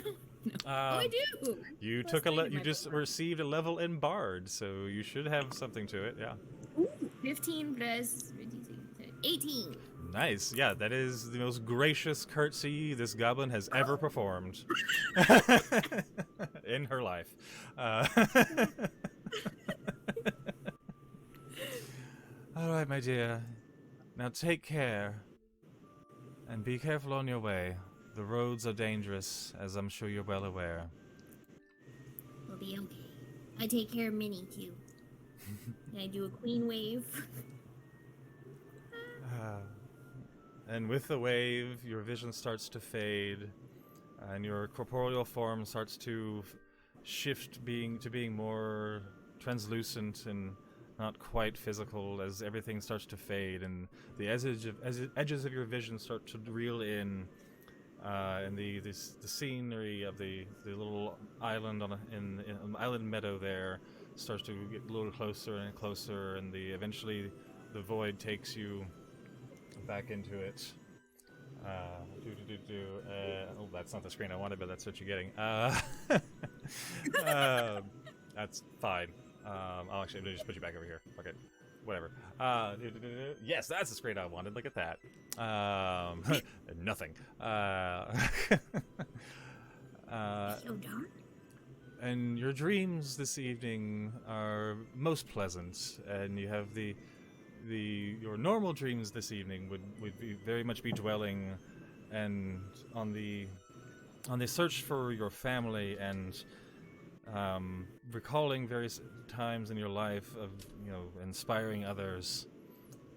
And you would awake to find that same glow in that ring from your dream has remained. It would begin to fade not too long after waking up, but it would definitely, as you were waking, the ring would be glowing enough for you to instantly notice that green and pink energy swirling throughout it. And you see Biscuits kind of like patting at it, not swiping, but kind of like patting at it, very confused and almost like it's a shiny toy to play with. I take a bow out of my hair and start playing with her.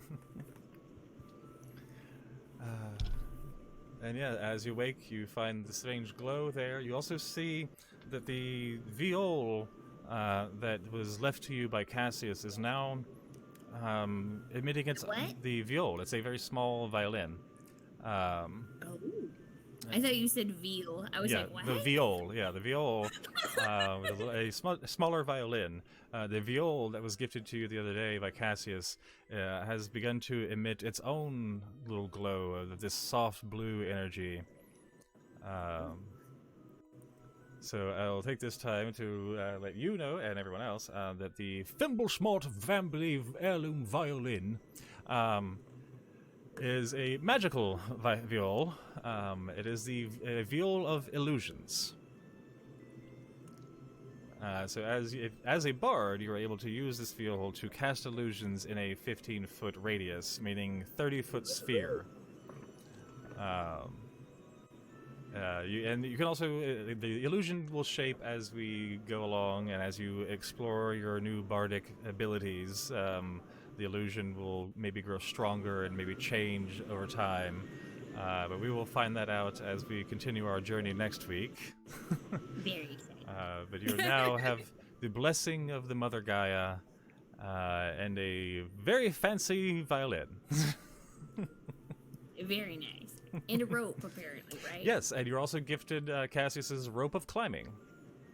Ah, and have a good rope. Did it It's a good already rope. have a word, like a trigger, or? No, I mean, as you were gifted it and you laid your hands on it, you would be gifted with the knowledge of what it is and how it works. But you would also be able to set its commands. Commands like, knot or extend or whatever. It's like a 1 to 2 word command for the rope itself. As you're holding one end, you're able to command the rope to do things. It is I think 60 or 50 foot long. Let's see. It is a 60-foot length. Yeah, so it's slightly longer than the standard rope length. I looked it up. When it knots up, it becomes like 50. Yeah, if you knot it, it becomes 50. Yeah, with single knots. Yeah. So yeah, you To wake it up, I want to say the command: "Snaky, snaky, wakey, wakey." Yes. As you command as you grab one end of the rope and say "Snaky, snaky, wakey, wakey," the other end of the rope starts to coil up almost as if it was a snake's head, and just kind of like come back and start staring at you, kind of in almost like an NPC sway, and you have its attention. And I say, "Snaky, snaky, go back to sleep." And as it just kind of almost does a nod, and then it just begins to recoil back into its previous form as it coils back into just a coil of rope.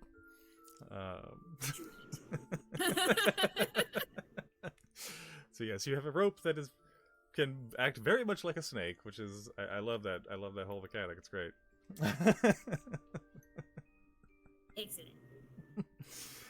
Okay, as I am pressed a little bit for time, because I have not run this experimental format before, I believe that's where we will end T-Goblin's session for the evening. I know it's a little short.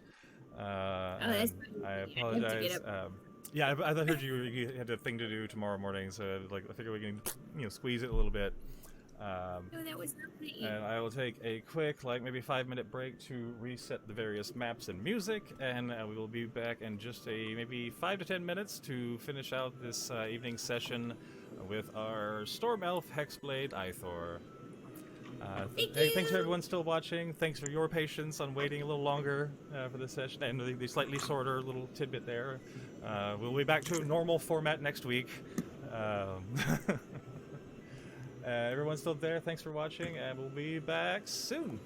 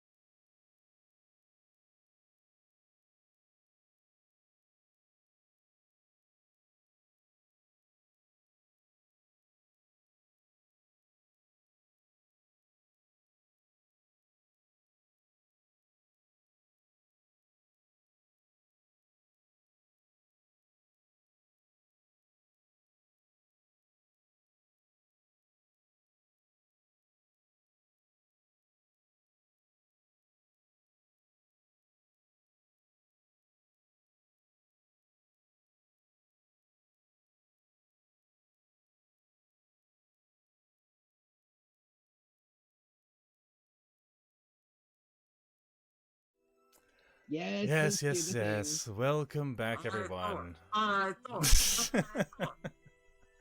Welcome back, everyone. We will be closing out this evening session with our Storm Elf Hexblade Ithor. As we roll back the clock once more, we return to the evening post the Mimic Slaughter. And as I've asked others, is there any other evening ritual that Ithor would do while preparing to take probably the best rest she's had yet since the beginning of this journey? Yeah, I think Ithor doesn't have any sort of particular night ritual, but definitely some centering and some breathing exercises after all of this. Especially with those fucking mimics. Like Ithor is just gonna go ahead and sit on that bed, obviously like wash their face, wipe everything off they can off their hands if they can't take a full bath, and just sit and take 5 minutes to do some very calming breathing. We're gonna breathe in for 4, hold for 4, and out for 6, and just prepare for restful, restorative sleep.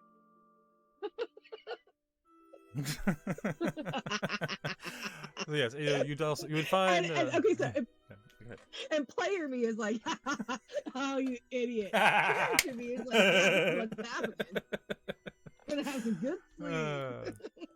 So yes, you would be able to find out by the the quarters, the various little shacks just off the back of the monastery there. There's a nice little area of a few trees where there's been some sheets strung up in between the trees, and you'd find a wash tub sitting in between them, like private enough, at least for the monks and travelers to take a nice bath. And yes, you take your moment to try to process the day and the last few days of just various interesting encounters and the various bloodshed of the last few days, and try to process and decompress from it. And you take your bath and you take your moment of meditation, and eventually that a nice long sigh of somewhat relief, as you and you relax for the evening, and are shown to where your quarters for the evening are. It's its own little shack, way out back in the middle of a field, just a funky old shack.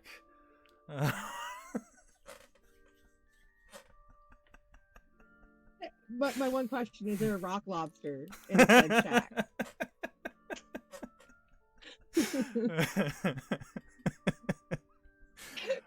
Continue, sir.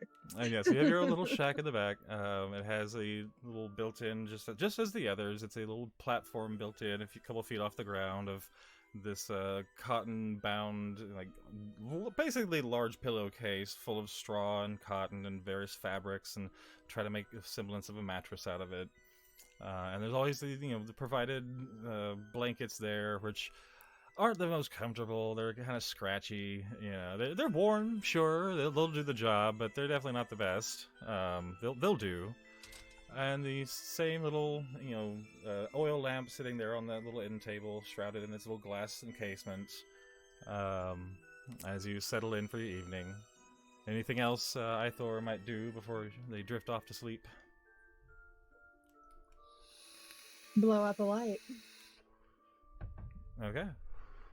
And you reach over to the oil lamp and turn the little knob on its side, and the wick recedes into it, and the flame dies out. And it's well past dark at this point, and the room fills in the same darkness. And Ithor wouldn't quite notice at least be able to tell the transition from when their eyes shut into the darkness and when they awoke again in that same darkness. And as we do this, I'm going to change music real quick.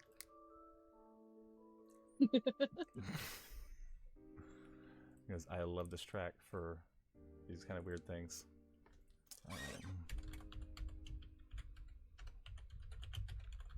One sec.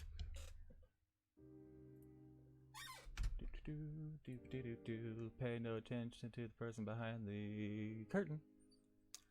Okay, cool. And Hathor would drift off to their sleep, and again, not really being able to tell whether, for a moment there, the darkness behind your eyelids feels like as if you're drifting to sleep, but in a weird sense, you do feel like you're resting, but your mind is very much awake. And as you try to you close your eyes and you try to let your mind clear, it doesn't quite get there. You can feel your body relaxing and the muscles losing their tension from the day and from the weight of your pack and your sheath and all the weight of your equipment that you carry kind of shuffling off of your body, and all the tension from the day kind of starting to drift away, but your mind stays very much awake.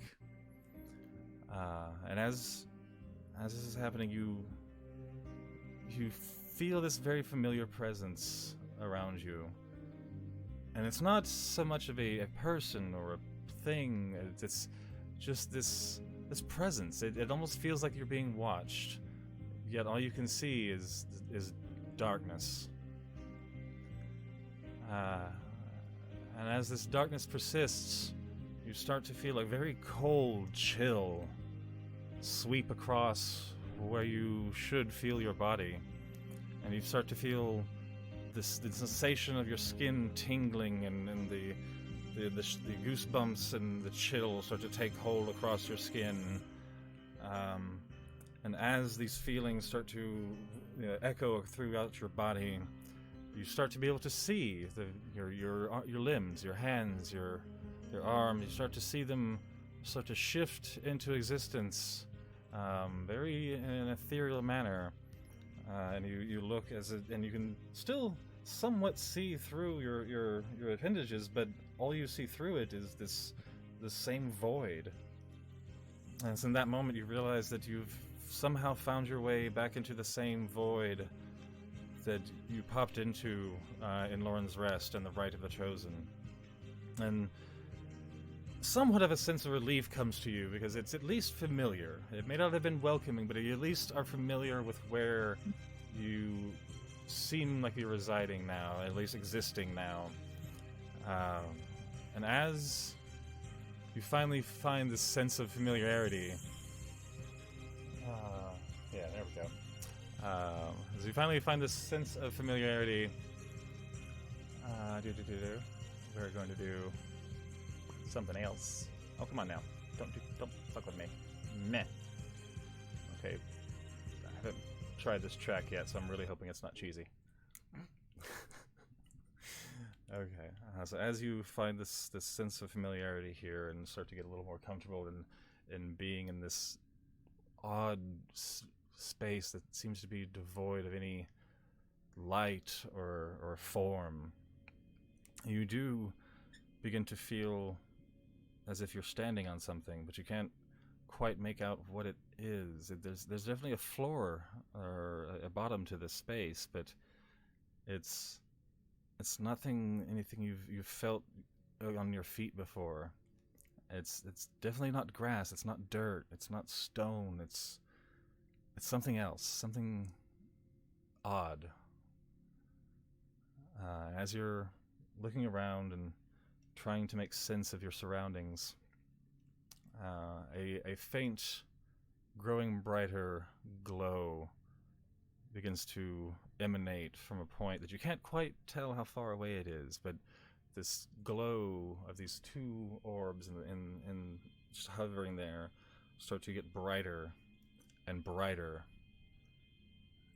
as you eventually realize that feeling of being watched was for a reason. And as you look up, again, can't quite gauge the distance, but they seem to be at least decently far from you, but with the pitch black around you, you can't quite tell how far.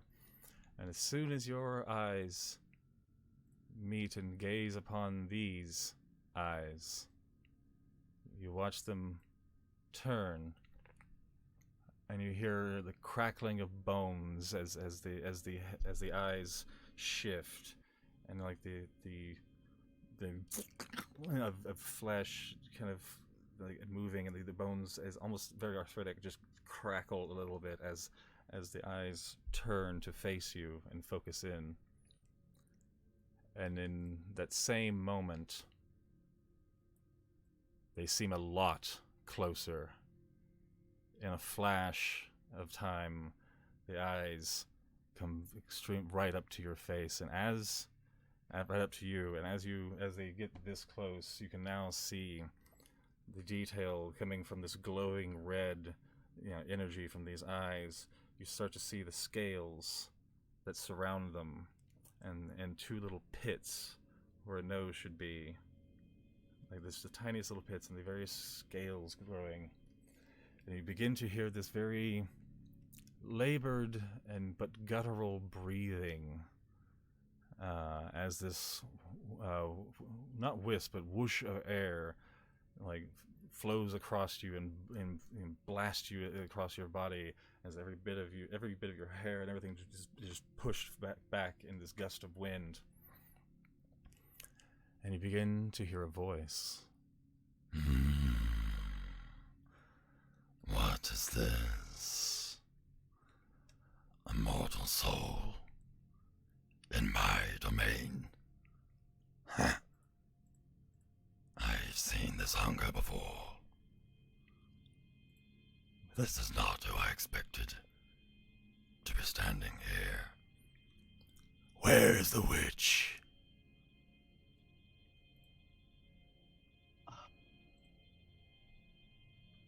Oh. The witch. Are you mute? Where The witch. is the witch? Are you talking about the witch who once held this? And I pull out Whisper.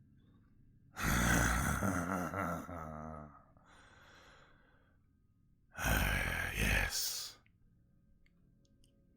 She made a deal and has yet to fulfill that deal. Where is she?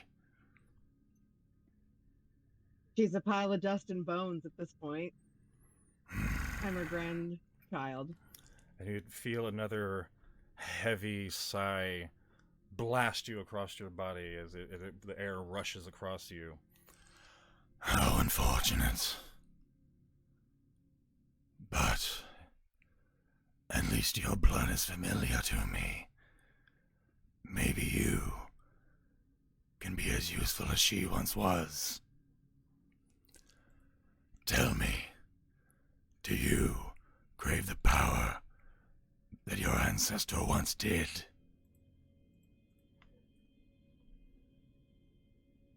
Brave is the right word. I might feel it's somewhat of my birthright. How very astute of you. And with that little chuckle, the eyes close, and you hear again the crackling of bones and the shifting of flesh as a intense dual thunderclap from your right and left, far in the distance, focus in on a point not too far from you, and the crackling of bones subsides, and you see... Oh, wait, nope, is that wrong fucking... God damn it. Which layer are you on? God damn it. My imagination's going nuts, by the way. Like, this is... I have a very amazing scene. Oh, that's what I did. Whoops, that's what I did. Because I need to have a... Yeah, that can go away. And... Oh, come on, now why are you... No, you should be on the other layer, you fucker. There we go. So as the crackling of bones and the shifting of flesh and these two great thunderclaps come down from the heavens and illuminate the area around you, this is what you see. You see these spires of collections of flesh and bone with various just body parts all kind of melded into one. These huge tusk-like spires reaching from the ground as this figure in front of you stands. Stands is a word. I wouldn't call it standing, but this being kind of coils back and waits to see how you react to the vision of this creature in front of you. I don't recoil in horror or anything like that. Okay. I do, as I hear the thunder like clap type sort of noise, I have gone to a protective crouch with Whisper, like kind of over my left shoulder, just kind of waiting to see what happens.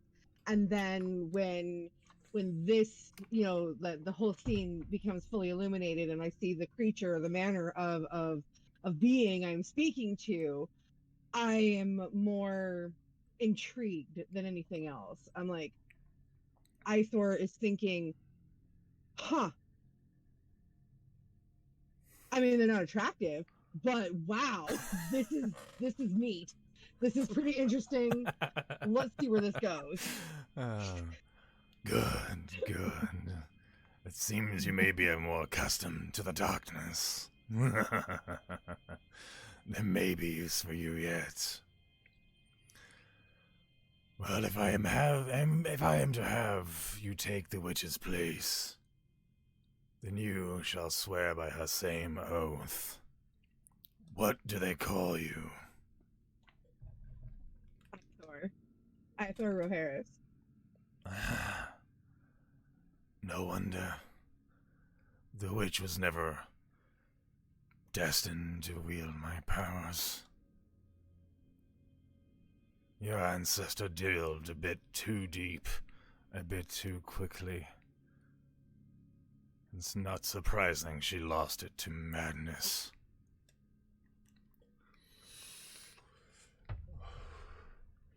And at this point, you would see she's pretty crazy. And the light from the lightning clap has kind of faded, but in its place is a vibrant, glowing purple energy that seems to emanate from various points of the body of this creature.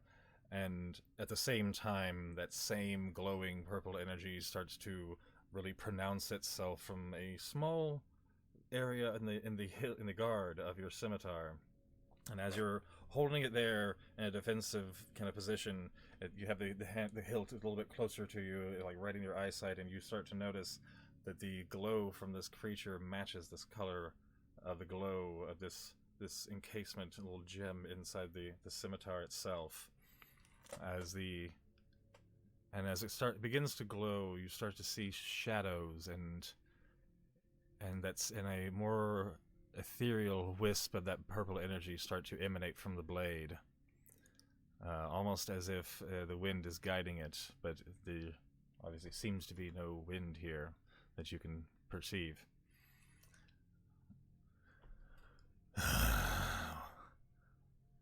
Do you seek this power? I will take this power. Good. I like an ego unlike yourself. And you would begin to feel a bit of a pressure around your head, not painful, but somewhat intrusive, as this heavy weight of cold and this wisp of shadow begins to swirl around your mind, in and out of your mind, and it's just slightly more difficult to form a more coherent thought in the moment. It's something else seems to be more in control of your memories, and you begin flashing back through memories of your grandmother and your family, and you begin to put the clues together and see in recognizing this moment of the any time your grandmother went off on one of her various quote-unquote crazy rants, it all seems to make slightly more sense in this moment, but there's still this slightly concerning just presence in your mind delving through your memories, and it fades in a flash, and you're snapped back, and you see and think more clearly now, and as you look up, from where a mouth should be on this creature, you notice the tendrils and things leading off of his face all start to coil up towards its face in what you could only really assume to be some kind of smile, in the only way this creature can express it.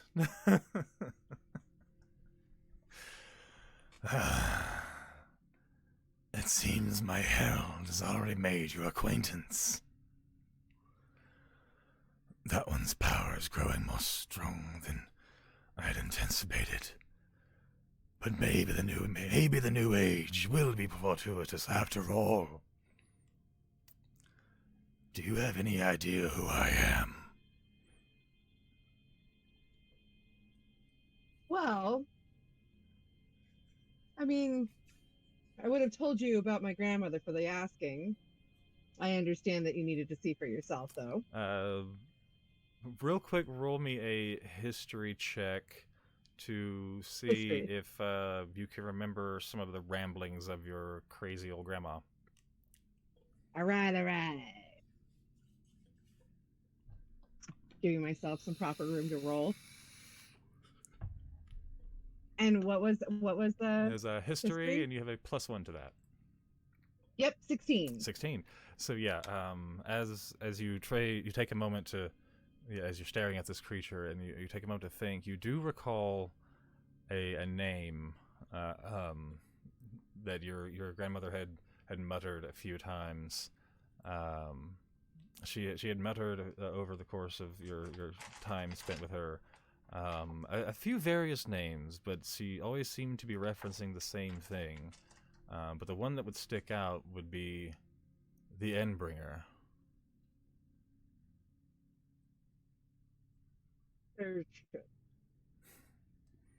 Good. Yeah. Good. So you're not completely in the dark. Come on, had to. Oh, I love it. Part of me is like, great, let's do this. I love the drama. At least you are aware of one of my titles. I am Cerberus the Endbringer, Prince of Heretics, cast off as once an Oberonth in this world. I am the reason any of you mortals even have power. But with you having said that word, there would be at least the coils of the tendrils on the face would still be there, and you would have the sense, not maybe the visually, but like the feeling of this being a little more pleased than they were just a moment ago. At least being somewhat aware of their identity and the power within them. So,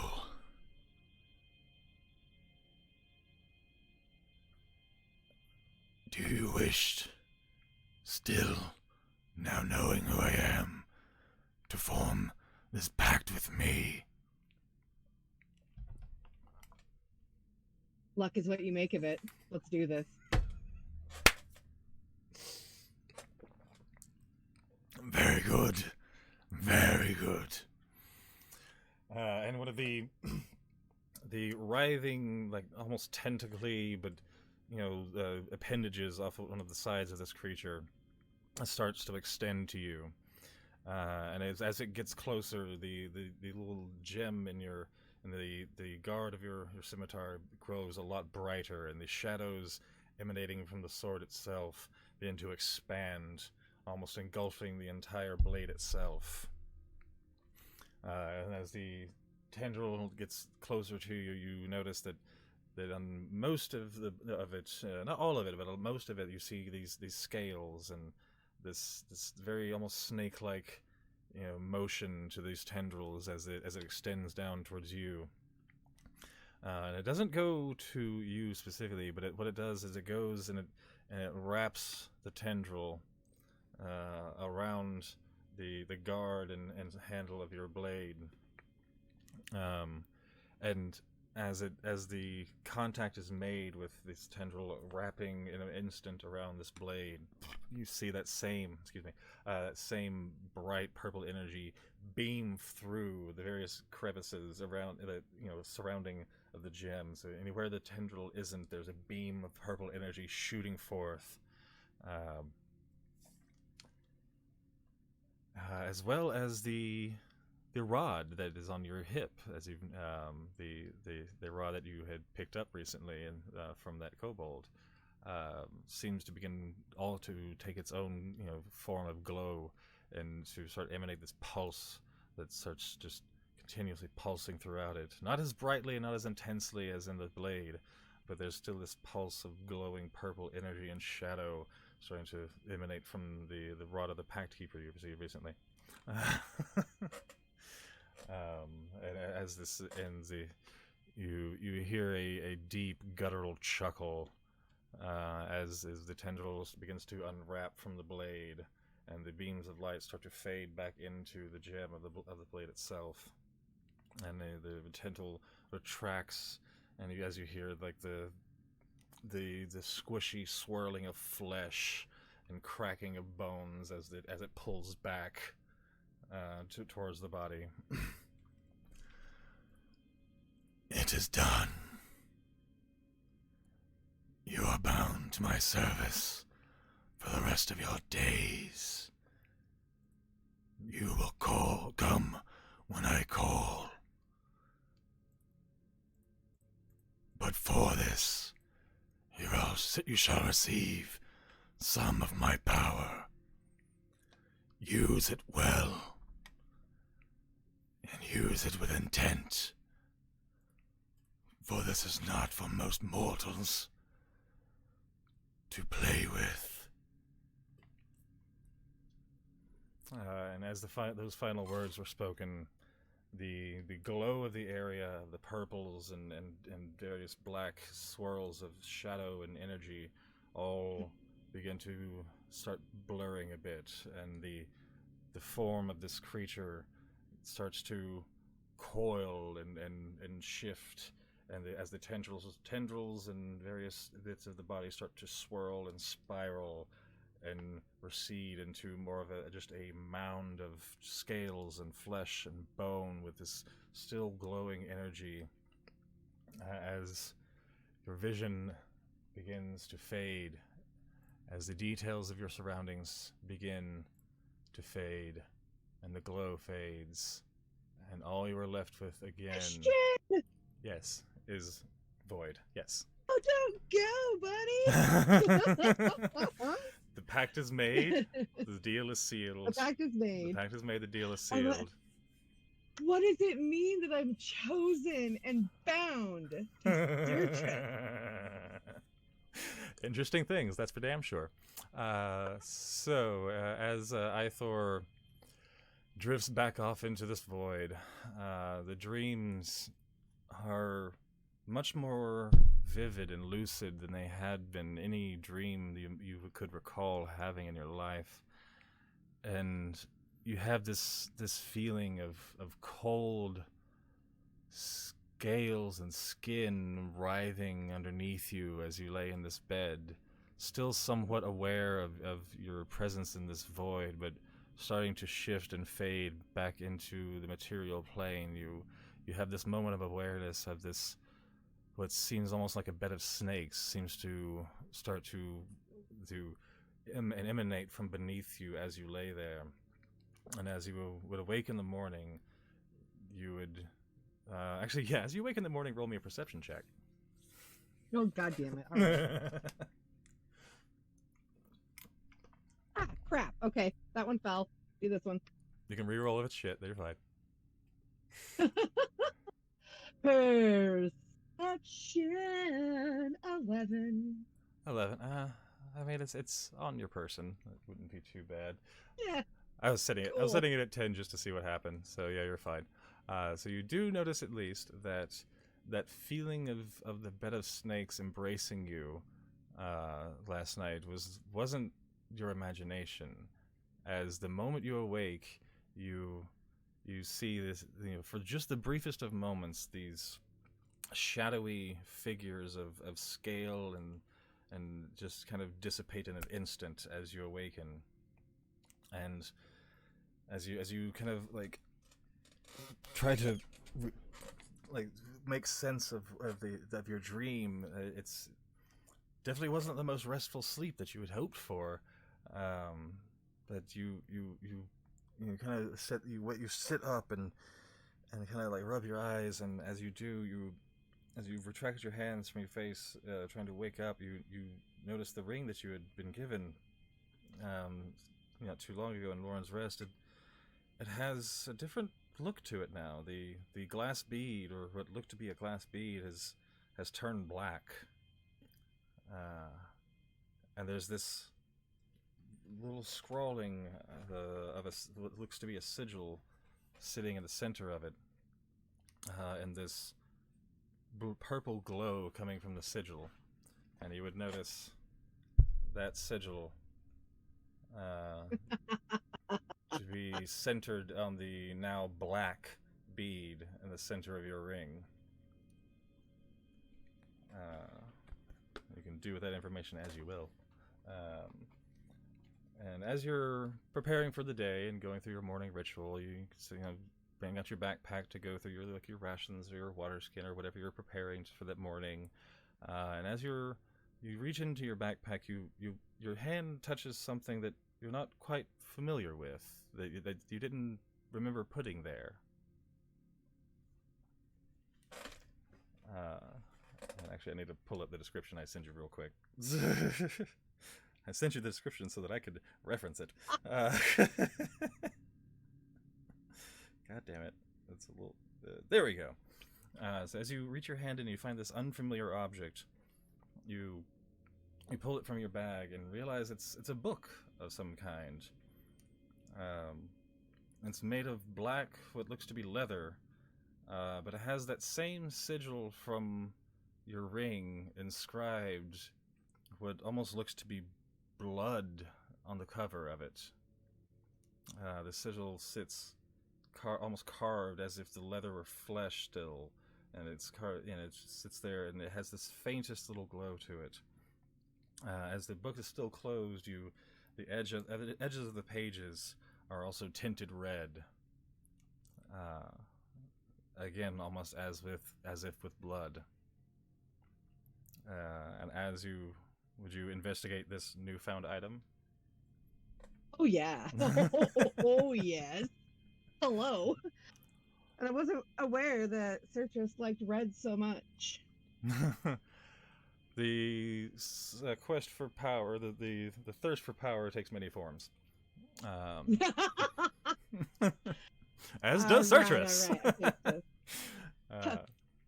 I got a +3 to that, so 15. Okay, yeah. Yeah, I mean, you just need to like kind of open the cover. So like as you take the little clasp that's on the front, which is this looks to be almost wrought iron and black metal, but distressed and pretty old looking. You would remove the clasp from the book and pull open the front cover, and inside would be these scrawlings of snakes and various tendrils and just the various illustrations inside the book. This obviously was owned by someone at some point who has done a decent amount of research enough to leave a few spells inscribed in the front page of this book.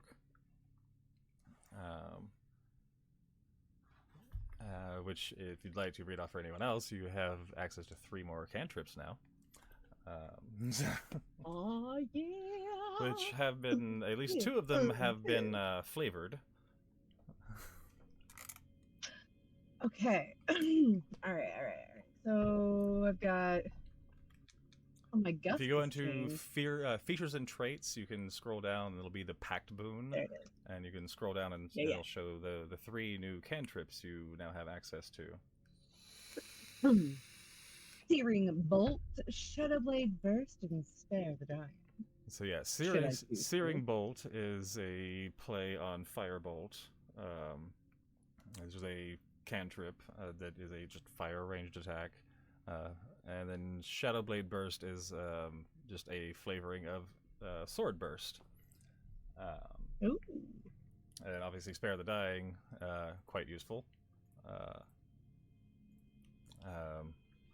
And you would notice again the same glow coming from your ring and that had come from your blade in your dream to be emanating from the words inscribed in this book, like all the the descriptions of the spells and how they function. It would all be inscribed in this purple glow coming from each of the letters of the different inscriptions in the book. And you could almost swear that the illustrations of snakes and tendrils were moving as you looked at it. Every time you look back at it, it doesn't seem to have changed, but you could swear that they moved. Is it like a glittery style of ink, or is it just magic? Magic. Dark magic. Oh my god. So Ithor is looking at this and thinking to themselves like, huh. I must have been really fucking off my game yesterday or the day before. Where did this come from? What can I roll to figure out where the fuck it came from?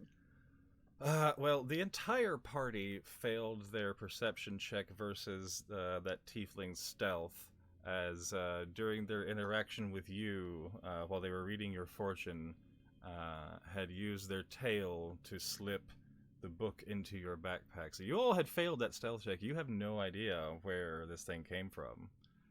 You just know that it has appeared in your bag after this weird-ass dream. My passive anything wouldn't help me remember.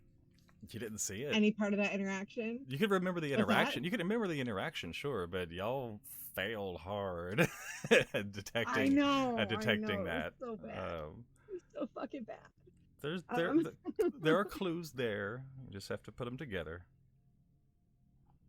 Well, because I'm thinking, like the movement of the tendrils and tentacles and things that I'm seeing in the book. Would I? Okay, yeah. Yeah, actually, yeah, you would notice that yes, in that sense, similar, yes. like sibilance movement between. Actually, yes, in that what was sense, in the book and in that sense, the tail. Yes, I will. Yeah, that totally makes sense. Yeah, you would, at least from the magic used to divine your fortunes, you would notice a very similar color and intensity, and the shape of the wisping of the shadows on the text would all be the same feeling you get as you did when Sertith was reading your fortune. The magic seems extremely similar. Nice. Would Ithor also be able to draw the conclusion between Sertith and Sertrith? I mean, at this point, roll me a intelligence check. Oh, bitch, all right. D20 plus 1. How smart am I? Yeah, D20 plus 1. How smart am I? Let's see how quickly you picked up on these clues. Yes. All right, fuck, I'm a 13 smart. Okay, yeah, I mean, it's the magic is the visual aspect of the magics are very similar, and you at least made that connection that the magics were similar. You may not have tied it specifically to that person, but you would at least recognize that the form of magic you witnessed in your dream and in this book the form that it takes would very much match the magic you saw that tiefling use the day before. Yeah.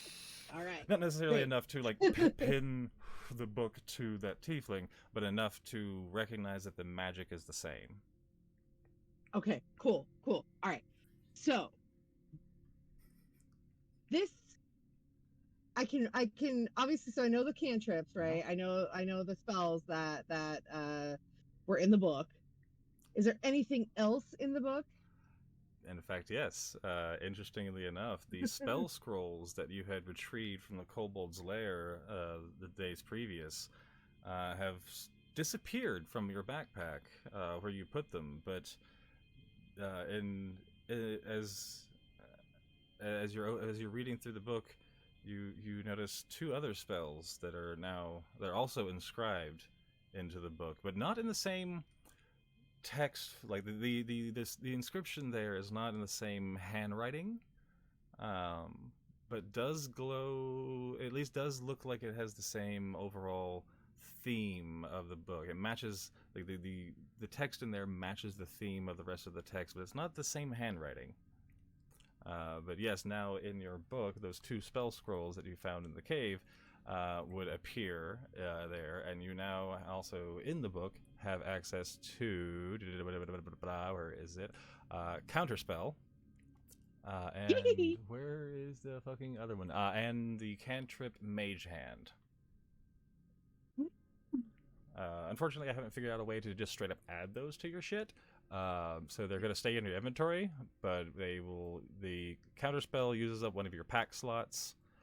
Mage Hand is a cantrip, so you can just do it whenever.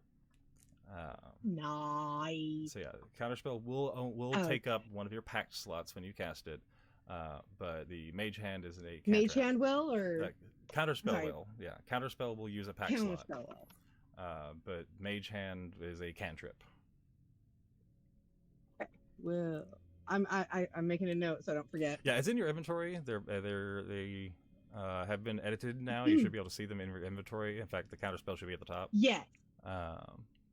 Yes, I do see that, but if I don't write it down, I will probably forget it. Fair enough. I forgot about Hellish Rebuke. No worries. But yeah, so yeah, they're in your inventory. They're there. You can use them as if they were in your spells list. I just haven't yet to figure out a way to put that in there and make them usable. Otherwise, so they're in your inventory instead of your spells list. So nice. All right, so this book, it basically, I don't know, absorbed the spells that I found with Cassius's skull. Yep. Okay, cool. Is there anything else, or like, is it like a thick book? Is it a thin book? Does it has give plenty off of any it has indication? plenty of room for more things to be inscribed in it. Okay. There are at least, there's quite a few pages.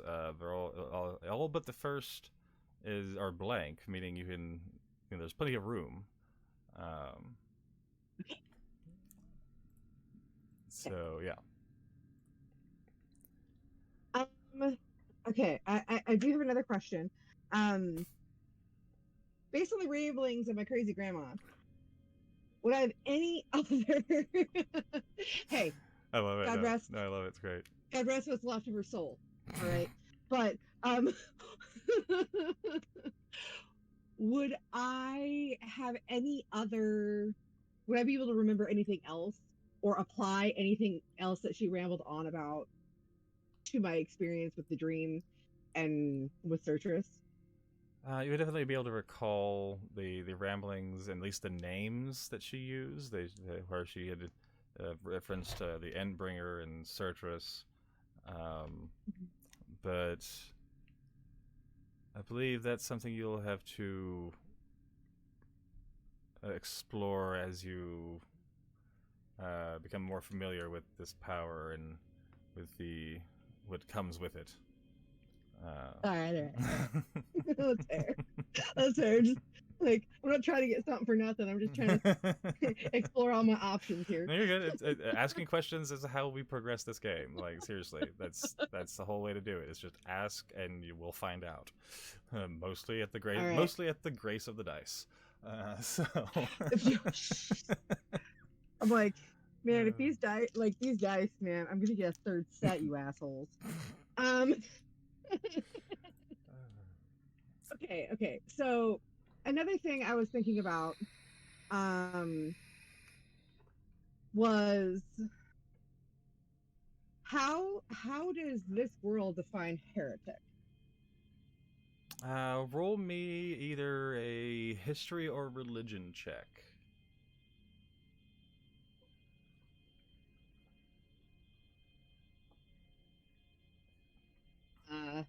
Look, don't fall off the desk this time, you ass. All right, 16. In the common modern sense of the word heretic, it is most often used by members of the Church of Yggdrasil to reference literally just about anybody that doesn't follow the Gospel of Yggdrasil itself. If you're not a member of the Church of Yggdrasil in the One World Church, and don't subscribe to its dogma, and are too loud about it, they would likely mark you a heretic. Okay, got it. Yeah, with 16, yeah, you get Right, that. Yeah, with 16, sense. you would know that. Yeah, that's good enough. That's good. So yeah, you would know that that's a word commonly used for just about anyone that didn't subscribe to the One World Church and was loud and open about not being so. Okay. So basically, I'm trying to like sense check my assumptions here and be like, all right, so Ithor is the kind of person that's like, bitch, you make your own luck, fucking figure it out. And also, like, this whole One World Church thing is crap. And there are plenty of other ways to get what you need to do. Get where you need to go, do what you need to do. Awesome. Okay, well, as we are passing the 7-hour mark on this session, it was a little longer than I expected. Oh my god, I know. Let's be done. We were going to go ahead and end this session this evening at this moment, with all of our characters having awoken to their new powers, abilities, and blessings, and items, and various new bonuses and buffs, and just all having some interesting dreams this evening, and awaking to each of your various quarters. Bertha and Zara splitting a shack that has the larger beds, yourself having your own little shack way out back, just a funky little shack.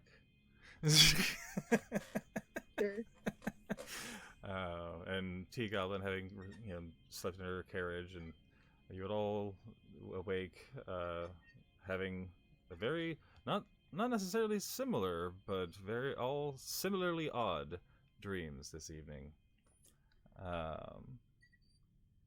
And yeah, that's where we'll end this evening's session. Thank you to everyone that has stuck around and watched this. It ran a bit longer than I expected. This was an experimental session. I feel it's gone well, but I will see some feedback when we get done with it. But I'm going to go ahead and end it here again, here now, and we will see you all here, hopefully, on this Wednesday. If you missed any part of the stream, this Wednesday at 5 p.m. Eastern Standard Time, we will be replaying this. It'll go till 5 to midnight on Wednesday. And we will, if we don't see you on Wednesday, we'll see you next Friday for the continuance of the Will of Gods. Thanks for watching.